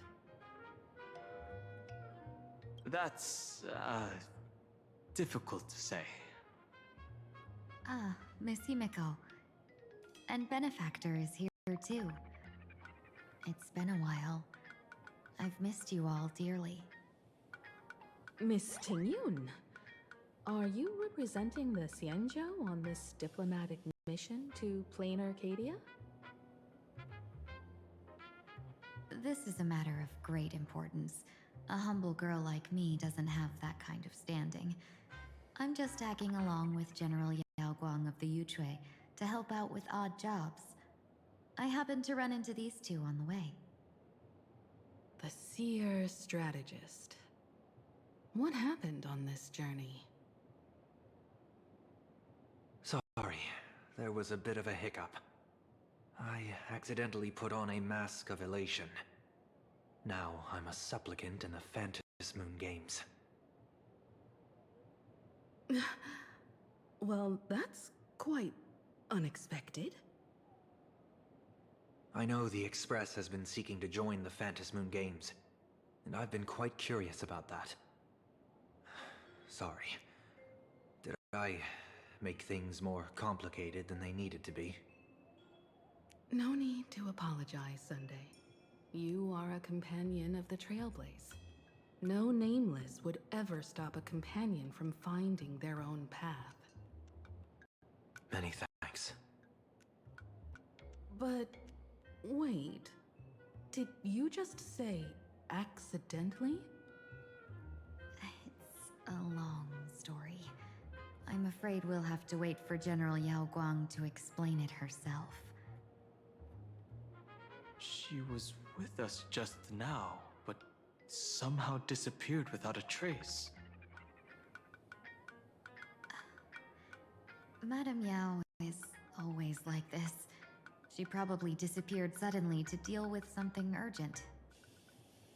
This seer strategist is just as elusive as the rumors say. Should we wait for her? No need. I wouldn't dare impose. The tides of fate shifted. I had to delay my steps to arrive at the proper time. I asked for your understanding. Oh my. Counting me, we make exactly 6. Let me do some calculations.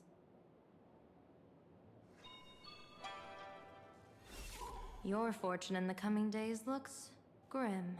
You'd better watch out.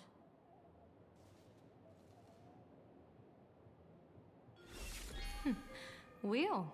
Makes sense. You got what you wanted today.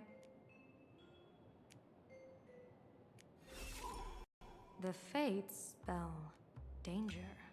This matter is most likely connected to that blade. Ah, the little fox's misfortune has overflowed into good luck. She's blessed with constant good fortune, a true harbinger of prosperity.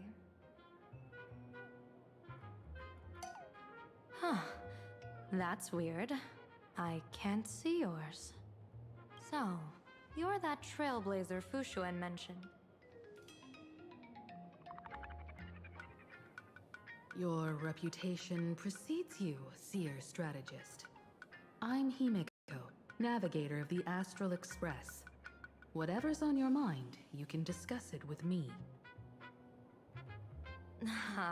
My sincerest apologies. When a diviner encounters someone whose fate is unfathomable, we can't help but feel 3 parts excited, 3 parts flustered, 3 parts curious, and 1 part awestruck. What do you mean by unfathomable? My eye of Ishvara can scan the aura of fortune surrounding each of you, manifesting as weal or woe signs above your foreheads. I'd like to divine your fortunes as a welcome gift. However, this person really surprised me. I can't see anything from her at all. Are you really free to try any choice? To do anything you want? Does an Ishvara like you actually exist in this world?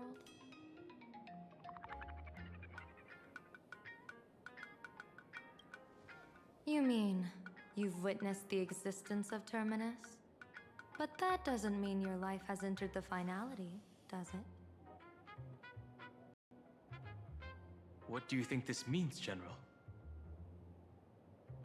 As an Ishvara, their mere presence in the playfield creates a variable in the game. It's both a blessing and a curse. As I said before, the weal and woe of us 6 align with the 6 lines of divination. If she represents woe, then the hexagram falls to water, where dangers lurk above and below, spelling doom. If she brings weal, then the hexagram shifts between wind and water, presenting a great opportunity to strike. Auspicious. So, the fate of our journey in plain Arcadia rests on her decision.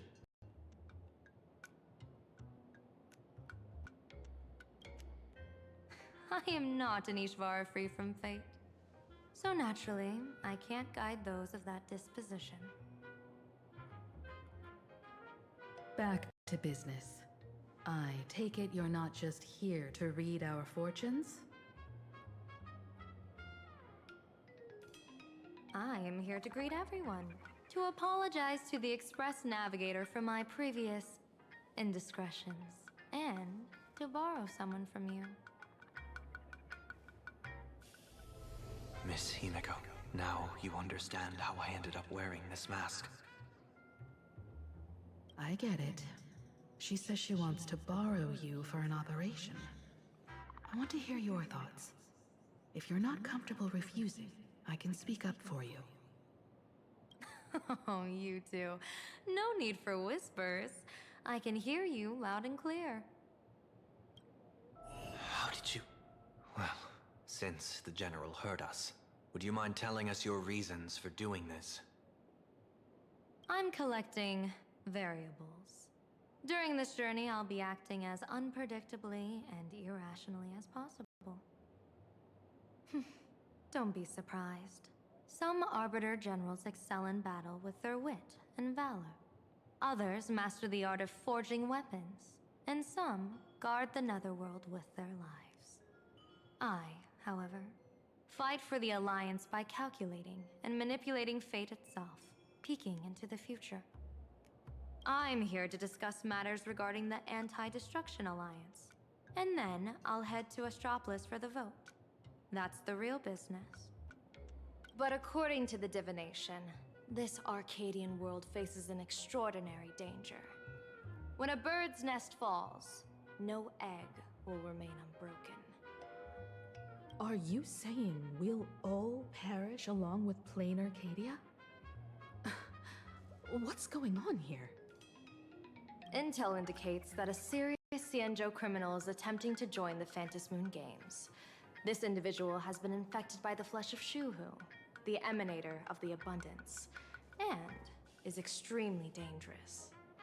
According to my interpretation, his long-suppressed violent nature will eventually become uncontrollable, bringing catastrophic disaster to everyone.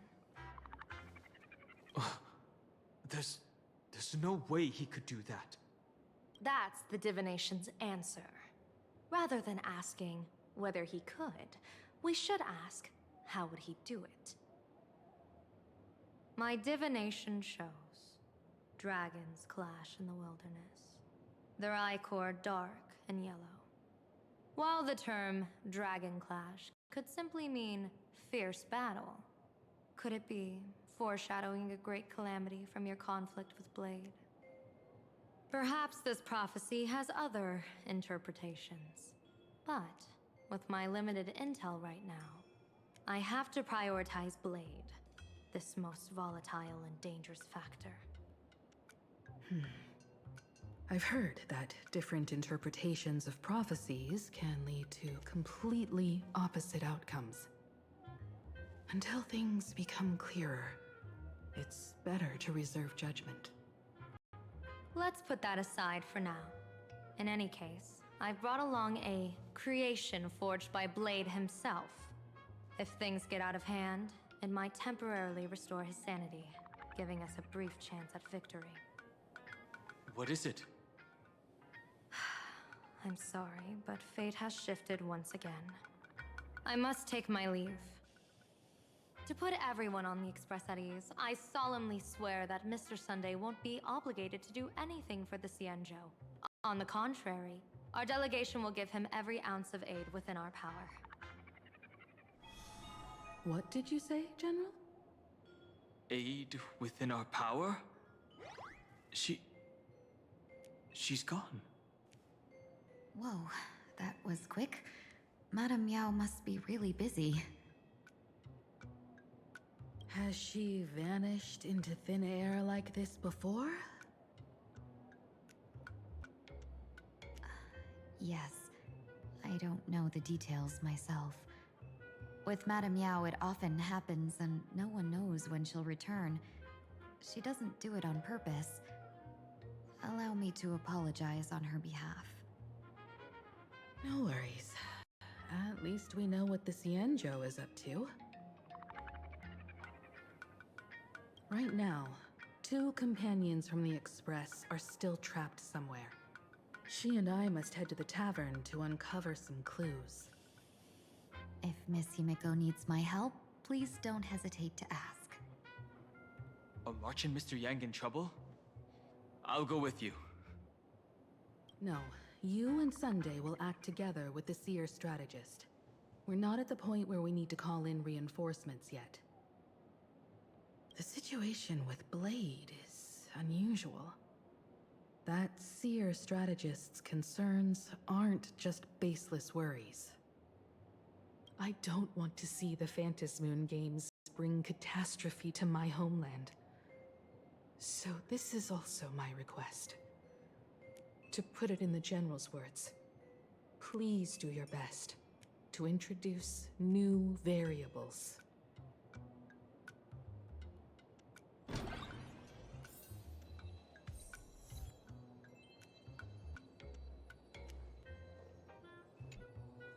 I understand Miss Himiko's intentions. I'll leave March and Mr. Yang in your care.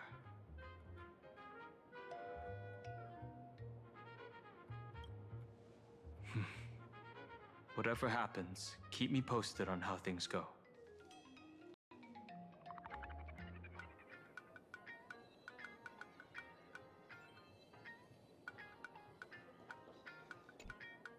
Greetings, Benefactor. It's been many days since we met in Penacony, and I've been thinking of you day and night. Though my skills are meager, Madame Yao praised my resolve to kill my enemies, saying that was just the variable she sought. That's why she assigned me to temporarily— What fortune! I wished I could travel with you longer back in Penacony, Benefactor. After all, I've yet to reclaim the opportunities Phantilia stole from me.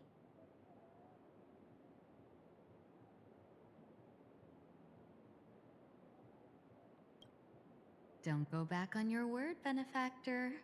We can find a local bar and share a drink while we chat. Madame Yao instructed me to meet her at our agreed spot if she disappears. It's growing late, so I'll take my leave now.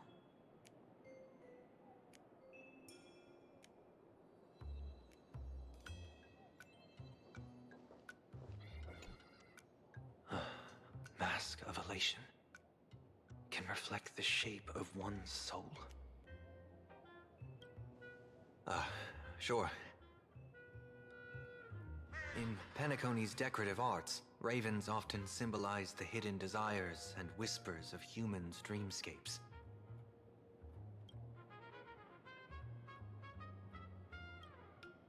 After putting it on, I seem to hear curious voices. The mask whispers to me, urging me to show my elation to the god, to create miracles that will make the people of the Arcadia laugh with joy. That's a good one. When that general, Yao Guang, shows up again, I should discuss our collaboration plans with her. Good luck.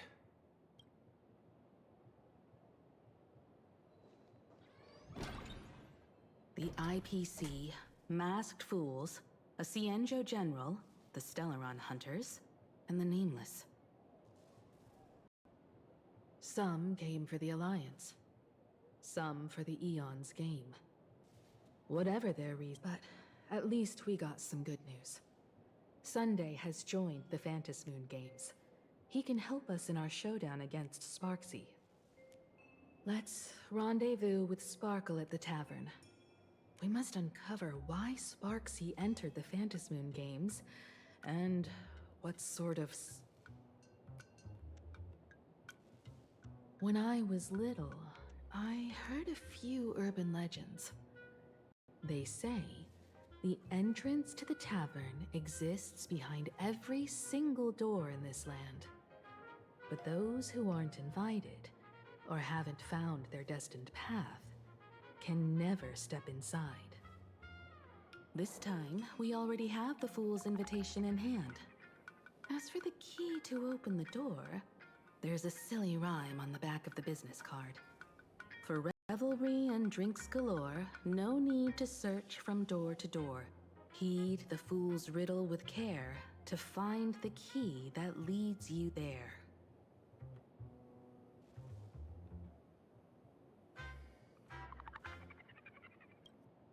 So, about the Fool's riddle, got any leads?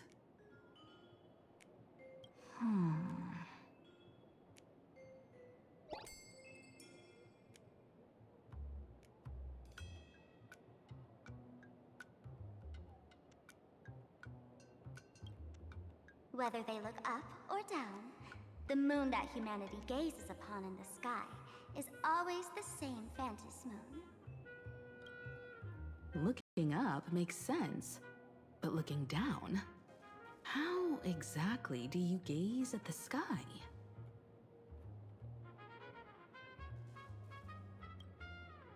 Oh, it seems fate ties you to the tavern.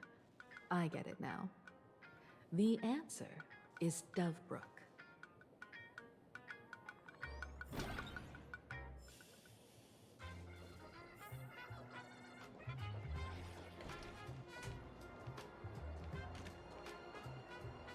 Many generations ago, the Dovebrook was already a river flowing with countless legends. It's no surprise the door to the tavern lies hidden among them. Legend has it that the master painter Graphia once drew water from the Dovebrook to wash her paintbrushes.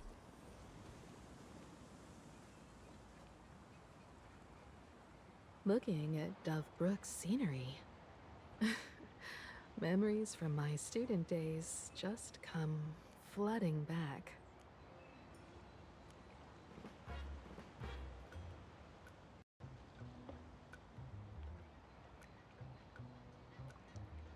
They're not exactly interesting memories. Back then, Dovebrook district was teeming with gangs. There were hooligans running around everywhere, and some really loved messing with the students. I was taller than my peers, and happened to be training in martial arts. To stand up for my juniors, I would occasionally get into scraps with the thugs on the streets. The people who fell into the Dovebrook River would cover the surface like bean sprouts in noodle soup. It all feels like it was just yesterday.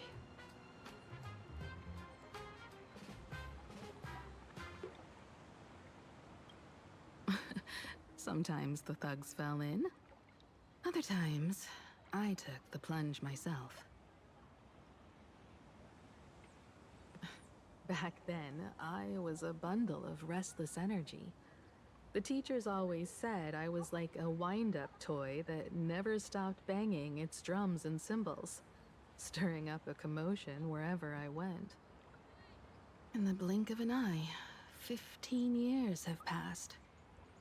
Hard to believe someone as reckless and willful as me became the navigator of the Astral Express. Now's not the time to wax sentimental. We've reached the banks of the Dovebrook. So, where's the tavern entrance hidden?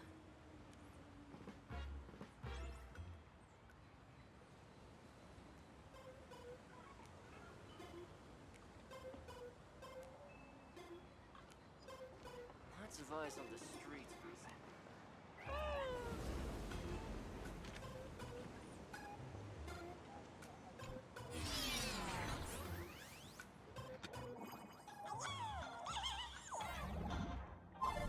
According to the business card, the tavern is near the Wish Syndicate headquarters. Let's check the other side of the river.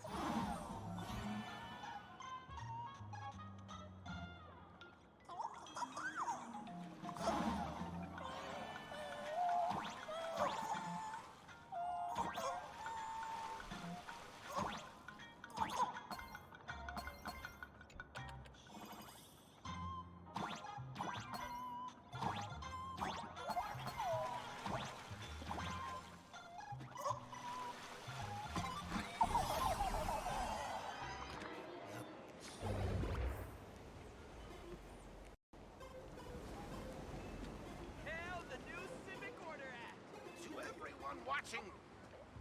Hey, folks! Have y'all heard the joke about the Dovebrook?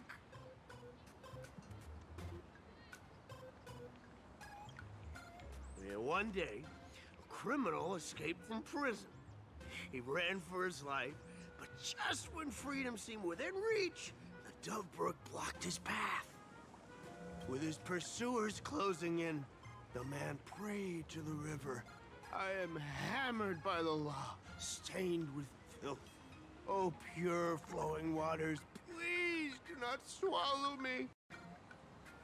A voice from the Dovebrook replied, there's a pedestal of light upon the water. Step on it and you can cross. The criminal wept. What pedestal of light? It's only the moon mirrored on the water, an image that shatters at a touch. If I step on it, I'll fall in and drown. Guess how the Dovebrook answered him. The Dovebrook said, you're not hammered at all. Otherwise, how could you still tell the moon from a pedestal?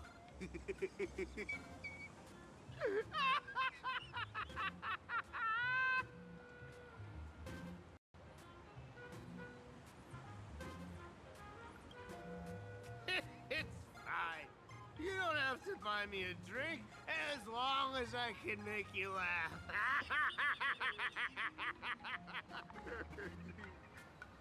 That joke sounds like a hint. Could he be a fool from the tavern?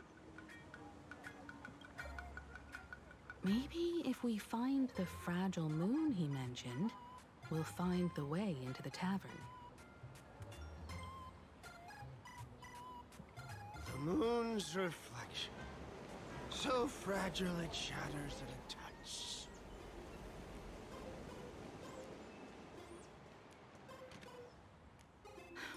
Sparkle's riddle says this. Whether looking up or down, they all see the same phantom moon when gazing at the sky. We've gazed at the sky already, so next... From this angle, the moon's reflection is right here. It does look strange in the water.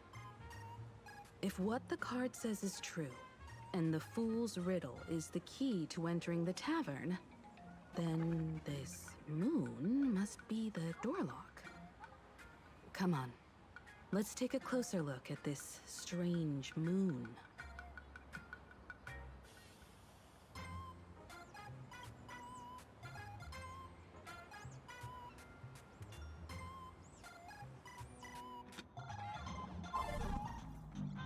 Keep going.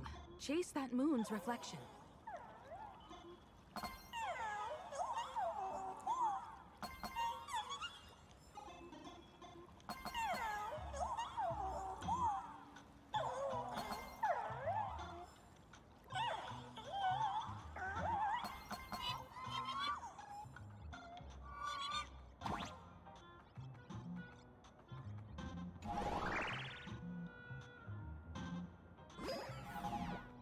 Looks like the fools are shatter the moonlock, and we're one step closer to the tavern.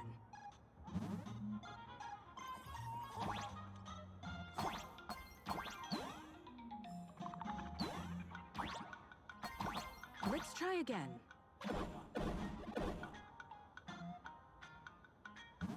Something's back there. Is that a key? The moon is about to break. Let's try again. The key has dissolved into the water. The water's surface is about to change. Look, the tavern's shadow has appeared.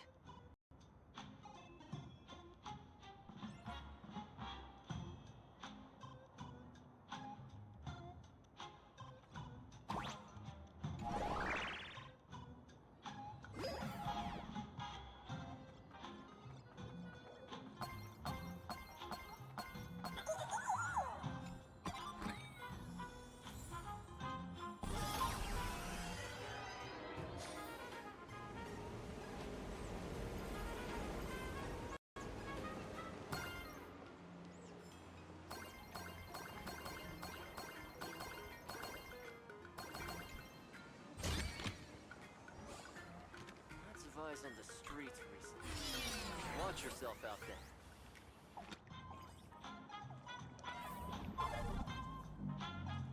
If we follow this path ahead, we should reach the tavern.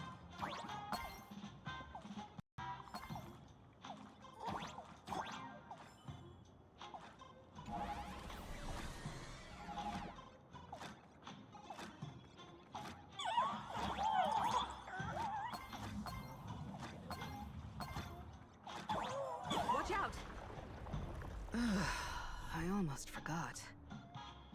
You're a full-fledged trailblazer now.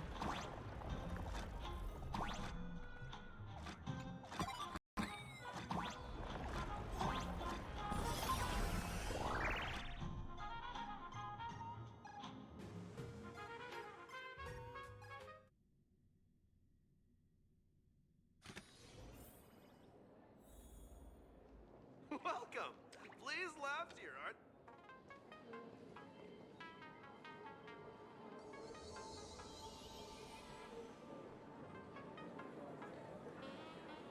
So this is the World's End Tavern. No. Allow me to correct you. If you think this is all there is to the tavern, you're sorely mistaken. Like a single grape on a great bunch, this is just the part where the tavern connects to this world. Sorry, but This looks like a regular lounge. The so-called plain Arcadia isn't really an Arcadia either, but who's complaining? Life goes on, doesn't it? If you're looking for something that's true to its name, take a ride on the Astral Express. Funny thing is, it's literally a train. You know, can't find a single trace of astronautical engineering on it. Wait, you two are navigator of the Astral Express and the raccoon on board, right? I've seen you in the news.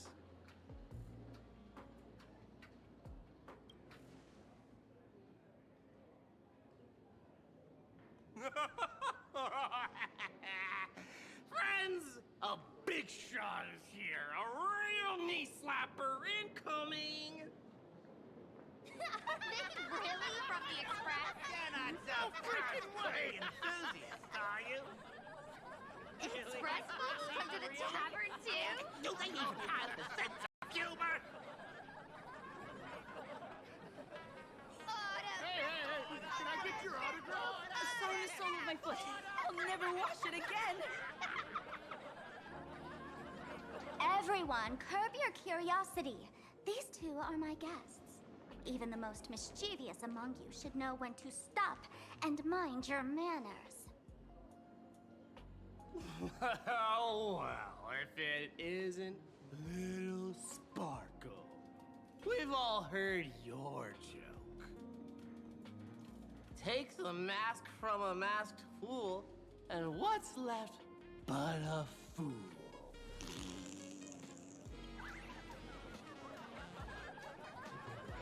Oh my!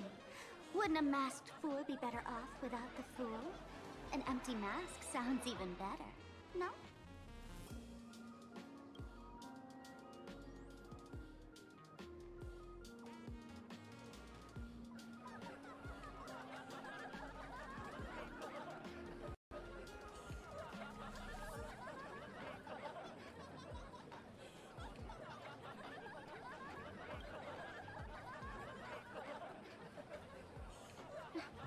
Put him on mute for 2 hours. If no one flushes him down the golden confessional, he'll be back to hassle me again in 2 hours.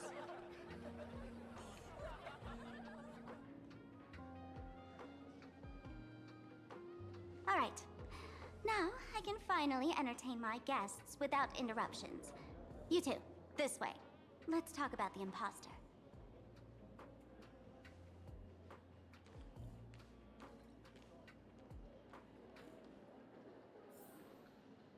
Please laugh to your heart's content. Give me the same old. Some dry jokes. Shake it. All right, you two. First round's on me. What'll it be?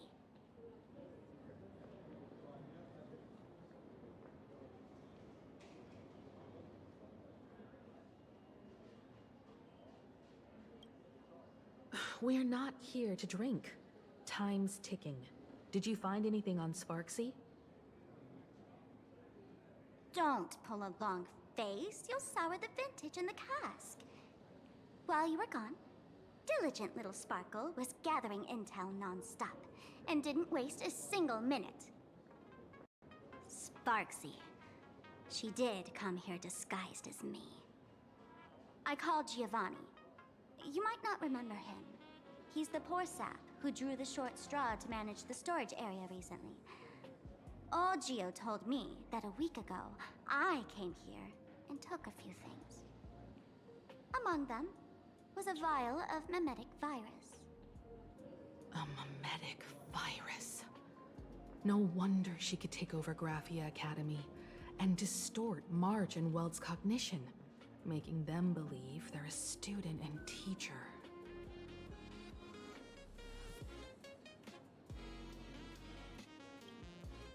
Close enough. The so-called Sparksicon is a front for spreading a mimetic virus. Knowing that isn't enough. What type of mimetic virus is she spreading? What are the symptoms? We need more on her plans and actions before we can counter it. Thought of that already. So I visited a few friends and learned where the imposter's been haunting.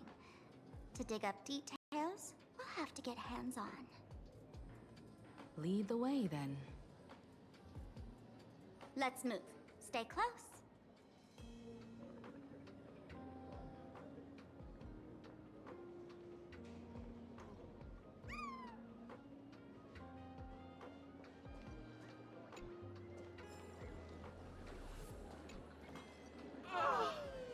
Abandon all despair, ye who enter. If you want to pass, then amuse me. By the way, hate to ask, you're not Aha themselves, are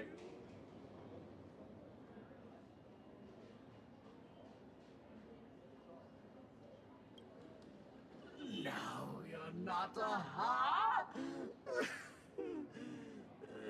You got that smooth talker air, but you're not. If you were Aha, a wave of your hand would cure my melancholy. You can't do that, can you? Isn't this the Tavern of the Elation? Don't you welcome the laughter, gracing you with their presence? You're wrong.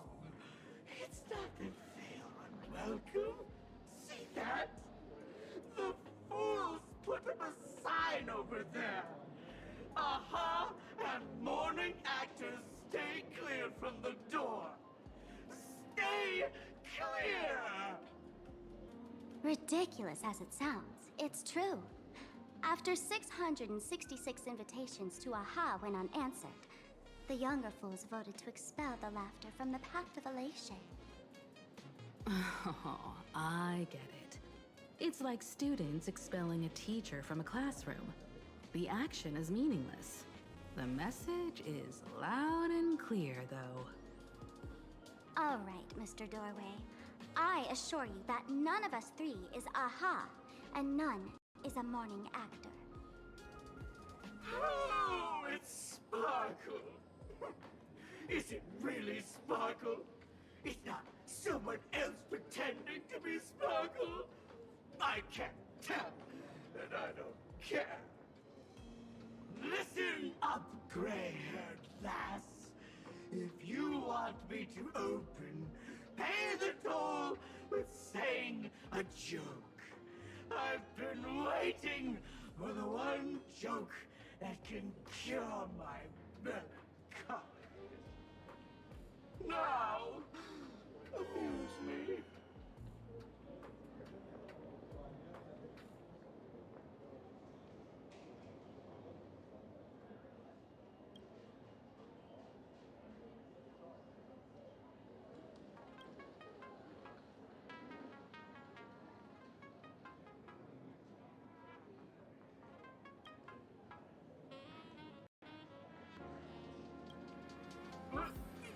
What are you going to do? I'm gonna break you open.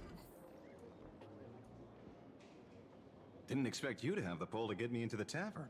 As expected of a detective's assistant. Back when I still had a sense of humor, a fool gave me an invitation. You can thank him for that.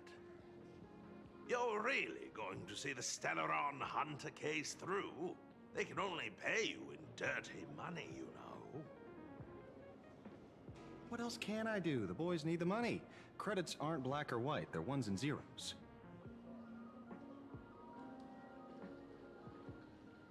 All right. I reached out to Costide. He said that one of the 3 people who stole the mask looked familiar. He might have seen them in the news. Based on his description, I spent ages sketching the suspect's portrait. And I suspect it might be Dan Hung. the Nameless from the Astral Express. Ah, Costide. You owe him another favor. No paying this one back, huh? Speaking of which, Don Hong. That's a Xianzhou name, isn't it? Where have I heard that name before? It sounds so familiar. So, which of these three is Don Hong? The one with gray hair? The redhead? Or that black-haired girl who looks like she's ready to stir up trouble at any moment? No, don't tell me yet. Let me guess. I know a bit of the Xianzhou language. The word Don can mean red, so Don Hong is the lady with red hair, right? Ah, your deduction skills never fail to impress. Fine, I'll just give you the answer. None of these three is Don Hung. Do you even watch the news? TV, newspapers, the internet, it's all fake news. What do you expect me to look at? Let's get down to business. I couldn't find any trace of Don Hung's actions. It's like someone wiped them clean. So I decided to try a different approach. Keep tabs on the other members of the Express crew. Maybe following their trail will lead to clues about the mask. Nice work, Mr. Wren. They're heading deeper into the tavern. Follow me.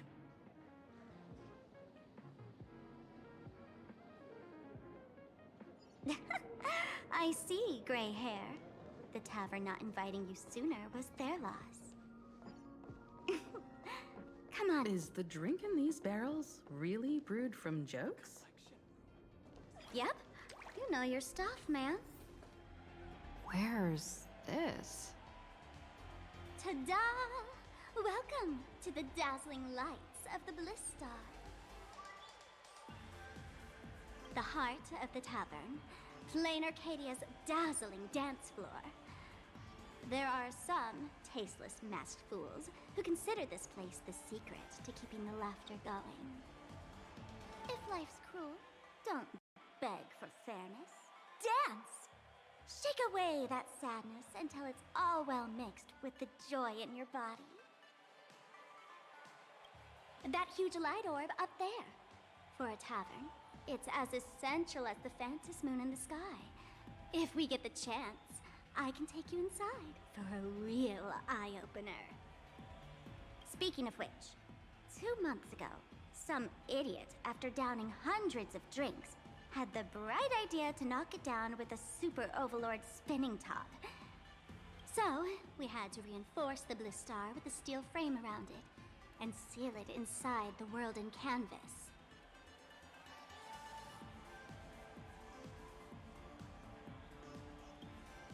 Aha!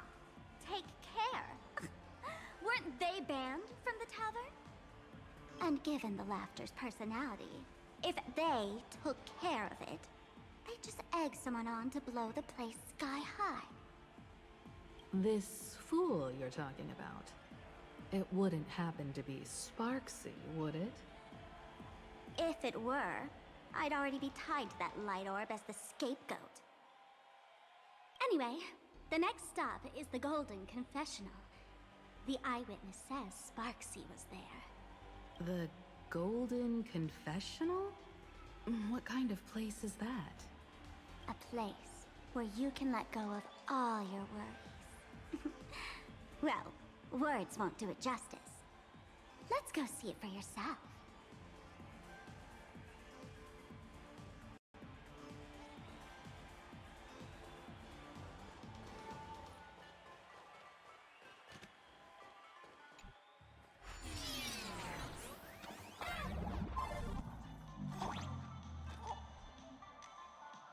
Let me show you how to open a path.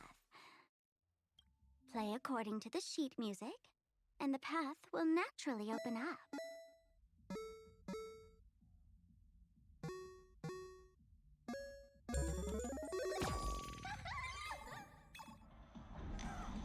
The steel frame actually opened.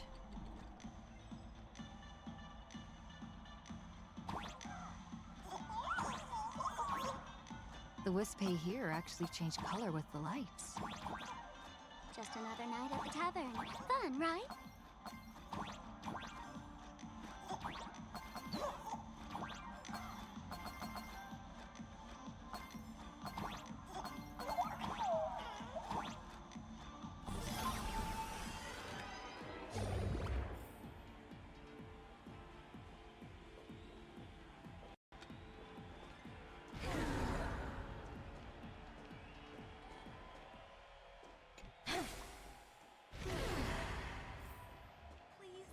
So many sinks? Why bring us here? Witnesses say a week ago, I came to the bar, knocked back a few shots of Bomb's first drop, then headed here. The Golden Confessional is an emergency shelter for fools who've had one drink too many. Here, we shed our excess baggage before marching light-footed into the next second. Oh, well, well. Looks like old Sempo's become the king without a crown. Well, well, if it isn't my old friend. Sparkle said you'd be coming to the tavern. Old Sempo's heart is bursting with joy. And a teensy bit of sorrow. How did Sparkle beat me to inviting my #1 bestie to the tavern for a drink? You knew? And what made you link me to this place? Oh, that's kinda harsh, sis. Hello, Miss Himiko. Long time no see. Mr. Sampo, hello. What business brings you here this time? No business. Just here to repay an old favor. Ms. Fool here sent me a message asking for HELP. Someone's been parading around the tavern impersonating her. Well, now, this is some juicy news. Miss Sparkle's usually the one impersonating others, but look how the tables have turned. The trickster's getting a taste of her own medicine.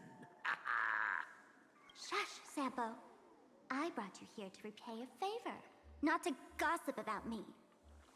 Oh, I've suffered the embarrassment of losing my mask myself. Thanks to Miss Sparkle's mercy, I didn't end up stranded, so here I am today, ready to help you out. No questions asked. All right then, let's get to work. Get to work? What are we doing? Naturally, we'll fish around in these thrones where humans dump their worries and find the worries that Miss Sparksy left behind.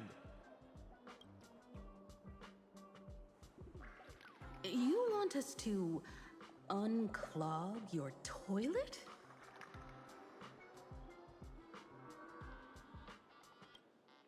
I'm not joking.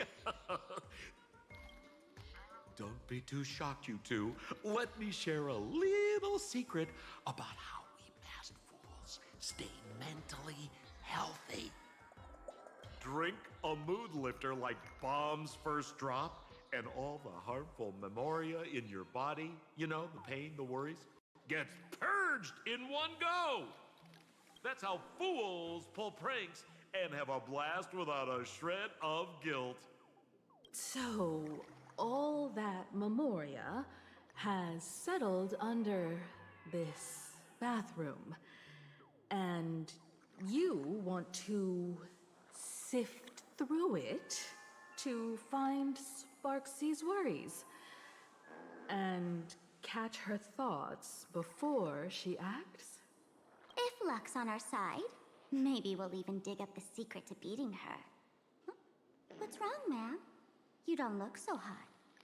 I've got no objection to the task, but doing this barehanded, I refuse.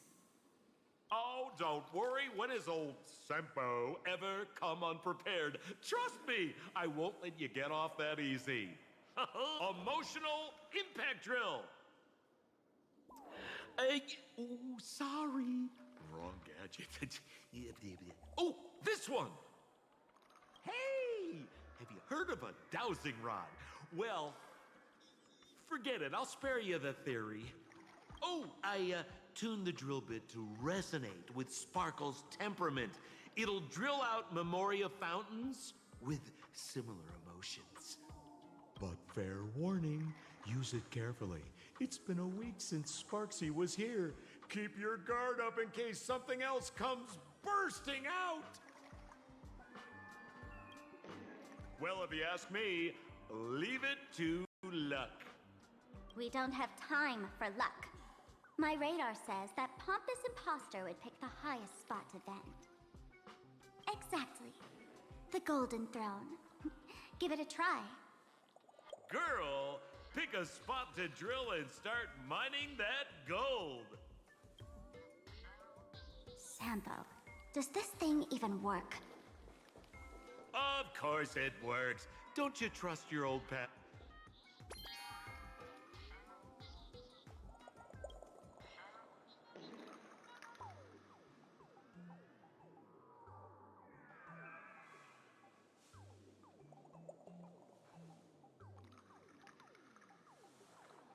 Sampo, how did you get up there just now?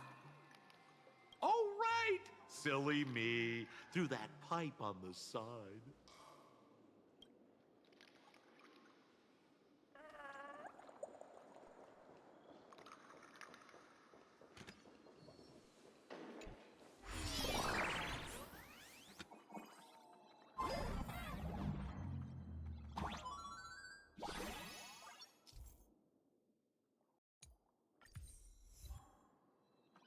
What's this? A plunger?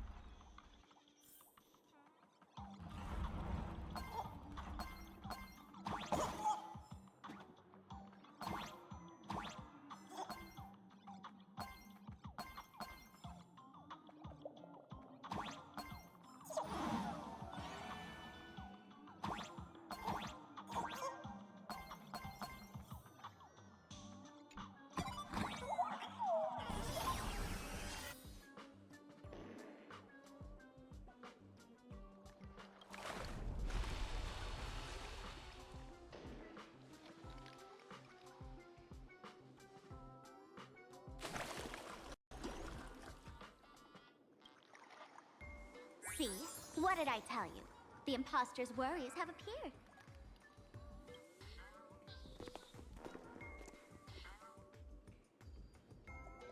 What a rare sight!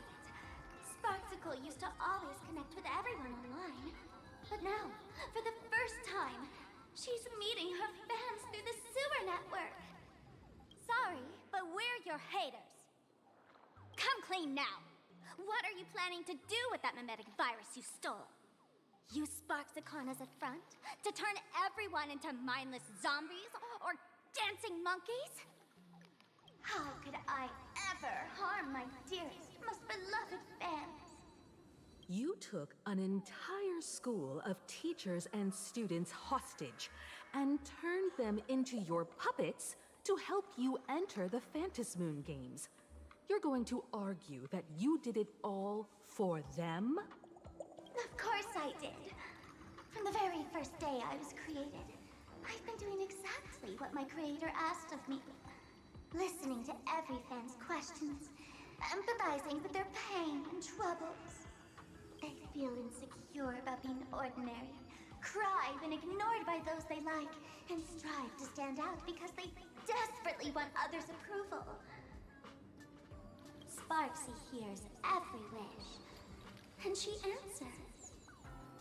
During these Phantasmoon games, I'll grant their wishes through the ceremony of the Master of Elation. No, I'll give each of them a choice. The choice to become me. Because deep down, every one of them longs to become Sparksy. To wear this dazzling mask, capture the internet's attention, and bask in praise. You must have heard that saying. In the future, everyone gets their 15 minutes of fame. Now, that moment has come. Sparksicon will turn every spectator into me! For reals? She plans to use a memetic virus to turn everyone into herself? Oh, the answer was right there in the riddle all along. You know, I gotta say, that's very Sparkle. As expected of my imposter, you're absolutely bonkers! Sis, is now the time to be tooting your own horn, just thinking about being turned into a copy of you? Oh, I can't even force a smile.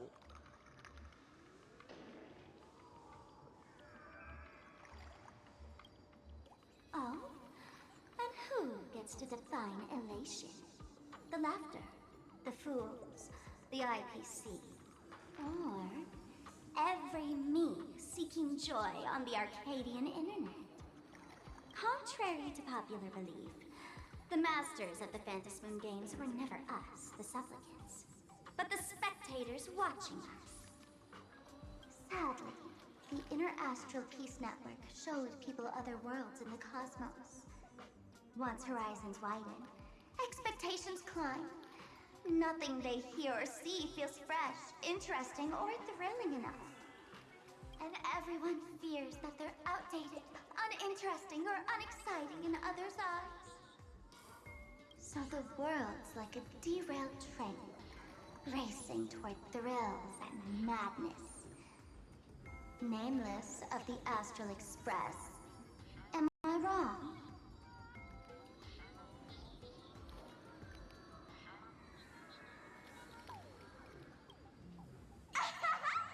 Bingo! You got it. I'm a part of her. Wherever there's a screen, wherever my audience is, my eyes and ears will be there too. I want to see how far you in this outdated model can go. The harder you struggle, the more spectacular it'll be when I live stream the Astral Express crew's derailment at Sparksicon! I'm looking forward to your resistance, Nameless. Oh, heads up, everyone! She's getting serious.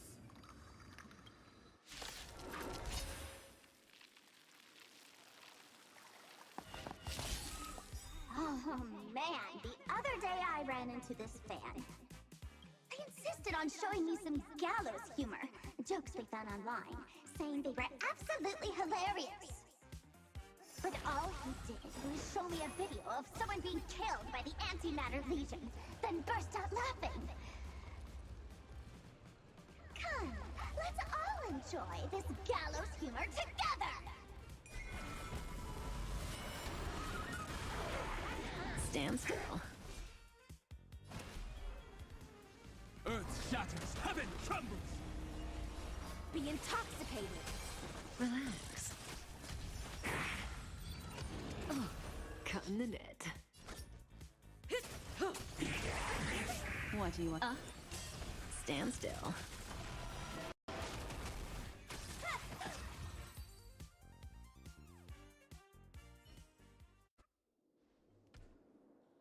Listen, Sparkle, you only asked me to do your dirty work, but you never said anything about being your thug.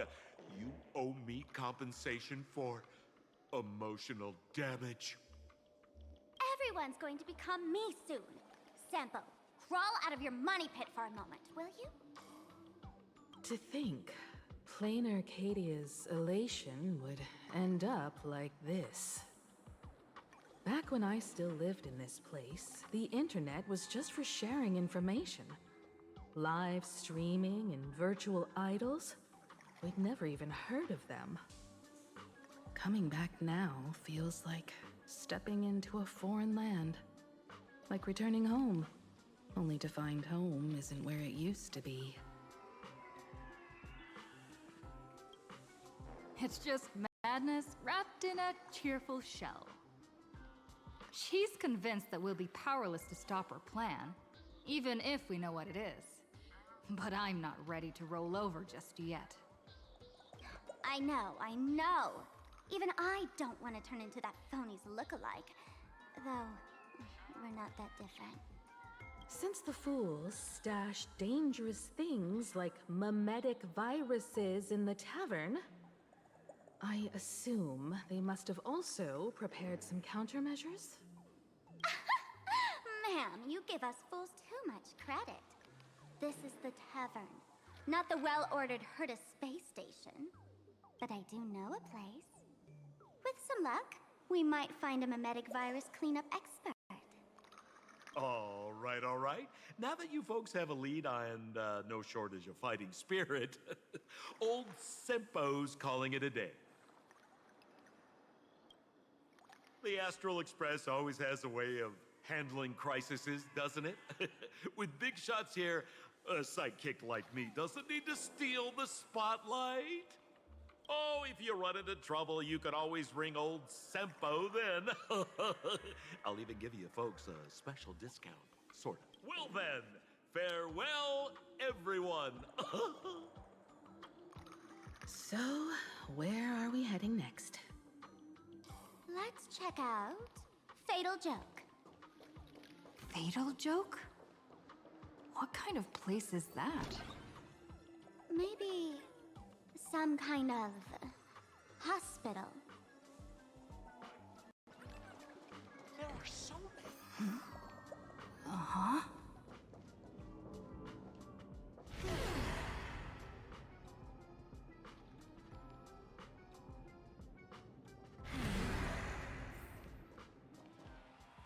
This place feels more like a maze than a tavern. Well, it is a space-time maze after all.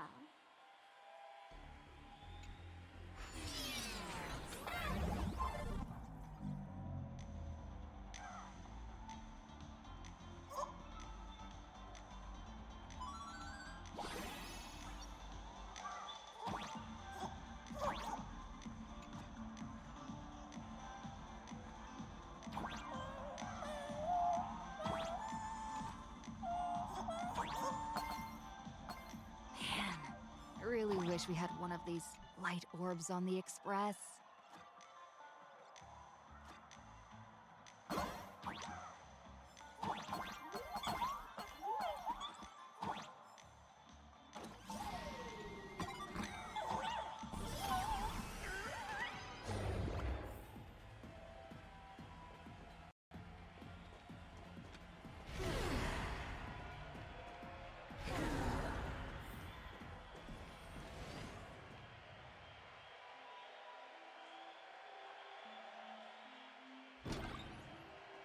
Attention.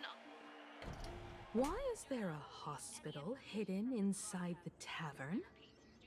Well, because those who can become fools are all a bit sick in the head. Not your regular headaches and fevers, but matters of the heart. Every time someone goes bonkers and stirs up trouble in the tavern, like scattering nosewalker parasite ticks in every corner, or spiking the beer barrels with truth serum that makes people spew insults. For each time the whole place goes topsy-turvy, there's always some fool who, in the spirit of elation, volunteers to treat them. Yep, they get sent right here to Fatal Joke. Strange. Why isn't there even a fake doctor around today?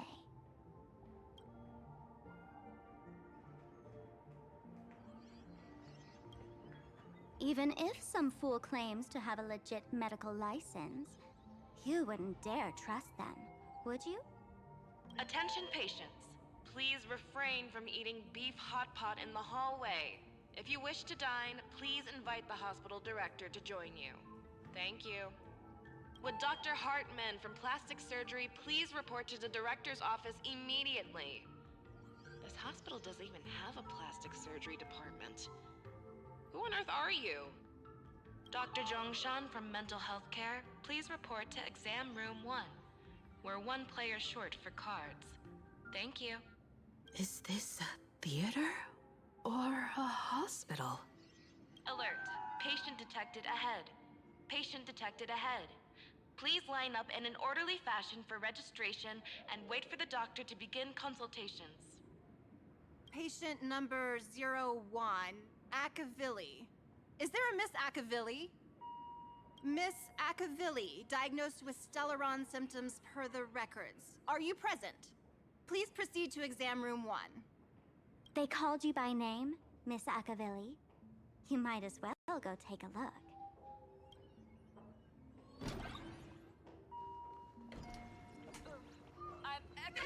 So funny if you were not funny. Attention, Professor Skaven from the Department of Psychiatry. You're finally back, Akavilli. I've reviewed your clinical records. Your Stellaron symptoms are stable. Continued observation will suffice.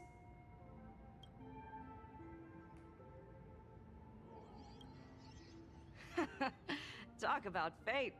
Ever since our little escapade with the Unshackled on the Xianzhou, I've been wondering when someone as interesting as you would grace our tavern. Next time you come to the bar, I'll treat you to a drink with topology olives and Barnsley fractal pepper. Good news for you. You don't need to rush into treatment just yet. Though, I can't say the same for Miss Sparkle over there. Patient number 02, Miss Sparkle, please come in. Hello there, Miss Sparkle. You're one of the few who didn't mistake me for that imposter, Doctor. But, just a reminder, yours truly isn't sick. I'm perfectly healthy.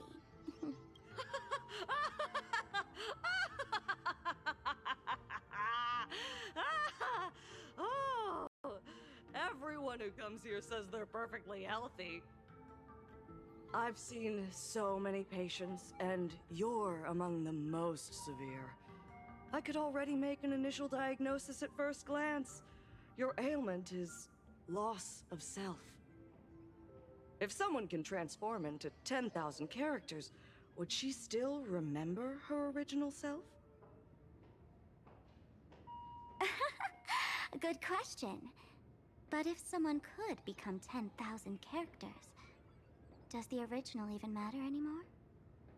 By the way, Doc, are you familiar with any treatment protocols for mimetic viruses? Mimetic viruses. I've heard about it. The city sent over a few cases. The patients had one thing in common. They were all heavy internet users. The medical records are in the room. You can take a look if you want.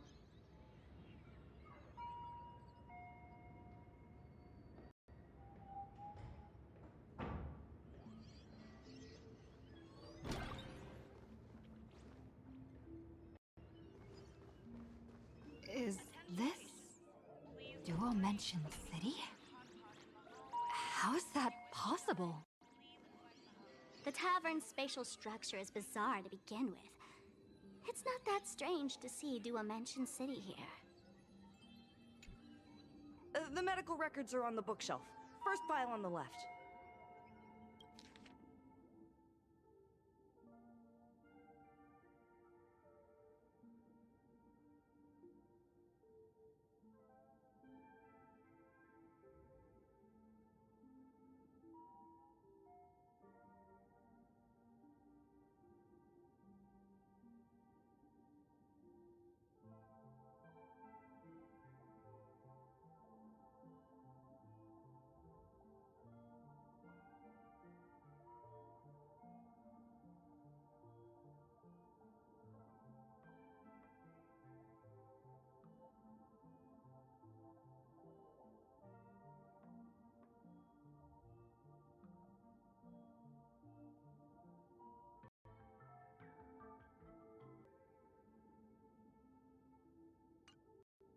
Are there already victims in the city?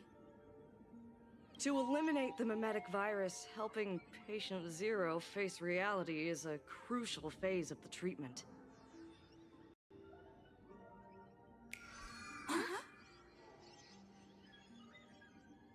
What's happening? You've never been to Fatal Joke before? That's not surprising. I don't spend much time at the tavern. And to reiterate, I'm perfectly healthy. I love patients who deny their illness. I'll personally shatter their self-confidence. Miss Sparkle, I'm going to write up a detailed diagnosis report for you. In the meantime, why don't you chat with your fellow patients who share your affliction? Gray hair, let's go. I don't want to waste any more time with this quack. Sparkle, you're back! You seem happy.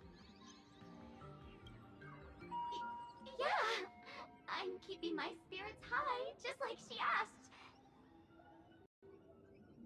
Sparkle! You're the one who told me that a smiling mask will never have bad luck, aren't you? This world doesn't want to see too much sadness, cruelty, rage, or pain. You told me that I just need to smile, no matter what. I did everything you asked. But why did you abandon me? Right now, I just want to scream, to cry, to shout. I just want to devour you all. Just how many masks have you thrown away? Don't worry about it. Everyone sheds just as many versions of themselves in a lifetime.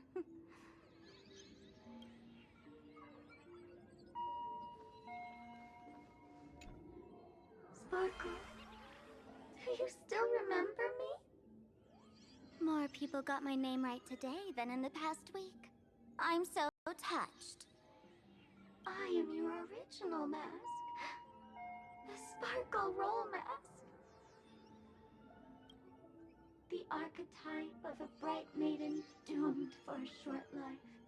The avenger who perishes with her nemesis. The lover who dies for love. The young artist driven to madness. You used me to win fame, applause, and countless eager gazes.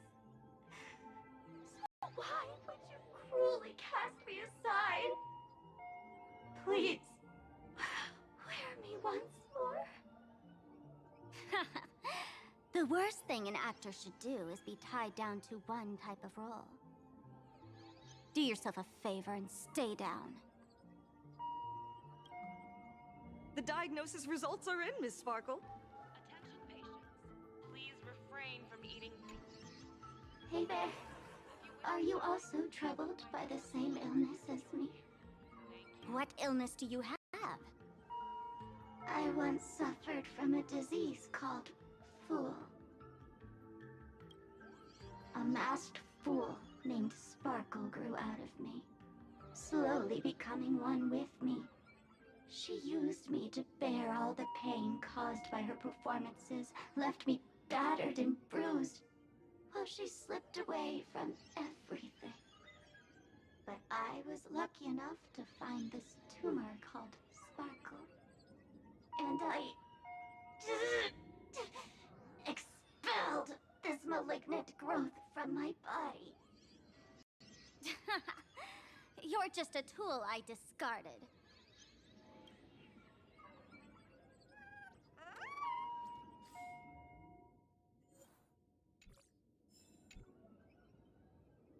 Miss Sparkle, I have your results. Your main components are madness, humor, and a theatrical personality. Unfortunately, the proportions are badly imbalanced. You're beyond saving. But the silver lining is your mask has fallen off. She's free at last. And that's where everyone's misfortune began. None of the masks I've cast off ever had such strong opinions or such a temper.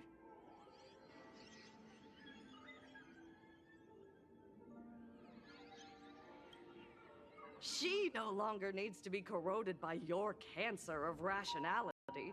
Now she can do anything that you wanted to do but didn't dare to do. Ha! As if there's anything Miss Sparkle wouldn't dare to do. For example, you don't dare wear any one mask for too long. Like a butterfly shedding old skin, you keep discarding every mask just so you won't be defined or bound by them. You're afraid to stop, to be stuck in some stereotype. You're afraid that one day you won't be elating enough. That's why you drew Miss Sparksy and became her online. As a dazzling mask, everyone confides in her.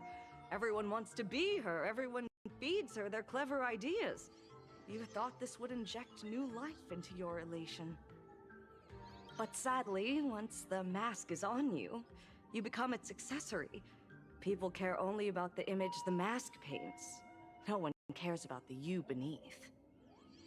And that is why she came to life. Human recognition and desire will flow through the internet, providing nourishment for her to bloom. She'll become a bewitching flower, conforming to everyone's wishes, letting them wear her, become her, and blossom across all of plain Arcadia. What a beautiful sight. Stop? You mean treat? Yes? Cremate Sparkle. That's the best treatment I can prescribe. And here I thought you had something clever. After all, there's only one radical cure for all suffering. Make oneself disappear, right? Miss Sparkle, don't think I'm joking around with you. I only misbehave outside the tavern. But here, I am a doctor, without quotation marks. My treatment is real and effective. Generally, when a fool vanishes, their mask loses its power and becomes a dead thing. You're two sides of the same coin, after all. But as for Sparksy, I can't say for sure. During SparksyCon, she'll be worn by millions of ordinary people in plain Arcadia, feeding her with sustenance and strength. Your window of opportunity is therefore fleeting. Go on, lie down on that bed and say goodbye to your friends. Press that button and the nurse will come wheel you away. There's a door in the tavern that absolutely positively leads to a still-burning star in Siduni Rama. The nurse will send you there, and that'll be the end of it. And if I say no? Then I'll have to be impolite.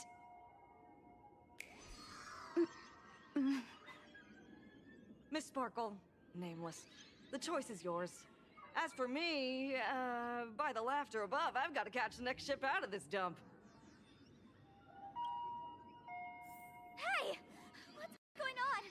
Why am I pinned here? Gray hair. Ma'am, navigator. A little help? You need me!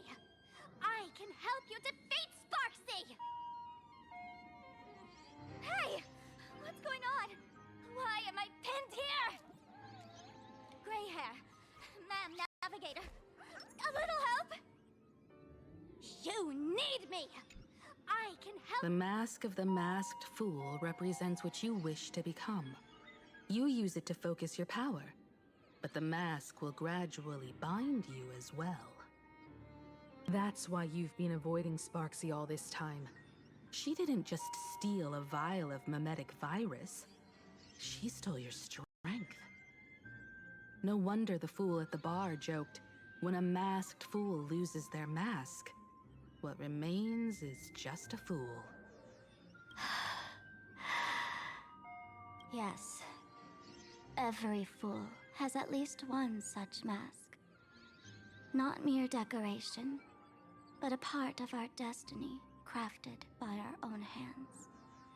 It might be a morning actor mask you took a liking to and stole from them. It might be a head accessory you personally sketched in a moment of inspiration. Or it might be something that one day fell from the sky and latched onto your face. To become a fool, one must experience at least one such instance of destiny. The moment of masking one's face. Through the mask's eye holes, we gain a different perspective. Finally seeing how the universe is simply churning with endless jokes, and the absurd nature of our existence as living beings. The mask is who we want to be. And now, this imposter is more me than I am. Do it! Press the button. Call the nurse and cremate Miss Sparkle. At least then, the imposter will lose her power for a little while. You should be able to take her down easily, right? You're not actually going to press it, right? Give us a moment to hesitate, to think. Waiting is torture, you know. You're not doing this on purpose to punish me, are you? Hey, gray hair! Say something!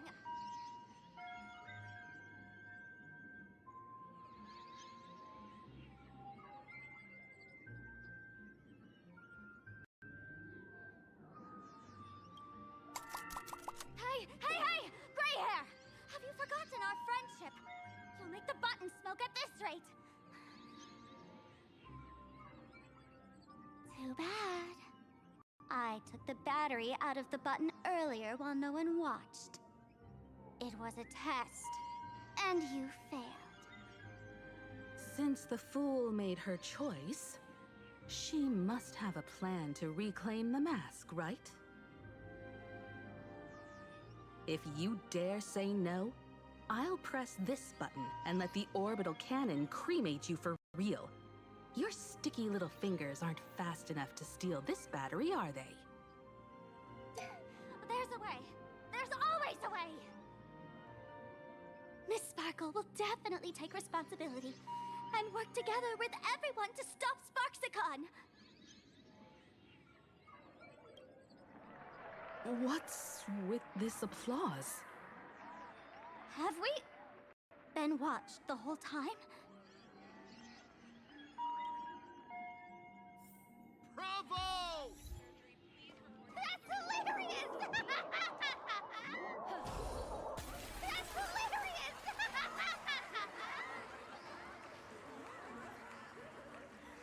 So the audience watched our every move in that treatment? Is this a hospital or a theater? That's life for you. While there's life, there's judgment.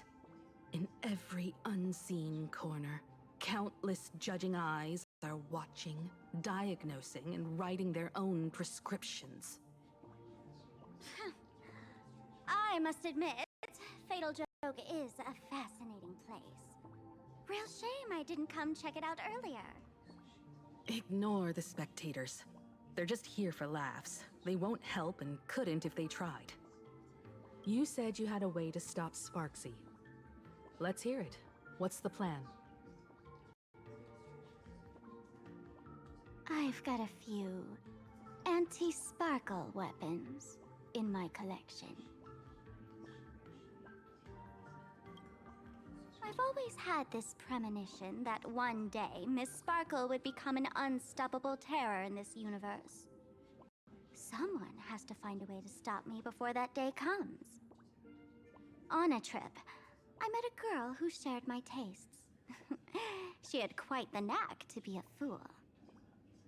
In our battle of wits, she nearly turned me into sparkle paste using the local tumbleweed specialty. She also had a massive mech with beam cannons up the wazoo, ready to blast away any time. I quietly replicated those powerful goodies from my travels.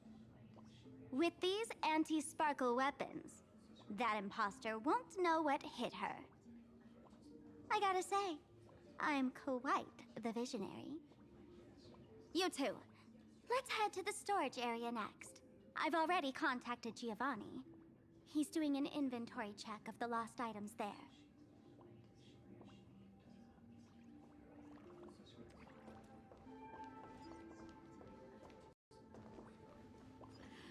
is too the much stage where no one. already.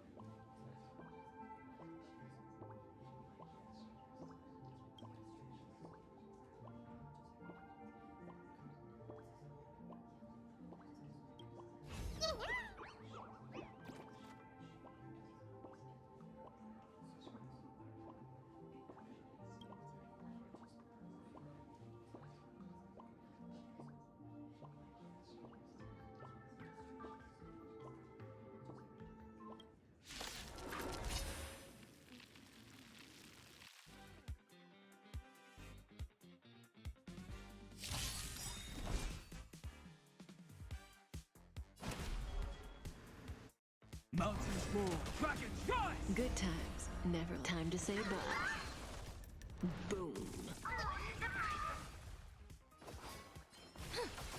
Stand still.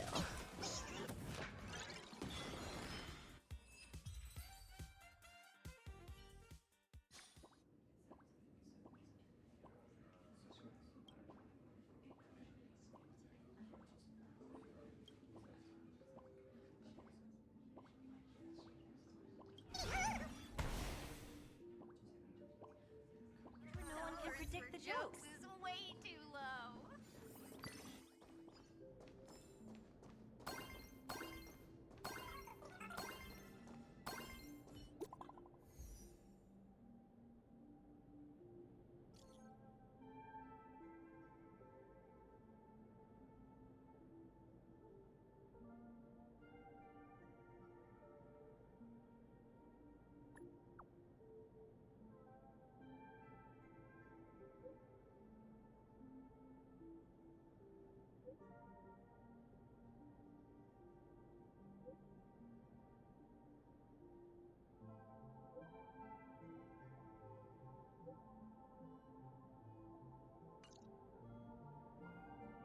Intel from the school?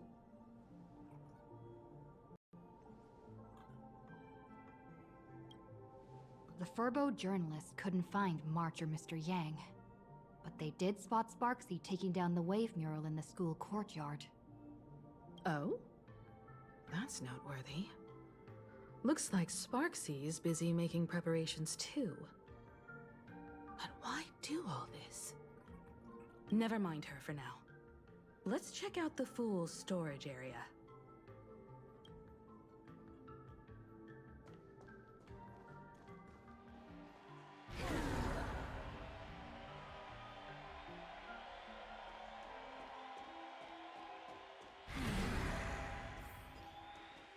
This tavern is huge. It's all right. I just wish there were more fun spots around here.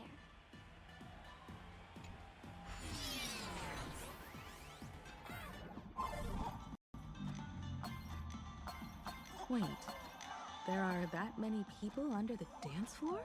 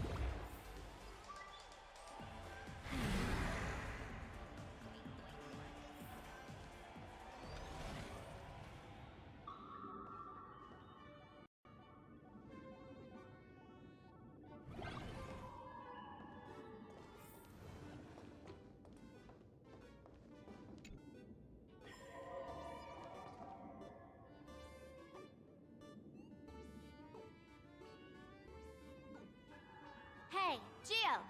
What are you doing up there? Working my tail off for you, tallying the losses. Wait, who'd you bring with you?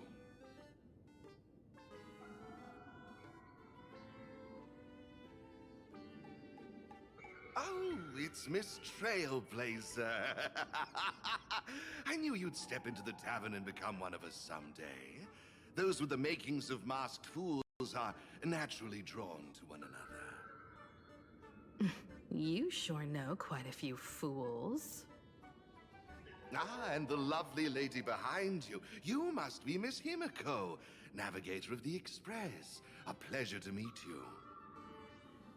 Mr. Giovanni, just call me Himeko. Normally only fools may enter, but since Sparkle brought you, and you are practically an old friend, I can make an exception as the caretaker. Let me show you around. Gio, cut the spiel. Sampo says you recite that intro so often he's grown calluses on his ears. Want the fool's treasure, souvenirs, and prank gear? Come to the Grand Treasury Storage. They've stashed everything here. You stole my line again.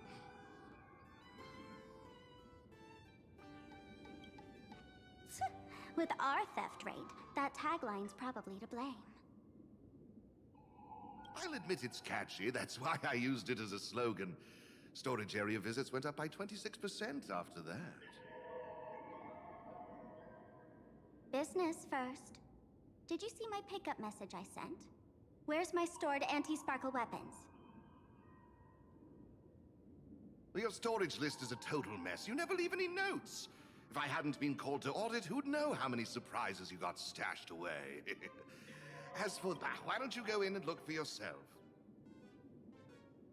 As requested, I've linked the vault entrance to your collection room.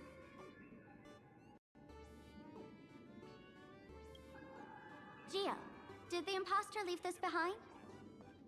How should I know? I've been doing inventorial. Huh? What's this? Whoa! That's one massive stellar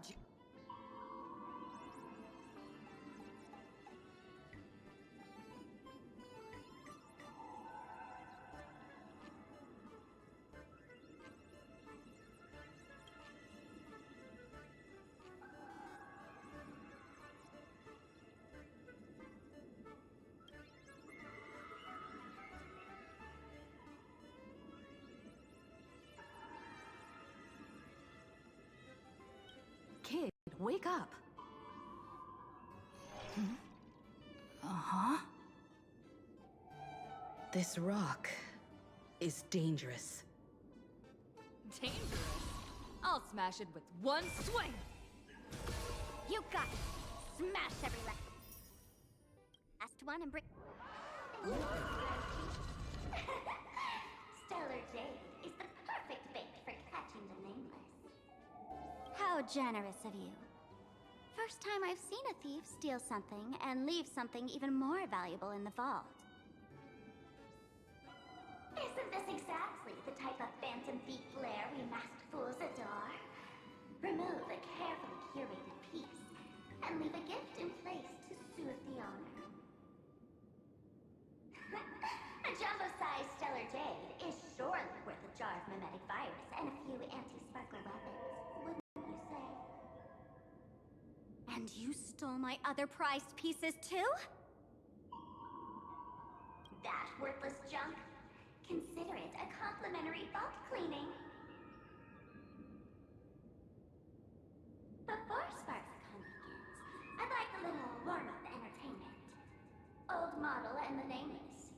You should be able to break out of this room, right? Don't disappoint me now!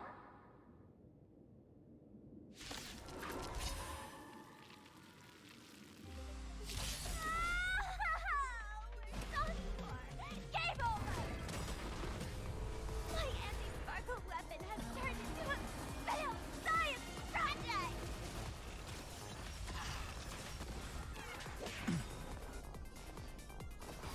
Sync with me. Stand still. Ill tidings manifest. Relax.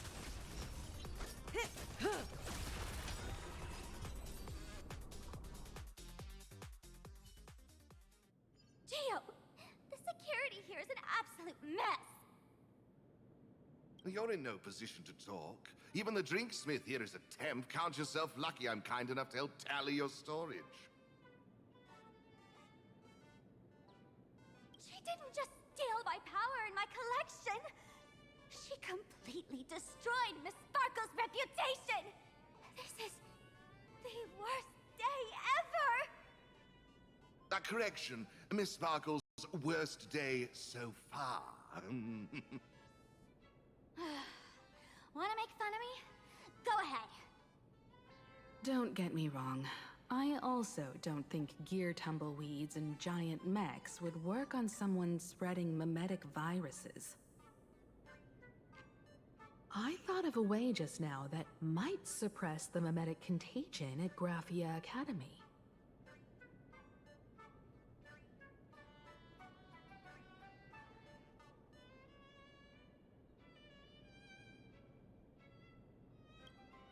You can fight fire with fire, but a mimetic virus can be scoured away with water. What do you mean? Our informant at the school reports Sparksy is removing the central mural there. The imaginated mural, World Breaker Waves, is said to be a work left behind by Graphia herself. Legend says the wave comes from the Dove Brook river water she used to wash off her painting mistakes. The artists say it is blessed. That's why they kept it in the school. I couldn't understand why Sparksy went to such lengths to tear it down. Now I do. Painting mistakes are redundant information that stain a painting. A mimetic virus is redundant information that stains the mind. If someone knew how to harness this Dovebrook wave to wash over the school, they could cleanse the infection she spread. That's why Sparksy wanted to hide the mural.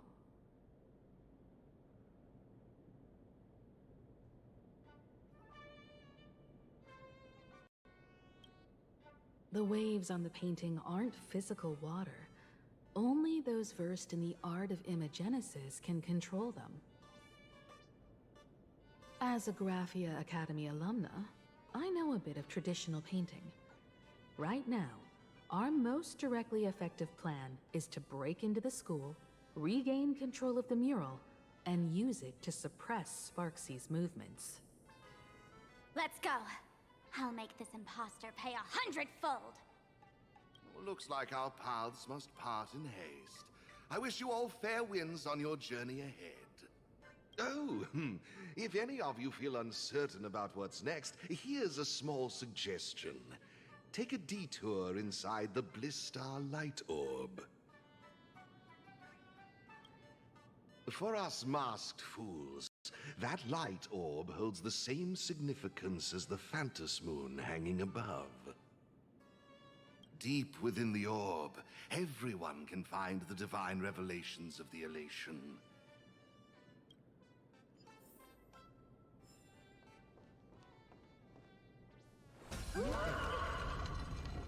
This doesn't look like where we came in. Don't worry. I had old Geo open a short.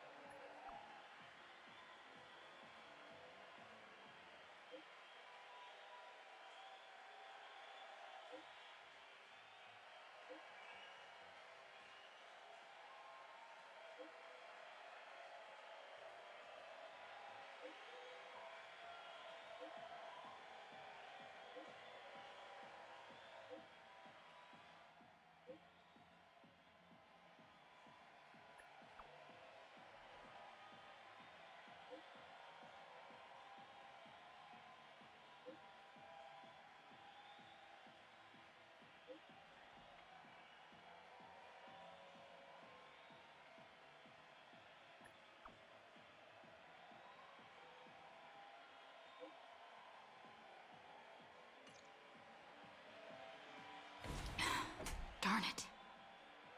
They found something else at the school? We need to pick up the pace.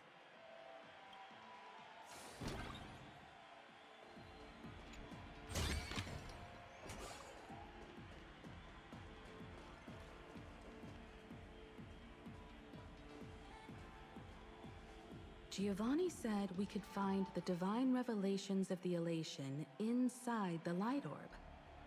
Don't tell me this orb is another tavern room.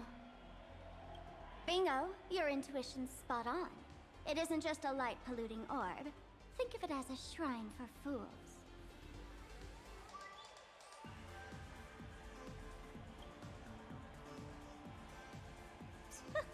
Worship sounds a bit too serious, no? Most masked fools treat the laughter like an invisible, mischievous drinking buddy. Fine for a mental toast.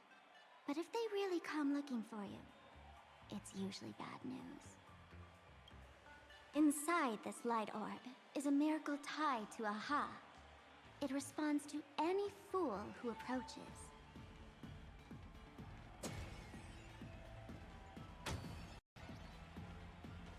Let me show you something mind-blowing.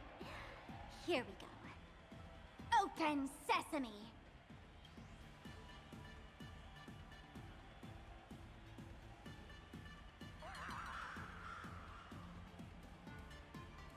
I said, open sesame!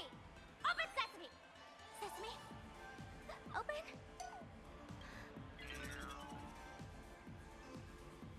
Hooray! So in their eyes, I don't even count as a masked fool anymore? What a wonderful surprise!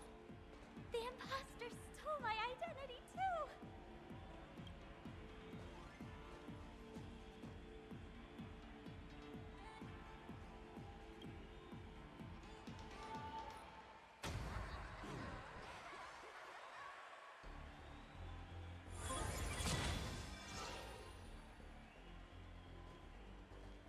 The good news is, at least one of us is still a masked fool. Hey! That's way too harsh.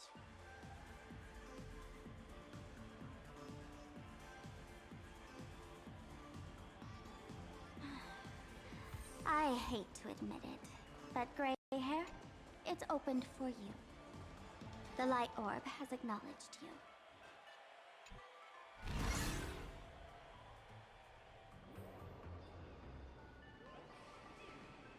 So, this is the miracle you meant? Yes. Among the masked fools, a myth is told. When the Master of Elation climbed the highest boughs of the Tree of Existence, they glimpsed the cold, abhorrent void. The stars turned like machinery, and all meaning yielded to nihility. They gazed further, until they witnessed a newborn fall and cry as if wronged beyond measure. Then they burst out laughing. That crystalline laughter tore through the cold, dead universe, echoing through the realms to this day.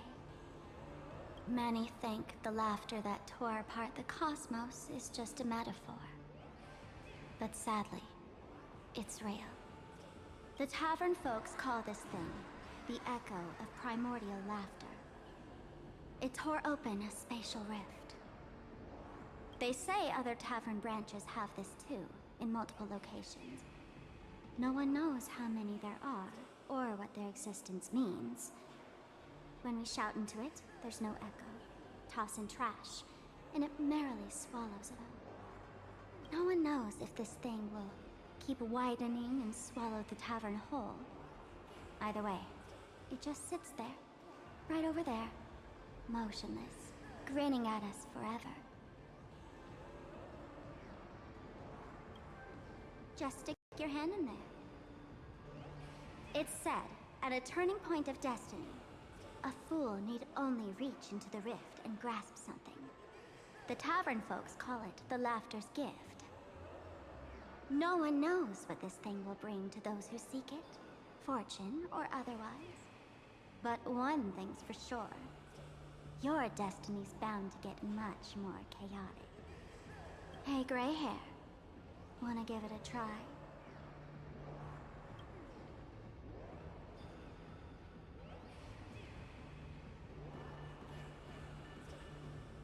Machiavelli, have mercy. In Machiavelli's name, please don't hurt me. My hand doesn't taste good.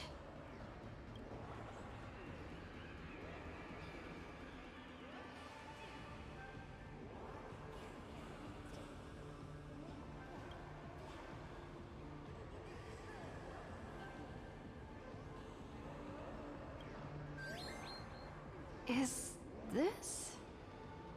Huh? What's this?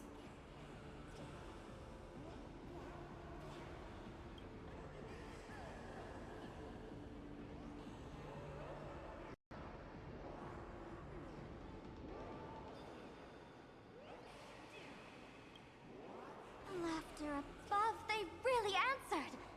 But what's their deal giving you another mimetic virus?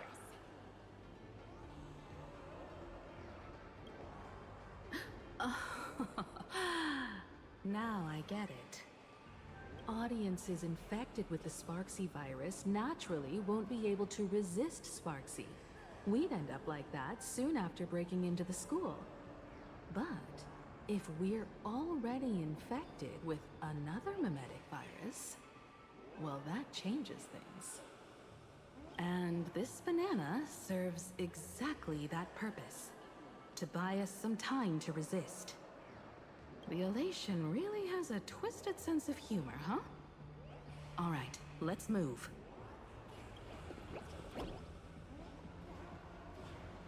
Who are you two? Haven't you heard the rule? Only one fool's allowed in here at a time. Who am I? Well, just a passing detective and his assistant. Have I been asleep too long?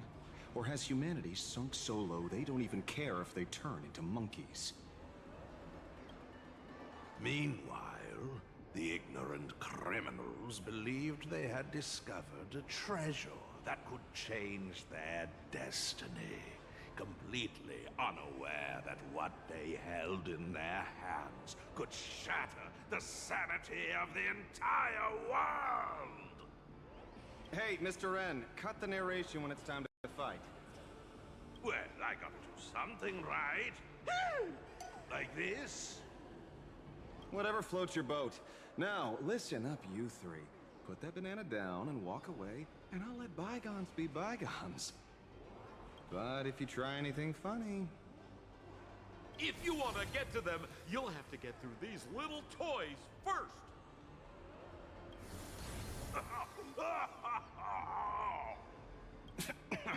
Are these folks really the Nameless? In all my years, I've never seen the Nameless dealing with mimetic viruses. The real deal. Just some nameless passing through. Mr. N, I've got to go after them. You won't be able to keep up with me. Just head home and wait for the news. I swear, I won't let the tragedy that happened to you repeat itself in this world.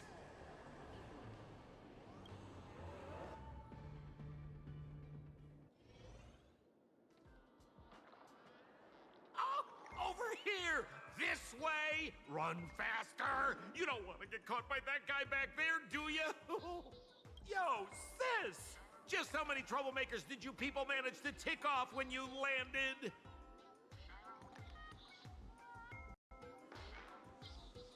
I swear, Miss Sparkle definitely hasn't gotten involved with someone like that. Thank you, Mr. Sampo. Now that we're all set, it's time to head to Graphia Academy for the rescue mission.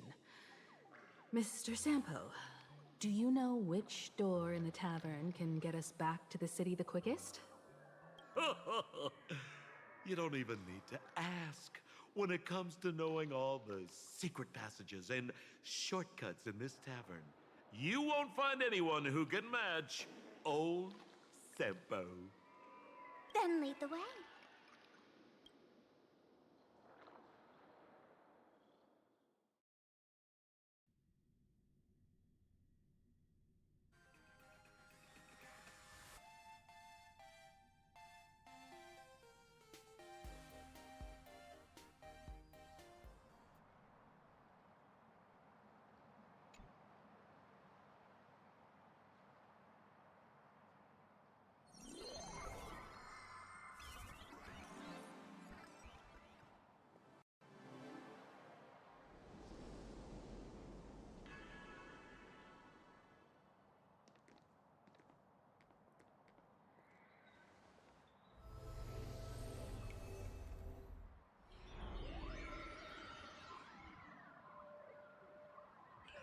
Your thoughts tell me that you still have doubts about me.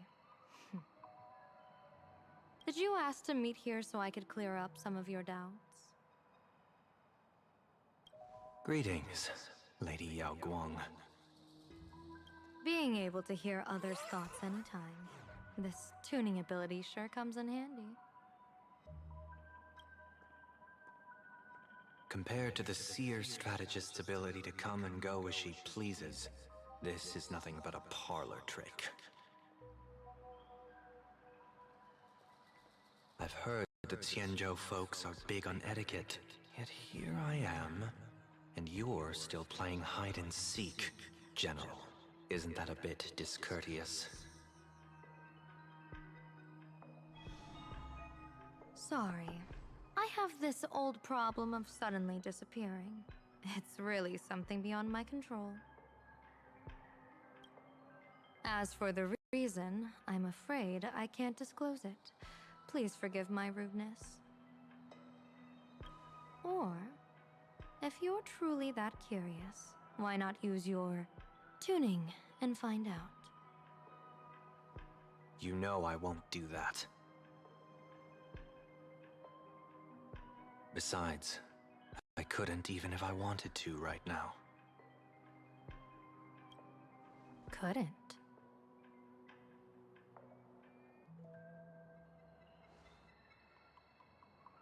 At this moment, the crowd's thoughts are crashing over me like a tidal wave. I can't block out all this mental noise. Just keeping my own thoughts from getting tangled up in everyone else's is hard enough. I see. So that's why. When you were speaking with Miss Himiko earlier, I accidentally intruded on your private conversation. My tuning is spiraling out of control. This mask is distorting my abilities. I see it differently. The loss of control is temporary. That mask is amplifying your power. How is this possible? This tuning power is bestowed by the Harmony. How could the Elation meddle with their authority? Perhaps the Elation simply poured more fuel into this divine authority? In my humble opinion, this mask binds the supplicant to all beings of plain Arcadia, drawing strength from those who share the same path here for your use. That's why you're hearing others' thoughts surge toward you like a tide. Your tuning is steadily expanding, and you've become the center of this melody.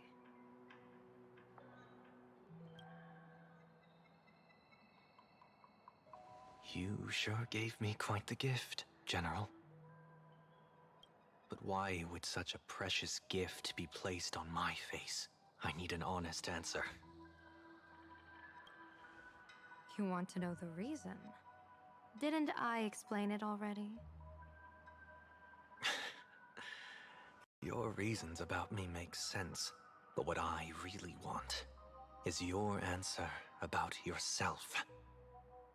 General of the Yuchue, who sees into the future, why not wear the mask yourself and personally step into the fray with its power?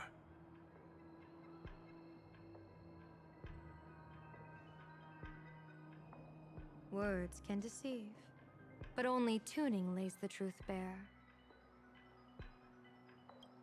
Mr. Sunday, why not use your enhanced tuning to feel the weight of that answer for yourself? Well then, pardon my intrusion, Lady Yao Guang.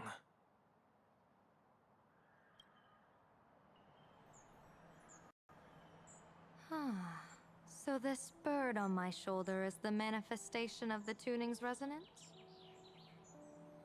Exactly. And these symbols I see floating above people's heads would be the wheel and woe signs you mentioned, General? That's right. To become an Arbiter General, one must undergo 3 ceremonies. The Rainbow Ordainment, the Rainbow's Gaze, and the Bestowal of Spiritus. Only then can one truly take up the mantle and live up to the title. When I was appointed as the Yuchue's general, I was bestowed with the rainbow spiritus called Kalachakra Sky Plume, which represents the vision of the hunt among the 7 aspects of the rainbow. A symbol of foresight, verdict, and self-discipline. Thanks to that, I gained the Eye of Ishvara, which allows me to read the flow of destiny. Since the day I arrived on this world, every person I've seen bore a crimson woe sign above their head, without exception. Within days at most, a catastrophic disaster will befall this place. So, that red glow rising from the edge of the city is... The blazing light, formed by the convergence of all those woe signs in plain Arcadia. In that case, General, it's all the more reason for you to wear the mask. Once your sight into the future is strengthened, you won't need to fear the deathly omen in your readings.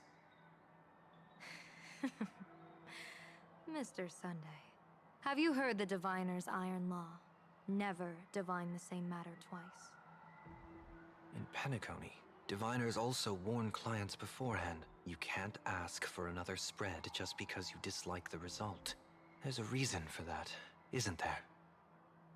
Divining the future is, in essence, a form of observation and calculation. It's an interference with the future.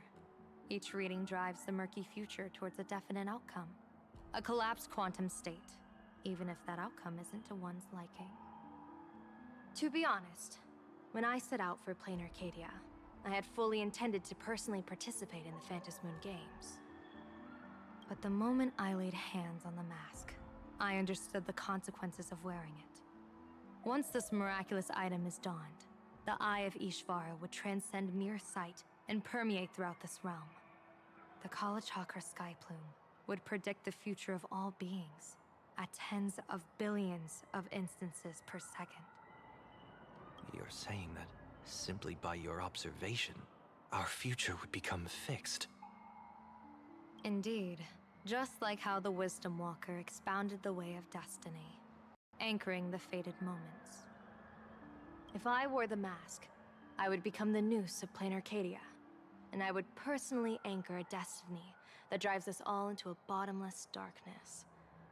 We will become locked in a dead end, with not a shred of hope for salvation. Close one. I passed the trial. There's still a sliver of hope in this round.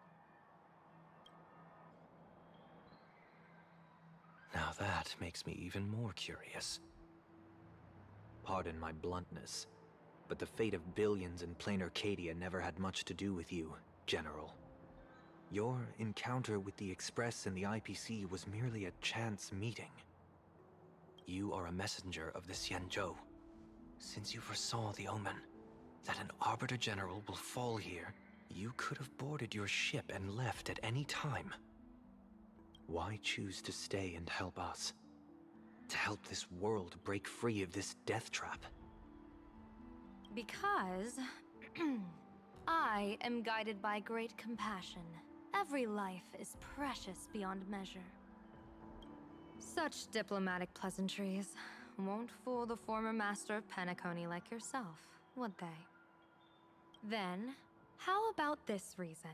The Astral Express has distinguished itself time and again against the destruction, and bears an irreplaceable duty for the future. I can't just sit idly and watch you face annihilation. Give me a break. I really am terrible at all this diplomatic talk. Mr. Sunday, what makes you think that everything I've done is just to save Plain Arcadia? What? Weal is where woe lurks. Woe is where weal leans. The good fortune of some often births the ill fate of others, and a dead end for someone may hide an opportunity for another. This treacherous land where life and death turn again and again, where fortune flips to misfortune, is, in my eyes, the perfect board for a game of wits. A game with whom?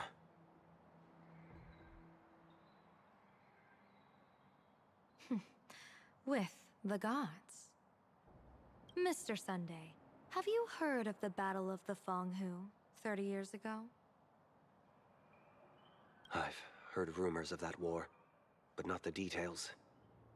General, are you suggesting plain Arcadia is now facing dangers just as perilous as the Xianzhou Fang Hu was back then?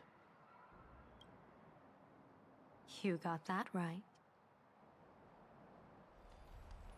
30 years ago, the Abundance Axis broke our lines and invaded the Fang Hu homeland.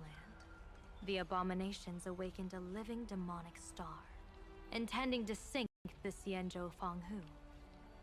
With no other options, the Alliance staked everything on my Junior Soar's plan to operate the astronomical observation device, the Cloud Pier Telescope, to signal the Rainbow for aid, using their Lux arrow to strike down the Demon Star.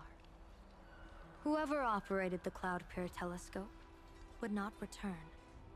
It was to be a one-way trip. So, you're Junior Soar. You guessed wrong. The one who offered his life was my master, who taught me divination. It was Master Jingtian, then the Yuchui's Master Diviner, and the only high official authorized to operate that device. He accepted his fate and ventured to the Fang Hu. Going with him into certain death were Yueyu, the previous Yaoqing general who guarded the Cloud Pier Telescope, and the Verdant Knights under her command. I was responsible for assessing the entire plan's feasibility and mending its gaps. I activated the Decalite reflection barrier, calculating and casting lots again and again. I watched as the starlight, representing countless possibilities, flickered within the reflections, faint, wavering, until the vast shadow of a pondering god swallowed them whole. And they vanished into the abyssal dark at the edges of the universe. And in that moment, I understood that I had cemented my master and countless soldiers into an inescapable doom. When the Lux arrow fell, they would perish along with the enemy and that demonic star. All reduced to ashes. You sacrificed so many comrades just to ensure the enemy's fall? To Penaconians, that must seem incredibly cruel, right?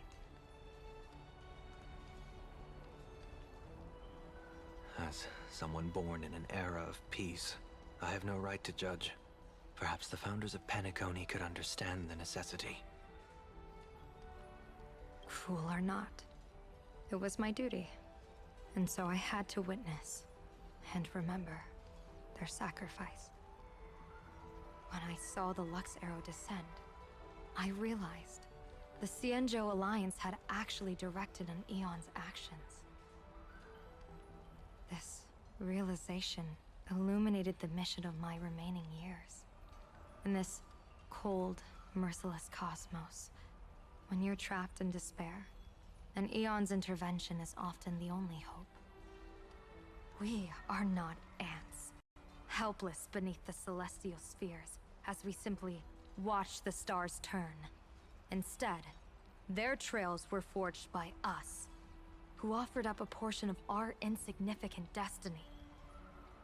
Even beings as mighty as the Aeons can be pulled by our will.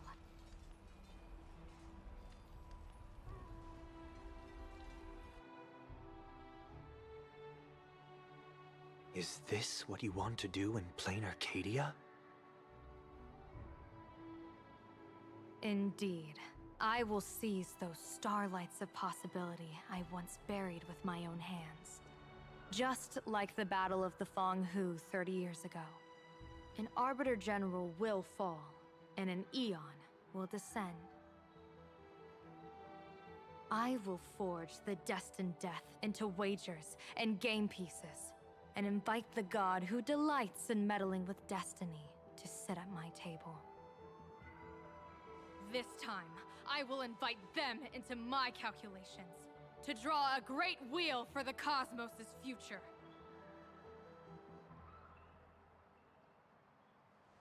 Mr. Sunday, surely you can understand this mad idea of mine, having once reached the divine throne of order yourself.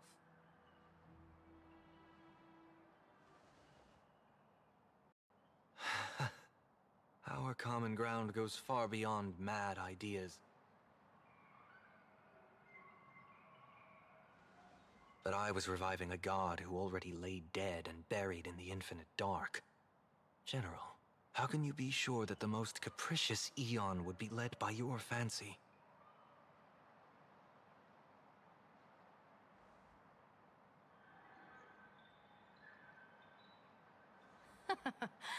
Have you heard this myth about the elation? They say Ahab once climbed to the highest bough of the tree of existence, gazing out. They saw stars turning coldly, like machines, and the meaning of everything yielded to nihility. Only the cry of a newborn made them burst into laughter.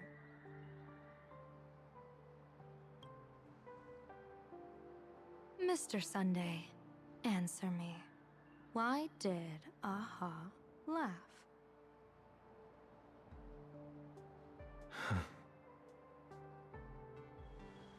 I think it's because they finally saw an audience arrive at this long, empty stage we call the universe.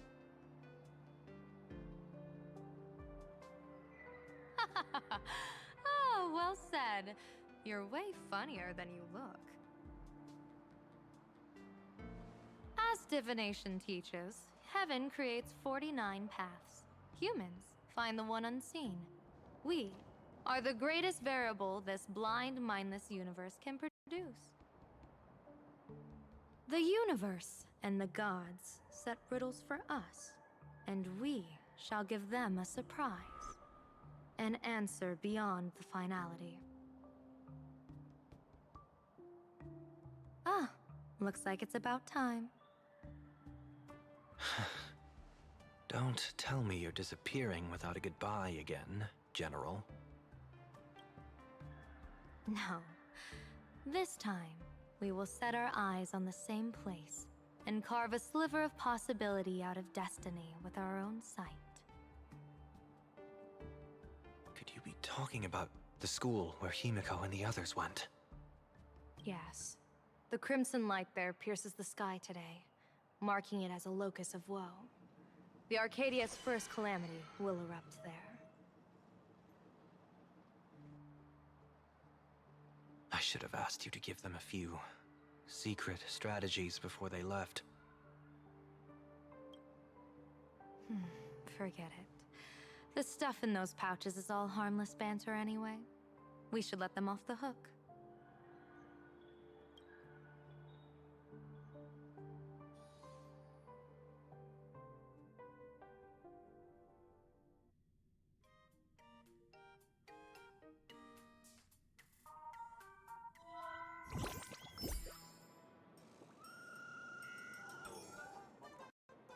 Hello, everyone! Welcome back to Full Wish TV's special news segment, Arcadian Morning Report! I'm your host, Poofy! Hi, everyone! I'm your host, Snowy! It's been 3 hours since our first supplicant, Miss Sparksy, announced her entry into the Phantom Moon Games. The performance she announced to all her fans, SparksyCon, is also about to begin. How curious! Plain Arcadia's day-night cycle was completely scrambled in ancient times. Graphia Academy's location just happens to be bathed in light. So, in broad daylight, what kind of fireworks show does Miss Sparksy have in store for us? Who knows? Maybe she'll blow the school sky high in a blaze of fireworks. After all, at the Phantom Moon Games 15 years ago, Graphia Academy also. Hey, Senior, you can't joke about that! Dear viewers, our apologies. Let's move on to news about other supplicants. According to the Department of Aberration Defense's staff, during a routine inspection of the Phantom Moon courtyard, 2 additional mask shapes manifested on the altar. In other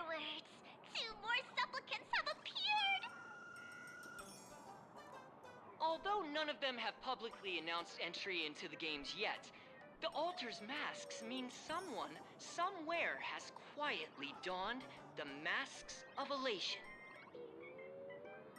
As for the two masks, Department of Aberration Defense staff describe one as a raccoon and the other as some kind of bird. A raccoon mask, huh? Hard not to think of the Astro Express that just arrived in plain Arcadia. Will the nameless from the Astro Express join the Phantom Moon Games? I hear they've even invited them to SparksyCon as special guests! Will it be a miraculous show formed out of the collaboration between supplicants, or a head-to-head showcase between two famed contenders? Countless streamers are already live, broadcasting the scene at the venue. Let's cut to the feed now.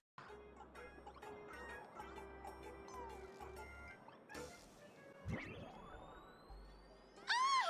Look, it's the nameless from the Astral Express! One girl, 1,000 faces. 1,000 faces, one girl. Welcome to the SparksyCon live broadcast. Dear lovely fans, please be patient. SparksyCon is about to begin. This horror stream is about to end. Time for you all to log off. That woman has Miss Sparksy's face. What a pathetic imitation. What? My face is the original! Miss Sparksy's face alone is the greatest masterpiece in the world! Everyone should listen to her sweet voice and gaze upon her adorable face!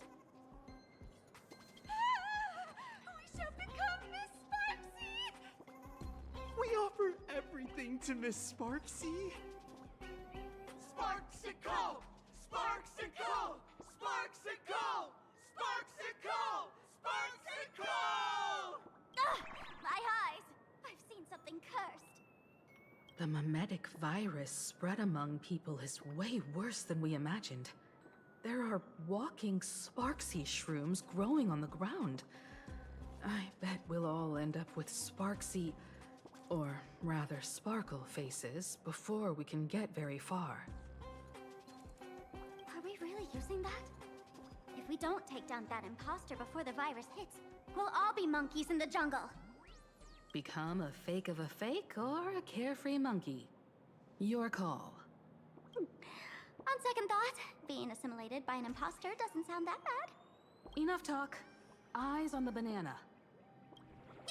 Ow! Ma'am, a little warning before you stab someone with a banana, please? Come on, banana. Remember the plan we made at the tavern? Yes, we dig out the imaginated painting Sparksy hid, then use waves to give Garafia Academy a good banana wash over. But what if that imposter figures it out? Just try to keep her busy and buy us some time. Let's do it!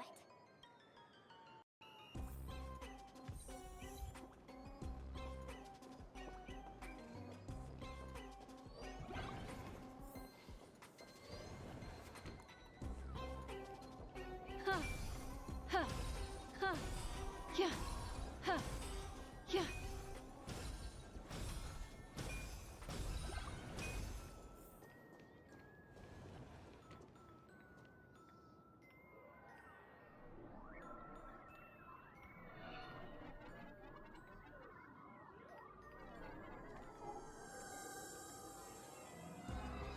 Yoo-hoo! Welcome, dear guests. I've been waiting so long, my phone's about to die. Drop the act, my dear Mask. I shouldn't have called you an imposter. That was harsh of me. Come back to Mama's arms. It's not too late. If the Astral Express crew gets involved, they won't be pulling any punches.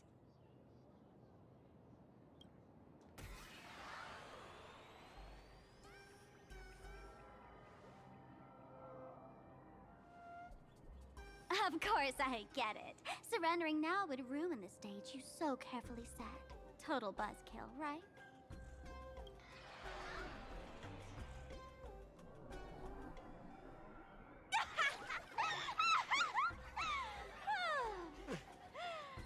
So you still don't get it? The worst thing an actor should do is be tied down to one type of role. Standing before you, the loyal friend who's been by your side all along. The masked fool who never played any tricks.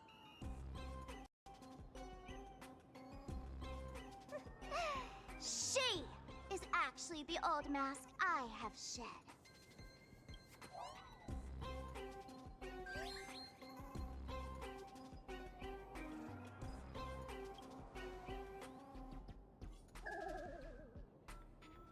Haven't I been telling you all this time?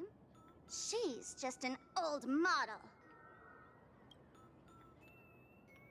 No wonder the light orb in the tavern didn't react to Sparkle. For real? That explanation is kinda awesome.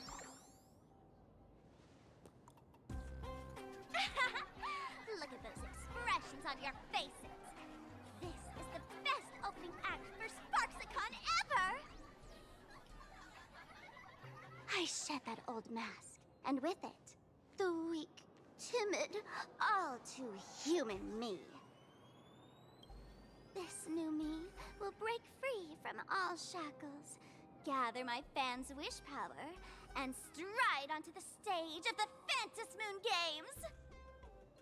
In return for the wish power offered by everyone in the Arcadia, every supplicant must show them what elation truly means. We will demonstrate the elation we desire!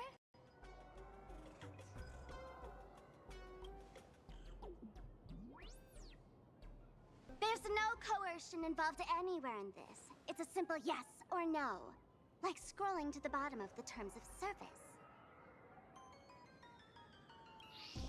Want attention, talent, quick cash, universal praise? Download the Sparksy virus. Ta-da! Click confirm, and you're set. Isn't that exactly what they crave? Elation in 3 minutes flat? Nameless, you're doomed to lose. You can't stop what people desire. We can't stop their desire. But in this stream, we'll show this Arcadia world another possibility. What did you just say? We'll show everyone watching the live stream the elation of the Astral Express.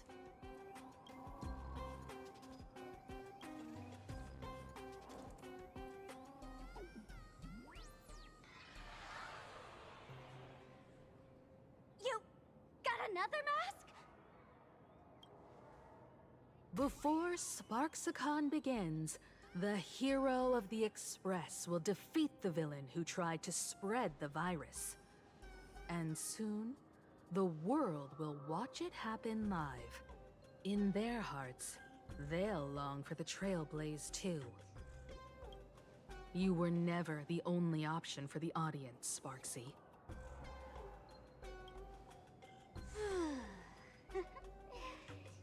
You know why I can't stand heroic stories? You lot always wave the flag of justice, then stomp all over the fun with brute force. The elation has nothing to do with justice, and you haven't won yet.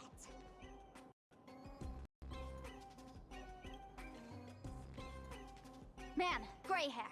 Don't tell me you forgot the plan. I'll stall her.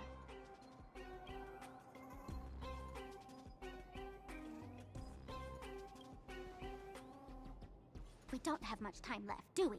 I'm trying to give us better odds of winning here. There's one thing I've always wondered. Who's the real Sparkle, and who's just a mask? Shouldn't the last one standing decide that? Then let's settle it, right now! I'll make make you the opening firework of Sparksicon.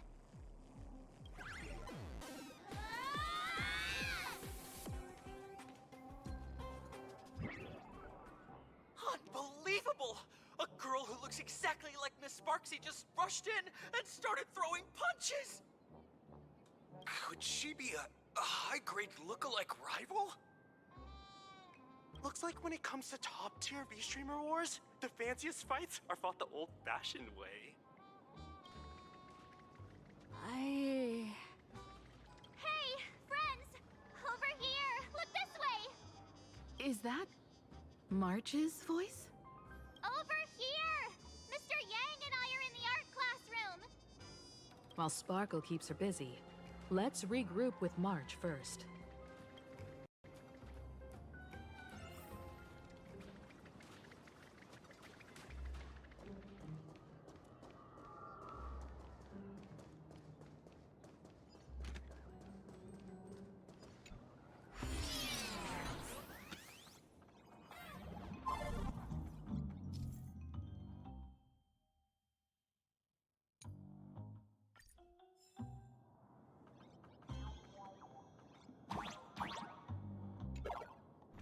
Move this platform, and you should be able to get up there.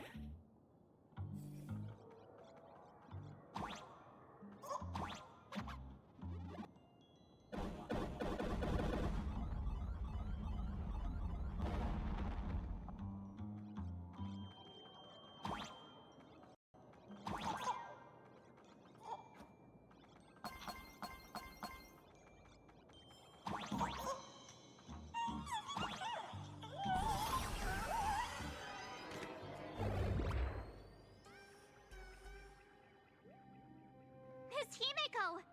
Oh, you're finally here!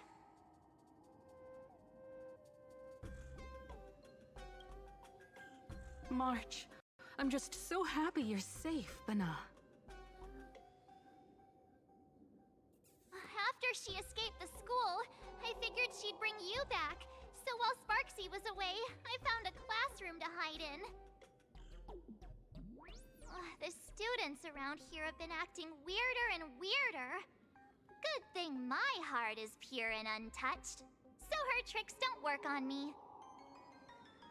Hold up. Were you two just talking with some weird verbal tick?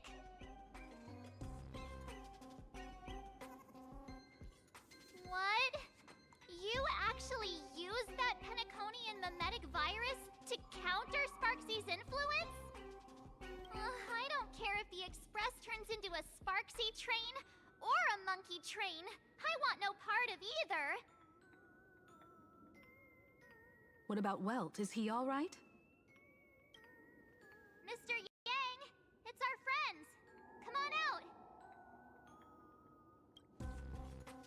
You look perfectly normal, though. So that Professor Welt she saw in the news...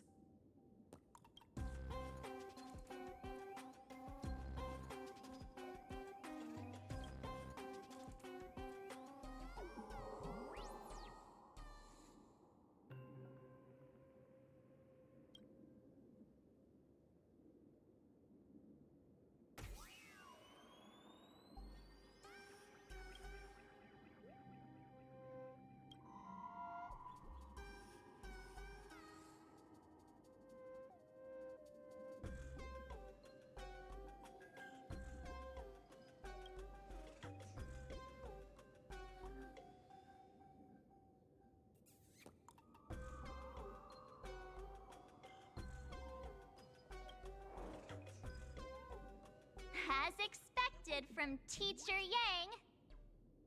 We might have a lead on the other two painting pieces.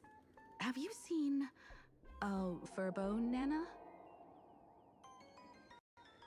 You mean... a Furbo? We sent a local reporter into the school, but his luck turned sour, Nana. Sparksy caught him red-handed. Before he was taken away, he managed to take a photo of the library. I want to check it out with her. What about me and Mr. thing. Now that we have a lead, no way we'll just sit here doing nothing.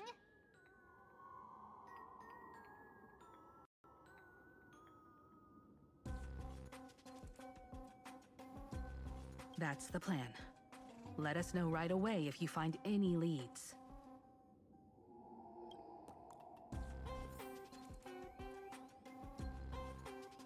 Himiko, where's the library? I know the way. I just hope they haven't renovated the academy in the past 15 years.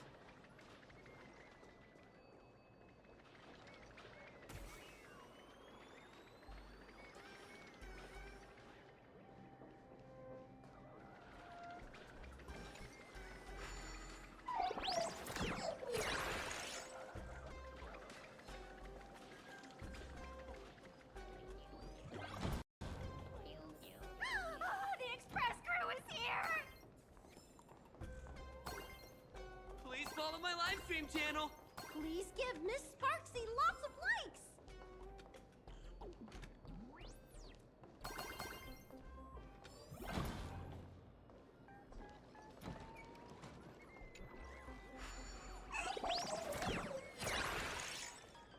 The library's just up ahead. Finally, I can get away from all these live stream upset. We're here, Bana. But I don't see any waves or moon. Where could it be? Like I'd ever tell you. Miss Sparksy herself ordered us to guard this place with our lives. Hey, get that stream running. Ugh, kids these days. They ignore their studies just to focus on the internet. As an alum of Graphia Academy, it's my duty, as tradition dictates, to give you all a proper extracurricular lesson. Hey, juniors, ready to roll?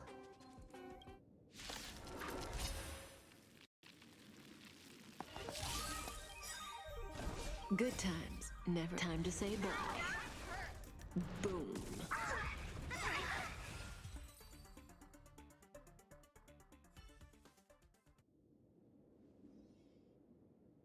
Where could they be hiding the landscape painting? After all, it's an image Nana'd thing. Once sealed in a scroll or something, it'll be a pain to retrieve, Bana. Oh, right. Let's check out that photo Nana the reporter left us. Maybe we can find some clues.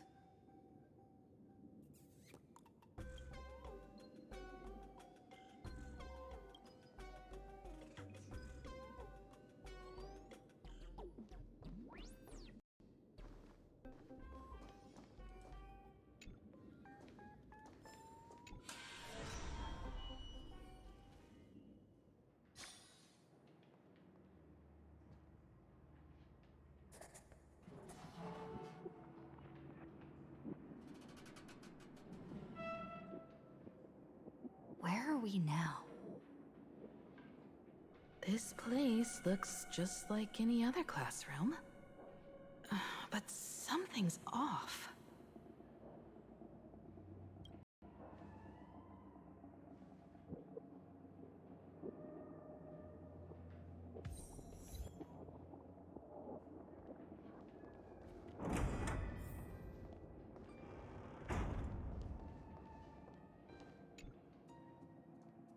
So this is where they stashed the wave. Did you hear something? I think I heard someone laughing. Something's not right. Is there something hidden here?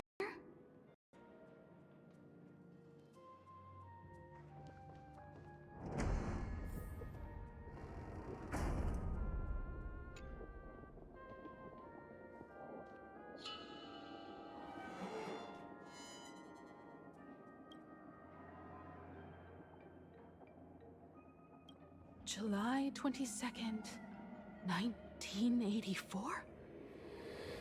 Belle? Could this classroom be...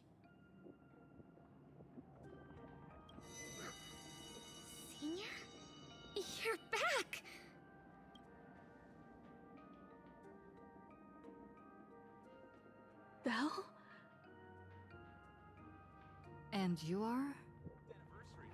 But how is this possible? It really is you, Senior! You look so different. We almost didn't recognize you. Still, that dashing aura of yours simply can't be obscured. I, and so many of us, we've been here, waiting all this time. I'm so sorry. I was gone too long. It's unforgivable that I never came back to visit you all. You apologizing so seriously? That's not like you at all, Senior. Yeah. After all this time, the least I can do is smile. But all of you are already dead. Himiko, these students, who are they? They're the shadows cast by my past regrets. Young lives buried here by a tragic accident. What? Oh no, Senior, he's here! That thing is coming! Wait, what did you just say? Everyone, hide! We mustn't let that monster find us! Run, Senior! The Herald of Death is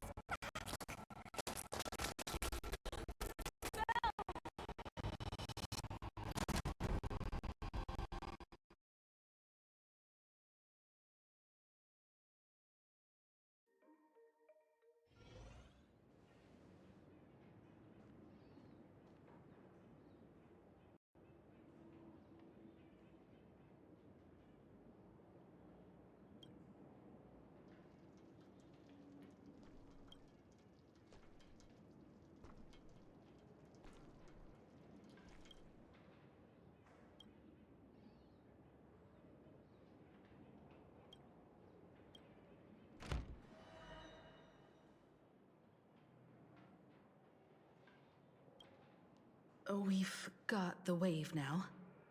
Time to regroup with Welt and the others. You can't save them. They're already ghosts. It wasn't Sparksy who attacked them, but something far more cruel. And they didn't die in the present, but during a certain twilight 15 years ago. We can't change their fates. However, this definitely isn't some kind of time travel to the past. Someone created this space for unknown reasons, only to reenact before an eyewitness the bloodbath at Graphia Academy from the Phantasmoon games 15 years ago. That's right. But that has nothing to do with the enemy we're facing right now. I know you have a lot of questions now, but we'll have time to talk about all this in detail after we deal with Sparksy. Come on. It's time for us to meet up with Welt. He just messaged and said he and March found the missing Furbonana reporter, Bana, and the final landscape painting piece.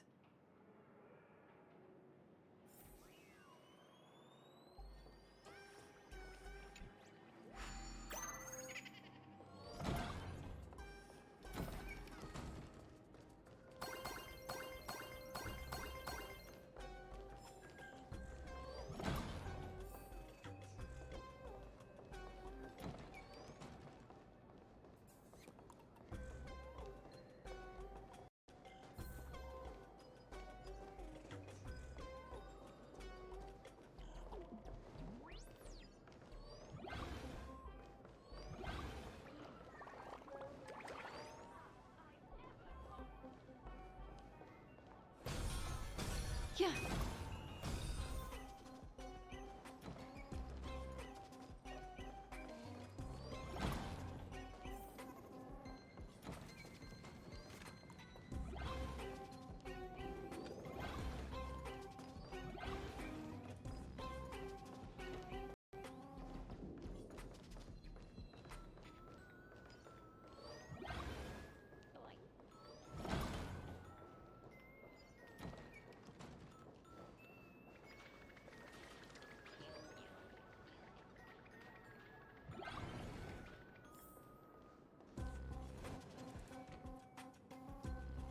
Good thing we got here in time, or you would have ended up as a target practice dummy.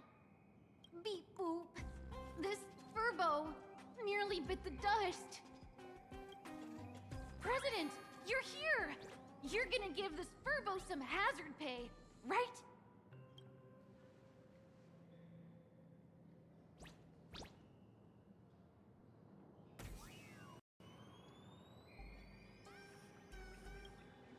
Sparksy must have given the moon to one of the emotes to look after. She really went all out, didn't she? The whole gym's full of moons. Now what? It's Sparkle or Sparksy. Both are equally just as headache-inducing. All right, everyone. Let's round up these emotes and take a look.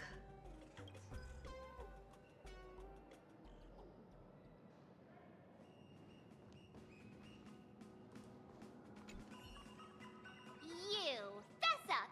Did you stash the moon somewhere? I pried open its mouth to take a look.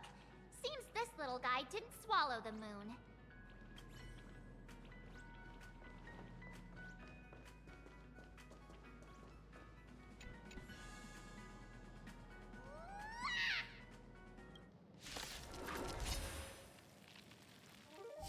My purpose is to protect. In the abyss's revels, your cries rise. Relax.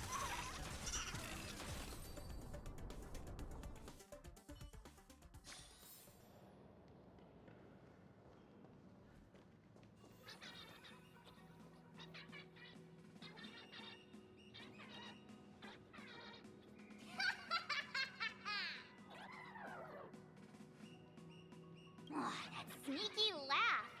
It probably does know where the moon is hiding. But how are we meant to even reach the thing?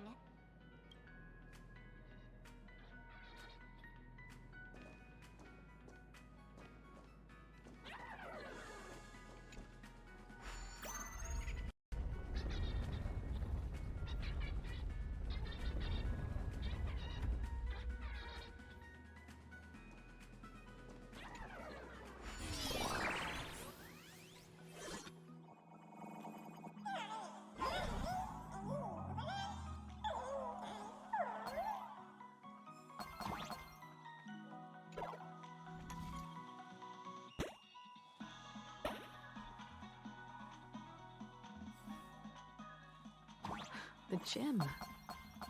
I've missed this. There was a time when I really envied those classmates who could sprint across the field, giving it their all.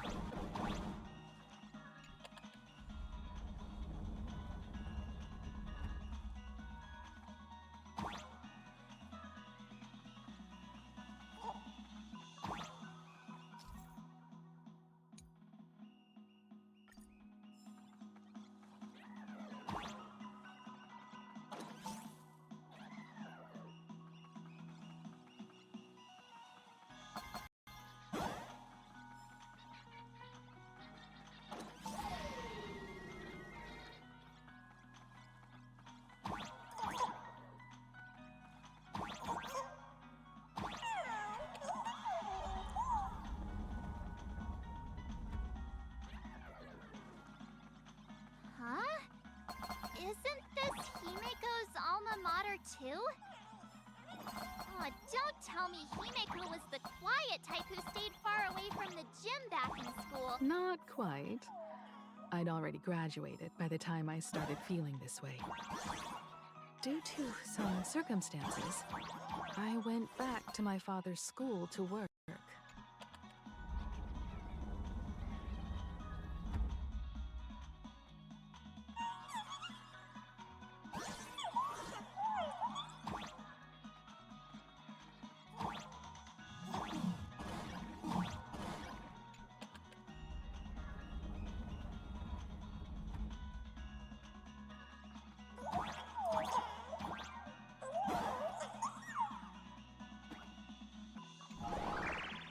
One good jump, and we should be able to reach that emoji.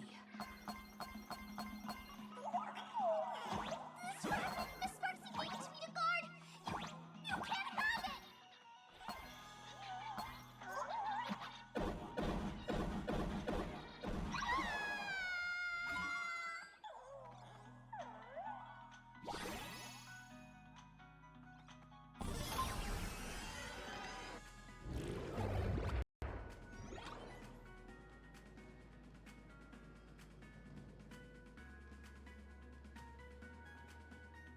All right. Time to settle the score with Sparksy.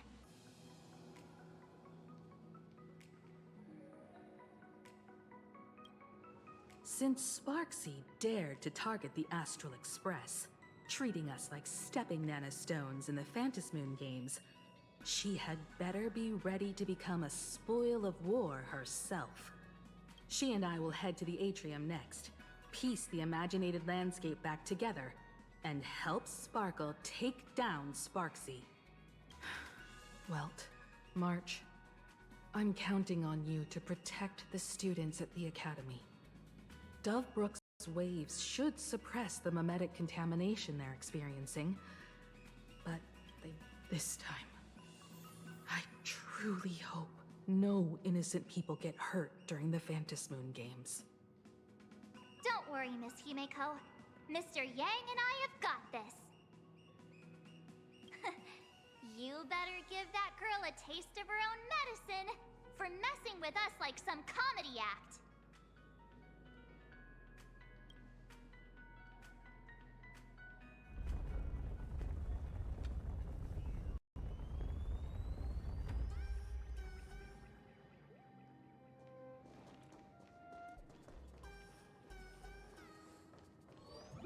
What does everyone think?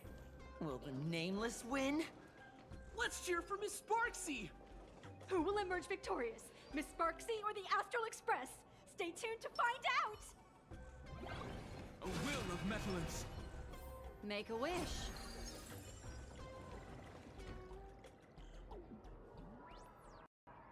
Sparkle and Sparksy are gone.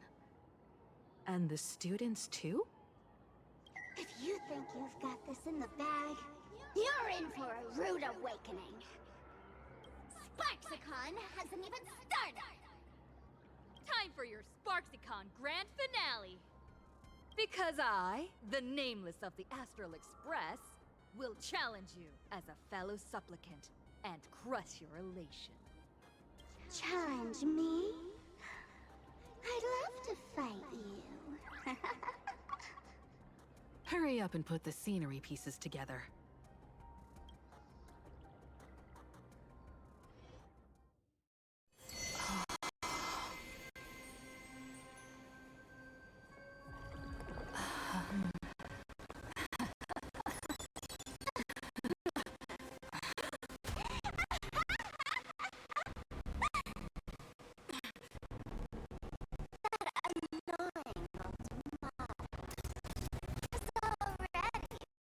Fallen asleep!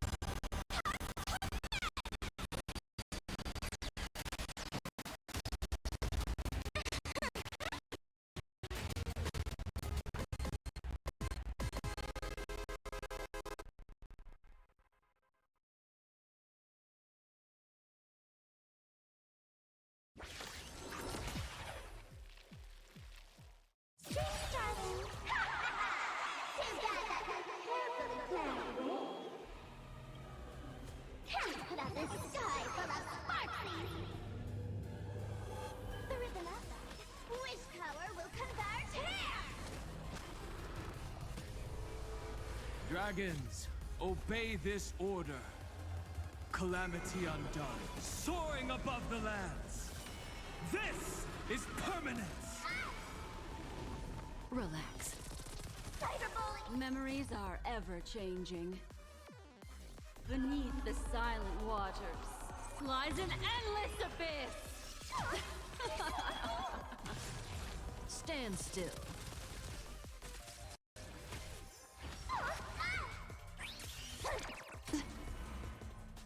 My little cutie.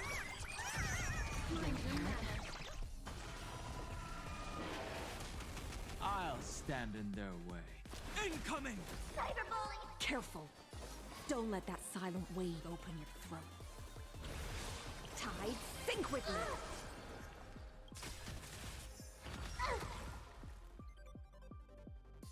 Shh. Stay here and listen. In this endless revel of the abyss, your cries rise.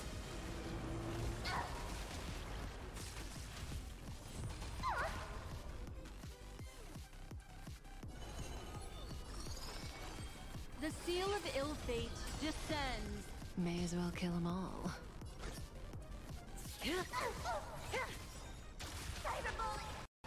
Good times never last.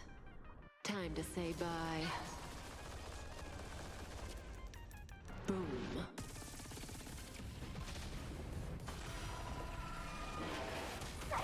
Relax.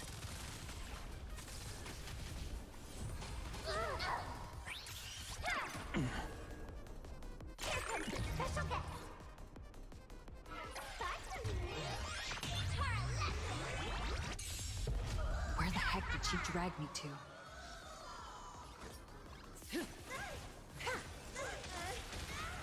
Allow me to offer a sharp-edged requiem.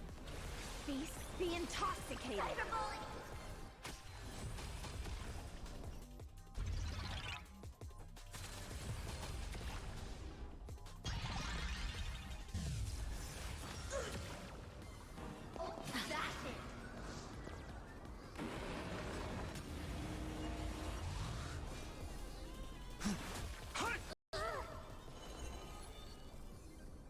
Again, the ill tidings manifest.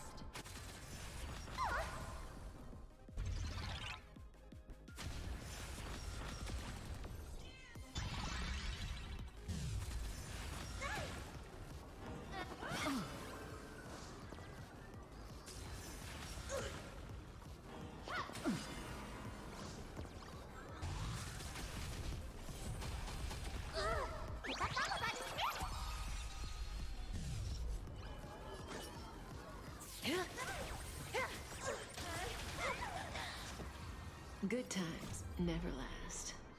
Time to say bye. Boom. Still hanging on? Did everyone really? I had all of the internet behind me! That's my popularity! Dragons, obey Calamity undone, soaring above the lands.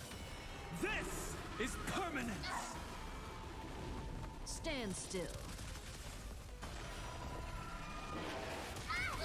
Relax.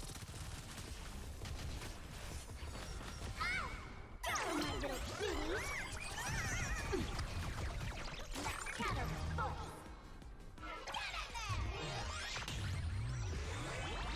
May as well kill them all.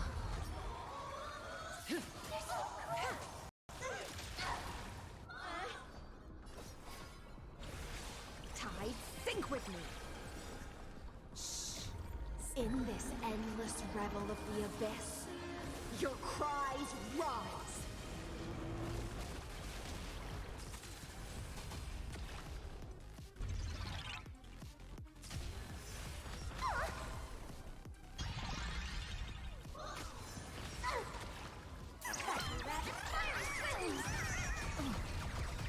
Good times never last. Time to say bye. Boom.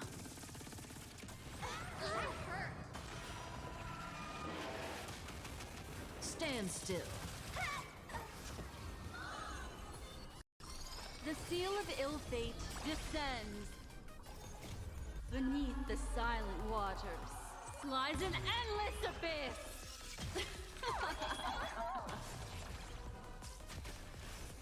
You're so cool.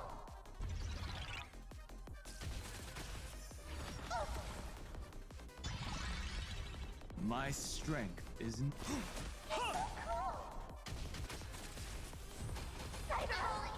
Support Mexico.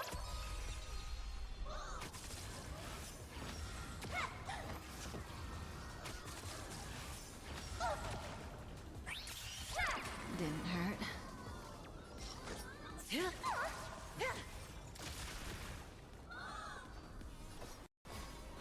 Feast be intoxicated.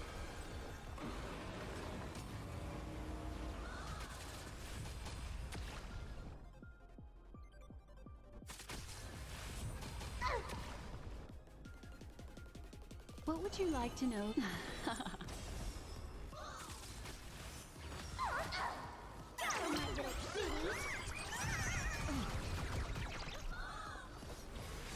Tide, sink with me. Not everyone wants to be you. I'll show them my elation.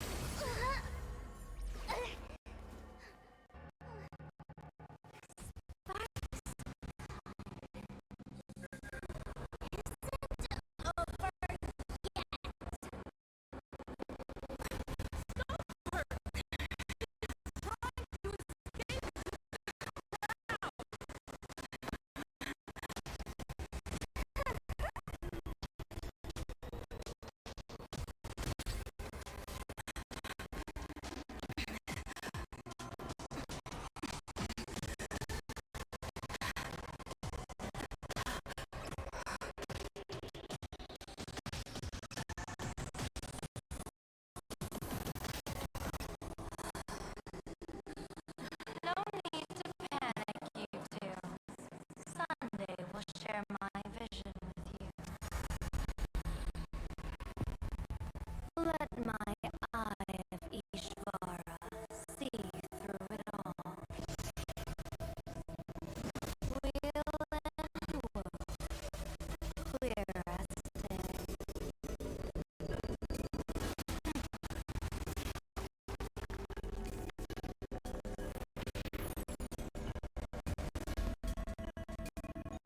I see where the culprit is.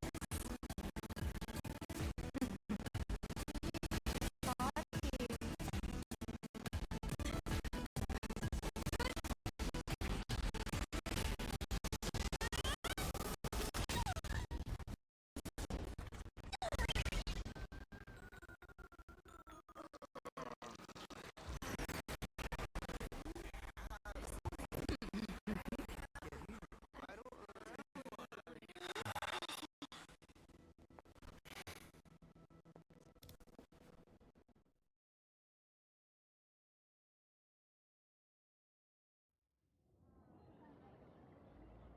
Are you okay?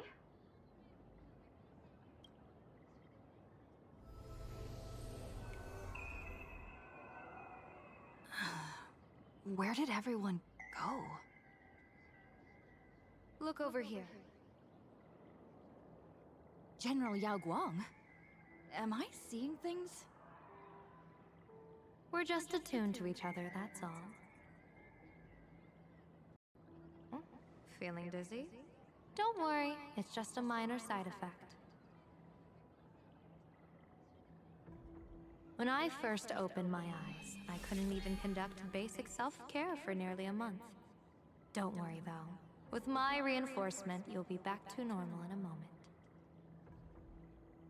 Thank you, General. By the way, above your head... Can you see the sign above my head? So, whether it brings weal or woe, whether it changes or not, please keep this secret safe from me. Don't let me know. And don't let anyone else, okay? In that fleeting moment, your eyes gained insight into my destiny. For those who wish to defy their own destiny, the best approach is to avoid gazing too long into fate, especially not letting powerful observers do so. Now that you know the reason, surely you'll do me this small favor and keep this secret? Thanks. And of course, be careful not to let it slip. Or else. I'll tell everyone all about your true identity. You're a former Stellaron hunter, aren't you? Oh, just imagine the chain reaction that would cause. I don't even want to think about it. Doesn't this feel like the opening scene of a comedy? Two people who barely know each other, yet they're keeping each other's destiny a secret. I guess you could say we're now partners in fate. No surprise there. After all, both comedy and fortune-telling thrive on unexpected twists and turns of fate, don't they? All right, looks like the side effects have worn off. Time for us to say goodbye. And you? Are you okay? What just happened? I was so confused. I couldn't see a thing. All I remember is Sparksy and the Nameless got into a fight. I saw everything. The Nameless from the Express smashed Sparksy right into the wall with one swing. That strength was unreal. That was such an epic fight, as expected from a cosmic hero. That was seriously awesome. Astral Express! Astral Express! Astral Express! Astral Express! Looks like the students have all recovered from the contamination. Did they recover?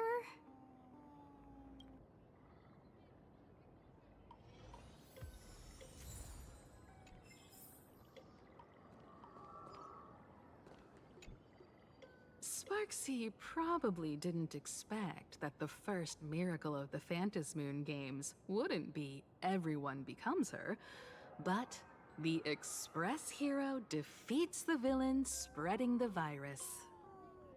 Compared to a streamer reflecting people's desires, the fearless trailblazer of the Astral Express is more of an attention grabber.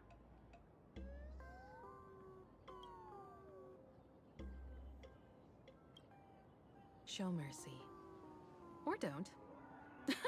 No, I'm just kidding. Lower your bat. The audience in this Arcadia doesn't go easy on losers at the games.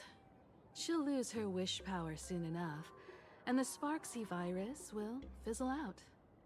You can hand her over to the Department of Aberration Defense for imprisonment, or set her free.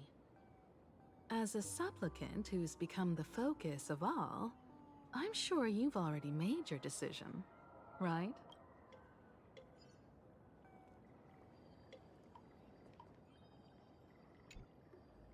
When she absorbed me, I thought it was all over. Thankfully, Gray Hair, you won this one. 1 point for the Trailblaze.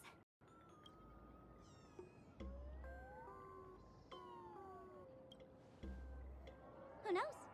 But come on, doesn't that sound insanely cool?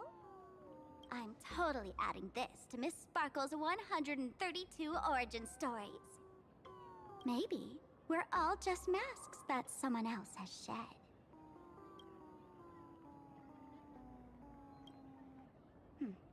If I really am a mask, then naturally I should return to my wearer's face. But if I'm not, then maybe I need to reclaim the mask I've lost. I understand.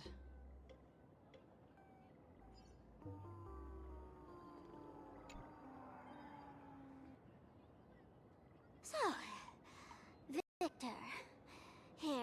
your prize? Very well. Sparksicle has no objections to that. So what'll it be? Gonna hand me off to the Department of Aberration Defense? Lock me up as a hardened criminal? But knowing you, you're not that heartless, are you? Or maybe you want to take away my streaming account as punishment. I'll livestream 24/7 and sing praises of your valor. All right! Let what belongs to the Graphia family return to the Graphia family. But don't let this little win get to your head. You've still got a long, long way to go before you meet the laughter. We can keep working together. Better to have a friend at the Phantom Moon Games than another enemy, right? What?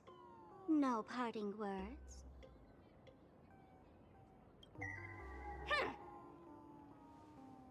How do you like this ending, Sparksicle? Old model. You and your powerful supporters won this one. I've got no comeback.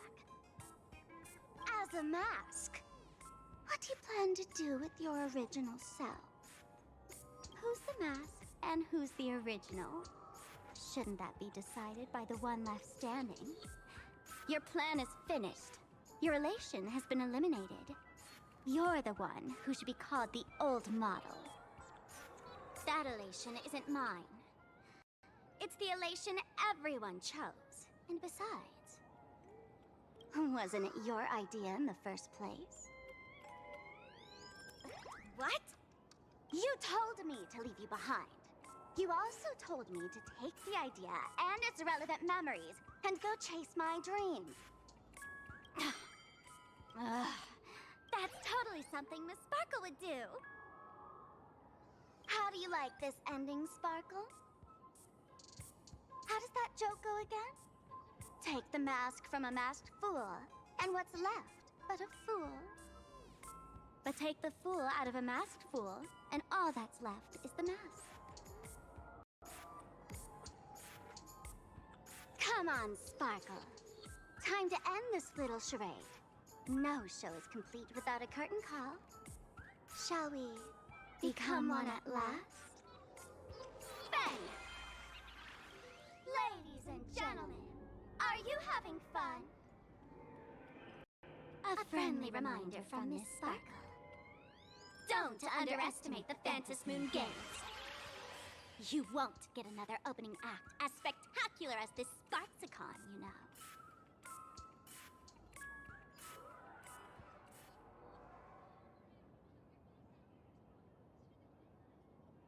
Sparksy! No. Sparkle?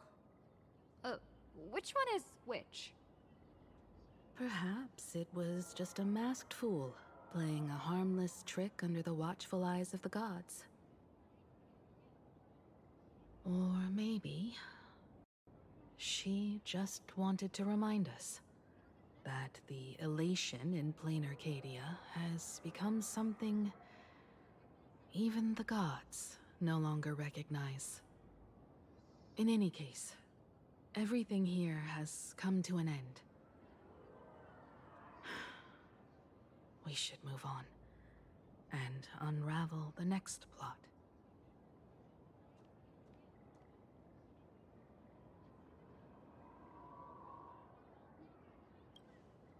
Indeed.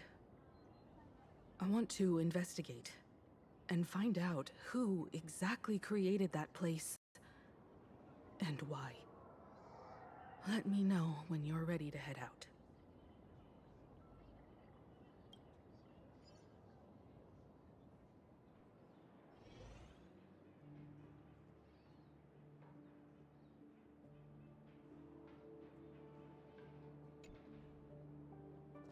This place.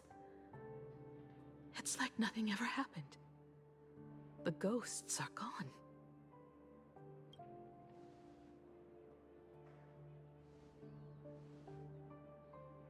"15 years ago, during the last Phantom Moon Games, I participated as a supplicant. I once believed that all it took for a supplicant to win was to show the people a magnificent miracle. And then I'd have an audience with the Eon of Elation. How foolish. How naive I was. Not everyone wants to obtain everyone's wish power in a positive way. On July 22nd, year 1984 of the Arcadian calendar, he slaughtered 22 students who had stayed behind after school. Then went on to Dovebrook District, where that killer moved like a deranged artist, leaving corpses, imprinting his signature mark. The Bloody Bloom. The media dubbed him the Herald of Death.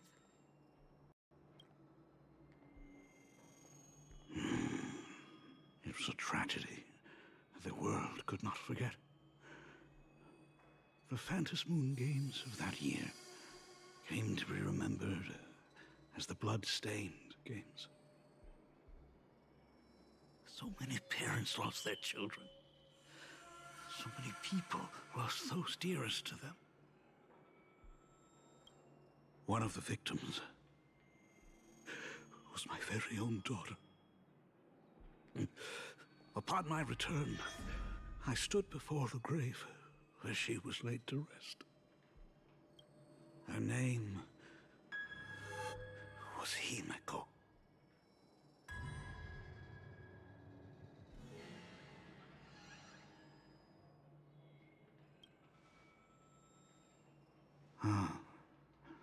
Forgive me. Allow me to introduce myself. I am Ryusuke, the current dean of Graphia Academy. So, this lady who bears her name, who exactly are you?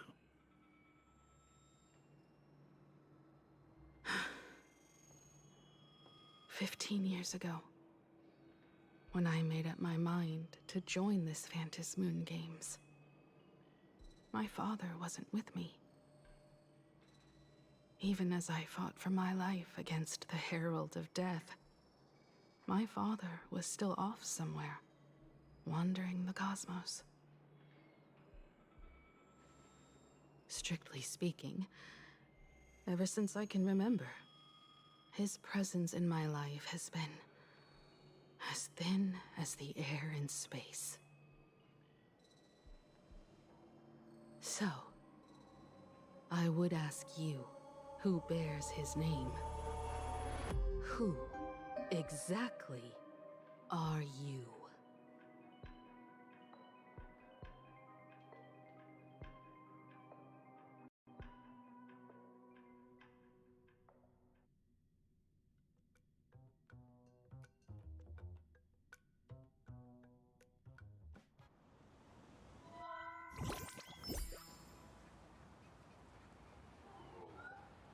Welcome back to the Arcadian Morning Report Special Edition. We continue to bring you updates on the Phantom Moon Games. The SparksyCon hosted by Supplicant Sparksy came to an abrupt end less than an hour after it began. Under the watchful eyes of the entire network, the Nameless from the Astral Express went head-to-head with streamer Sparksy in a spectacular showdown. Unbelievable! I used to think all of the Trailblazers' fight scenes in director Rekka's latest film, Holy Grail Stay Night, were just special effects. Turns out she's got real moves. We'll continue following the Astro Express's activities and bring you... Breaking news! Around 4 p.m. today, the Security Bureau uncovered multiple corpses at the Sinwish Syndicate's headquarters in Dovebrook District. Initial reports suggest violent infighting among gang members as the cause. Even more shocking, an IPC employee was found dead at the scene. According to the investigation, the victim was identified as Lyndon Scott. Lyndon Scott, age 34. Field operative in the Strategic Investment Department. Ring any bells, Mr. Ashvale? Never heard of him. What was someone from the IPC doing here? Word is, the Sinwish Syndicate recently got hold of a mask. Maybe Mr. Scott came to negotiate for the Phantasmoon Games, and got caught in the fallout. Apologies for interrupting your work, Mr. Ashvale. Wouldn't call it an interruption. The mess at Graphia Academy cleared itself up. But this... Initial assessment. 33 Sinwish Syndicate members. Leader Polwave included, along with second-in-command Costide, were murdered in the same time frame. Costide. The victims show clear signs of trauma and fractures, along with massive blood loss. Exact cause of death still pending further autopsy. These stylized handprints. We both know what they mean. Bloody Bloom. Only one person ever used that as their calling card. The Herald of Death is back. Your suspicion isn't without merit. But that guy was executed 5 years ago. Executed? Who witnessed it? Was the execution broadcast to the public? Who can prove he's dead? Who's to say you didn't let him out to rig this entire game? You've heard the rule, haven't you? No one can enter the Phantasmoon Games twice. So let me give you a piece of advice. Don't let rage gnaw away at your reason. It's bad for your health. The case's info is in the dossier. Get to work. The Department of Aberration Defense isn't paying us to bum around, hmm?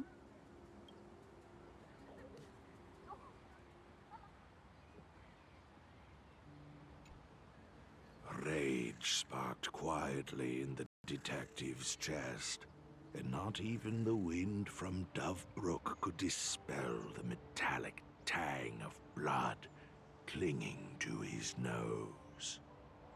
When he first heard the Sinwish Syndicate had obtained the mask, a grim premonition stirred within him, but he never expected it to be the omen of a friend's death. Mr. N,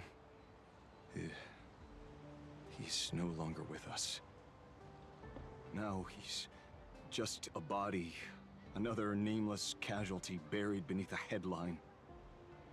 People only care about the stars twinkling above, about the epic tales of the eternal conflicts among the cosmos' great figures.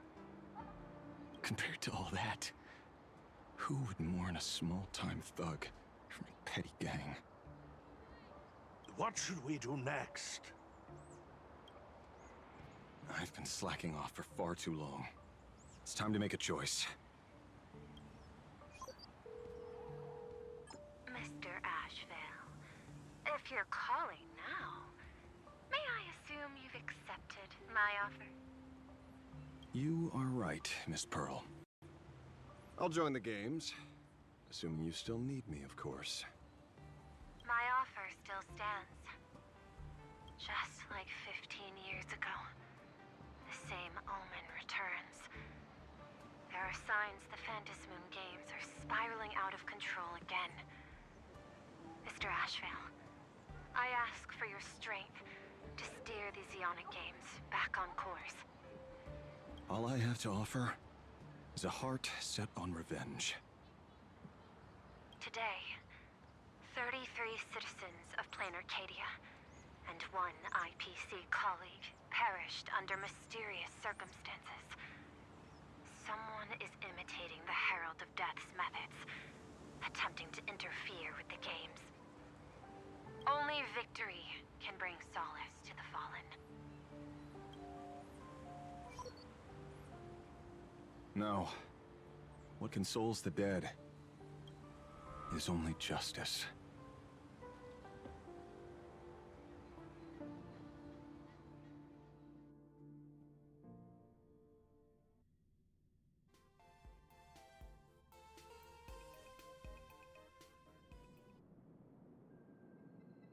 What's the matter?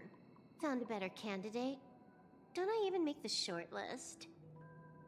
This is a game shaped by the most capricious Eon.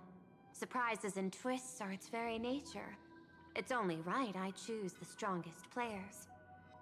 Even so, I have to ask, what makes you so sure that I'd hire a wanted criminal to fight in the Phantom Moon games, instead of tossing you into an IPC cell? Throw me in prison? But the Strategic Investment Department in Penacony clearly extended an olive branch to us Stellaron hunters. No? Changed your minds already? You suits sure turn faster than a page in a paperback. So let's cut the fluff.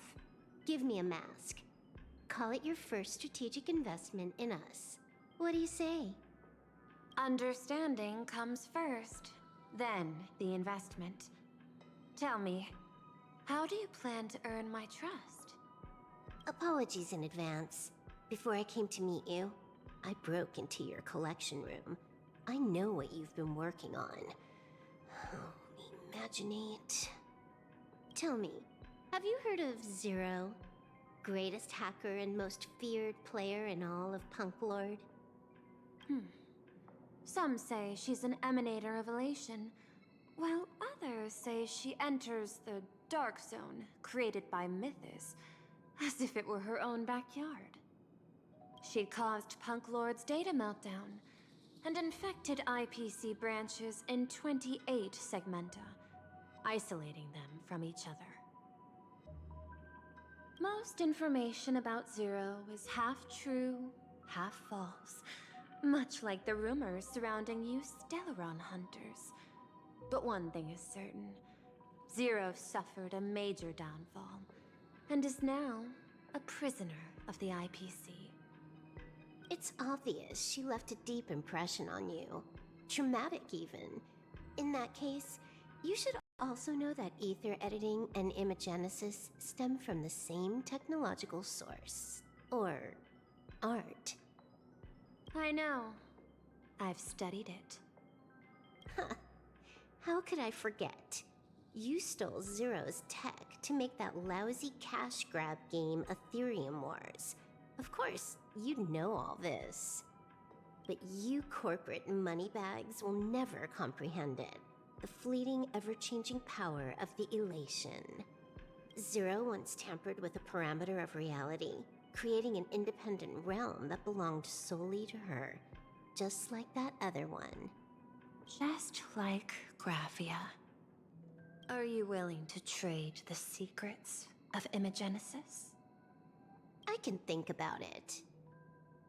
Deduction. You may be lying.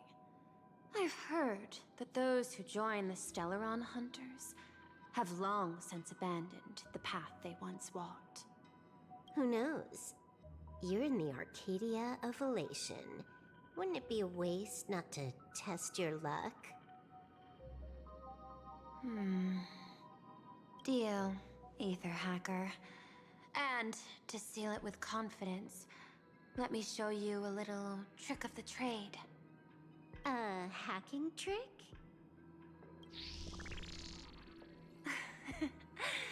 Not exactly professional. Negotiating while soaked in a bathtub. I took one of your data slices. This will help us have a more honest conversation. How did you do that? Because I've studied you, including that cyber battle between you and that genius Scroolum. I even logged into all 76 of those banned accounts. I scattered just enough data breadcrumbs online for you to sniff out, leading you to the Ashen Detective. I even let you stroll through my collection room to explore as you pleased. Miss Silverwolf, a word of advice. Don't treat that mask like some 10 Stoneheart's investment in a Stellaron hunter. Just think of this deal as something private, between you and me.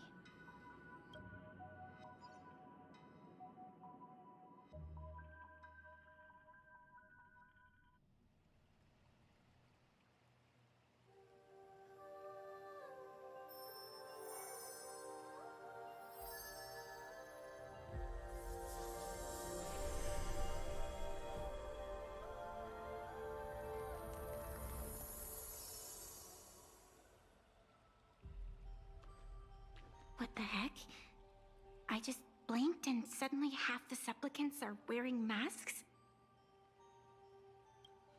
I was hoping the show would get better. Streamers clashing with cosmic heroes. A flashy brawl without anyone getting hurt. Wouldn't that have been nice? But now we've got a crow, a shell, a cat, a wolf? How many more mystery guests are crashing the stage? And this thing? When did it sneak in?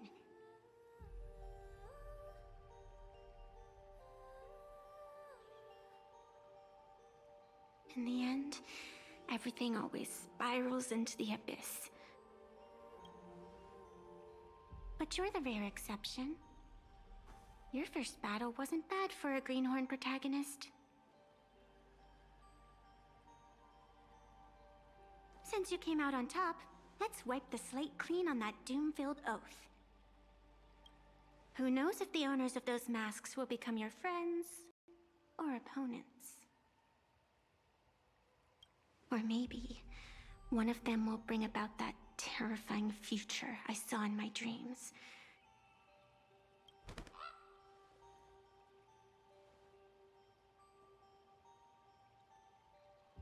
Little one, how'd you find your way here?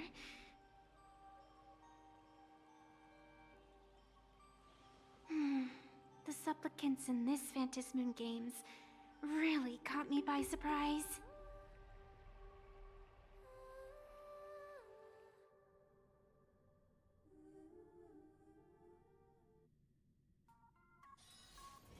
Why don't those people in the Go Home Club